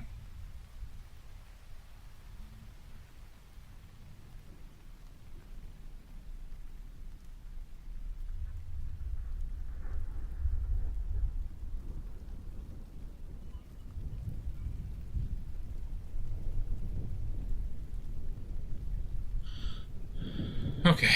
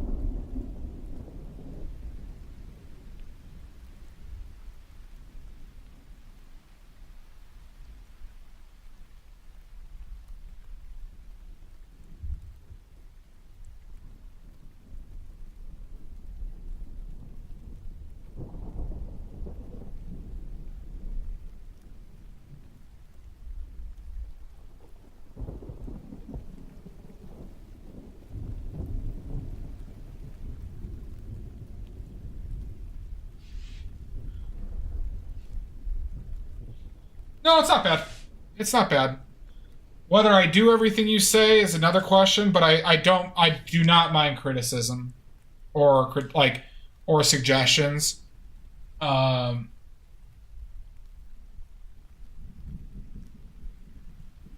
it's a matter of whether I think it's what I want to do.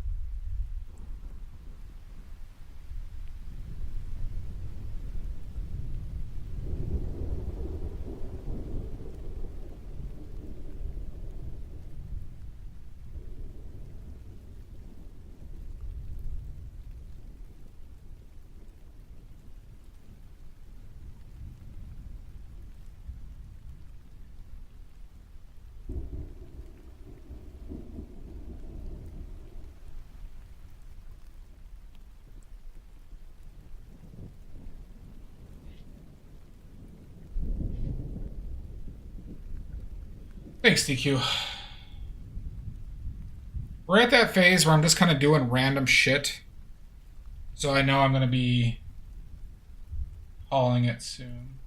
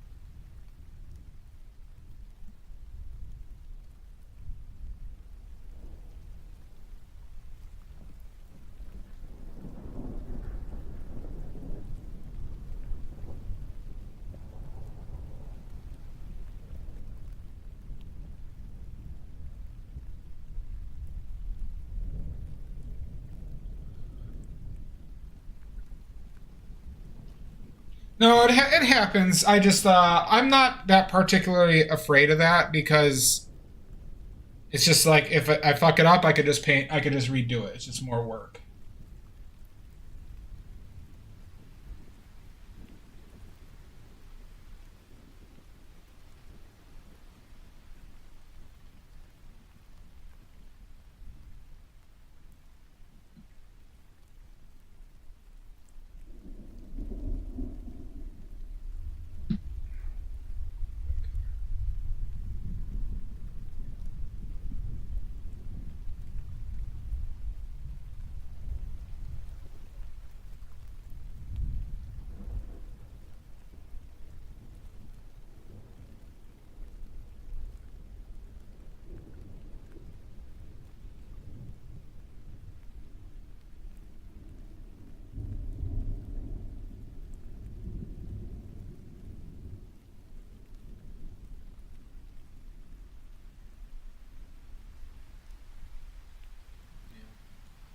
I don't think I'm gonna do any touch ups on this unless I see something that's really bothering me.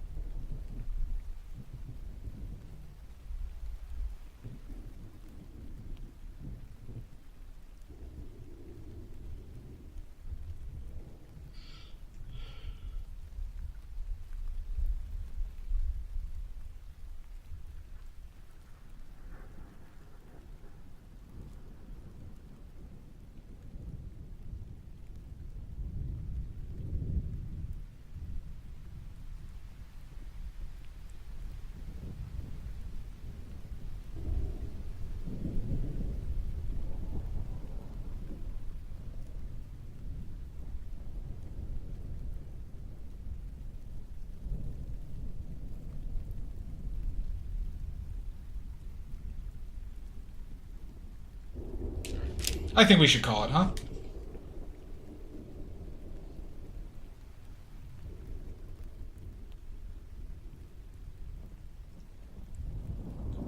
I think we should call it.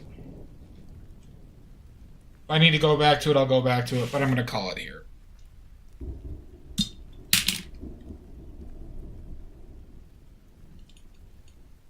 Good. Put the brushes away.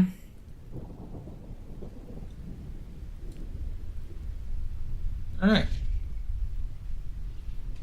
Let's clean up. I think it's fine.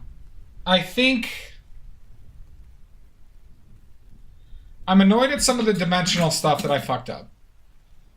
I think the colors are good. I think I hit the effect I want to do a hit.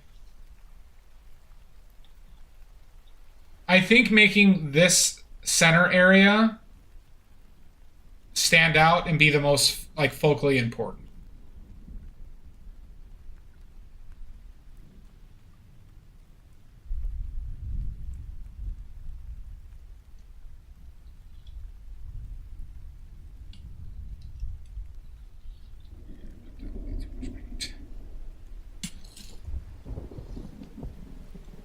Thank you, DQ.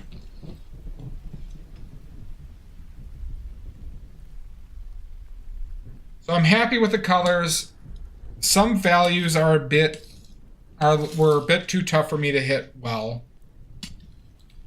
I think though that I hit the effect I wanted to do a hit. And yeah.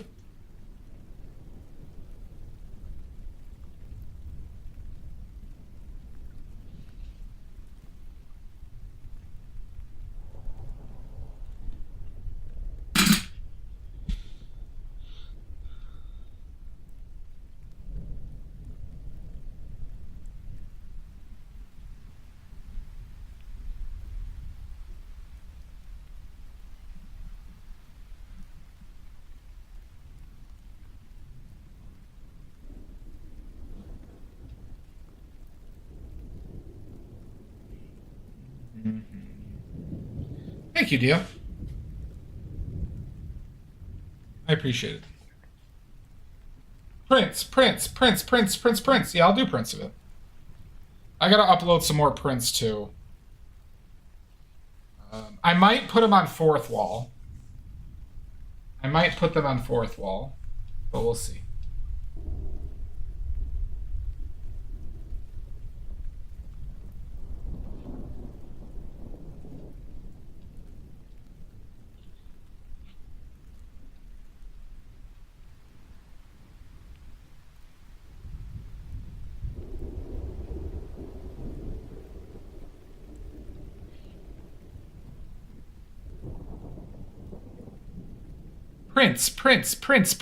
Prints.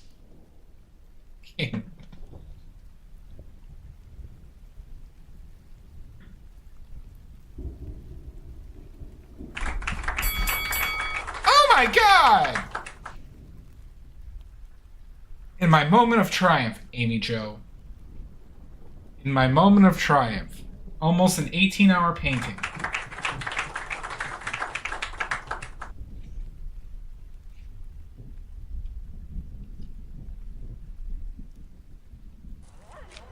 Tonight, you... Yeah, I'll stop by the ravine later. Just gonna unwind a tad. Wink! Thank you. Yeah, I appreciate it. And I did do that a bit, DQ, especially with the areas that I messed up dimensionally. But, yeah, to a certain point, people just aren't going to see it and compare it to that. They're just going to evaluate it on its own. Thanks, Lizzie.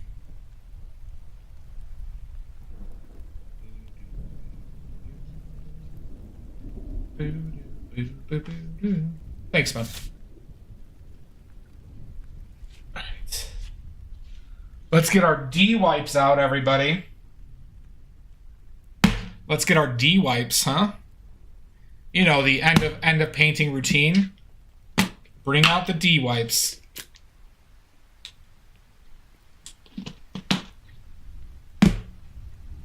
For a good D-wiping. Well, what else am I supposed to use? Look at the name. The name explicitly states what they're for.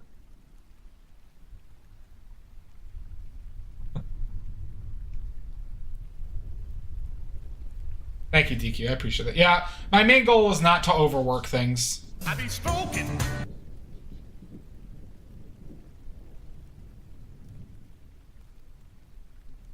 G-Wipe sponsor me. Jesus! God damn it. The end of stream rush, huh?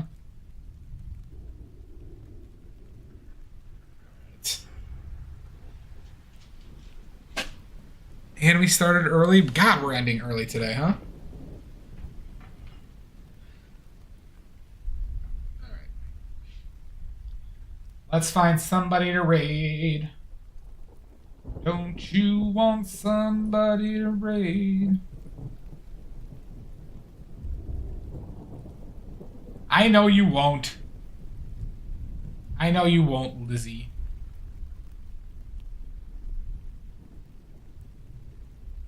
Well, good, Mud.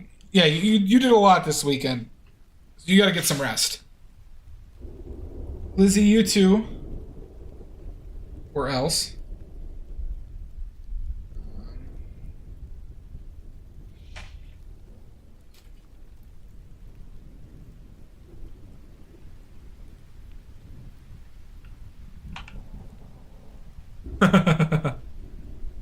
Thanks, DQ. Thanks for hanging out today, bud. Have a wonderful night. Rest well. Alright, we have Skyhook.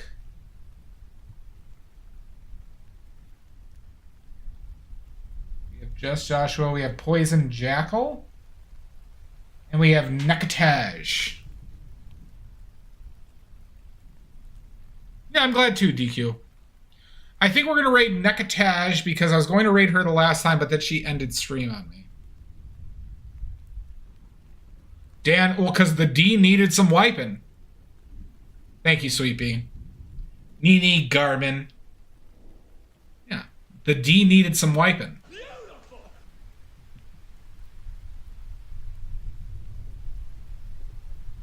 All right, so we're going to raid Nekataj. I hope I'm saying that correct.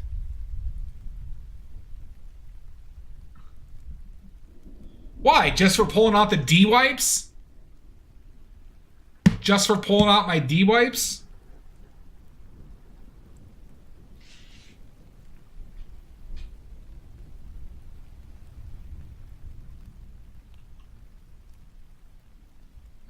So we're going to raid Nekataj. And yeah. No, thank you so much, Omizo, for hanging out. Please join me. I stream here. I'll be streaming about 3 to 4 times a week of painting. And I hope to see you again. I did wipe on stream. Have a wonderful night, Dia. I did wipe on stream.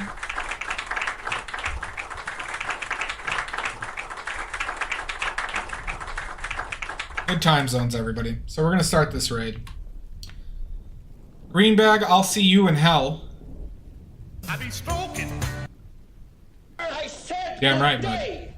Great day, Sweepy. Thank you, everybody, as usual. Thank you, Kay. Nice to see you. Awesome, Omizu. Have a great night, everybody. All right. God damn it, Greenbag. God damn it. God damn it. All right, well, bye for now, everybody. You too, Kay. All right, bye. Thank you, Sweepy.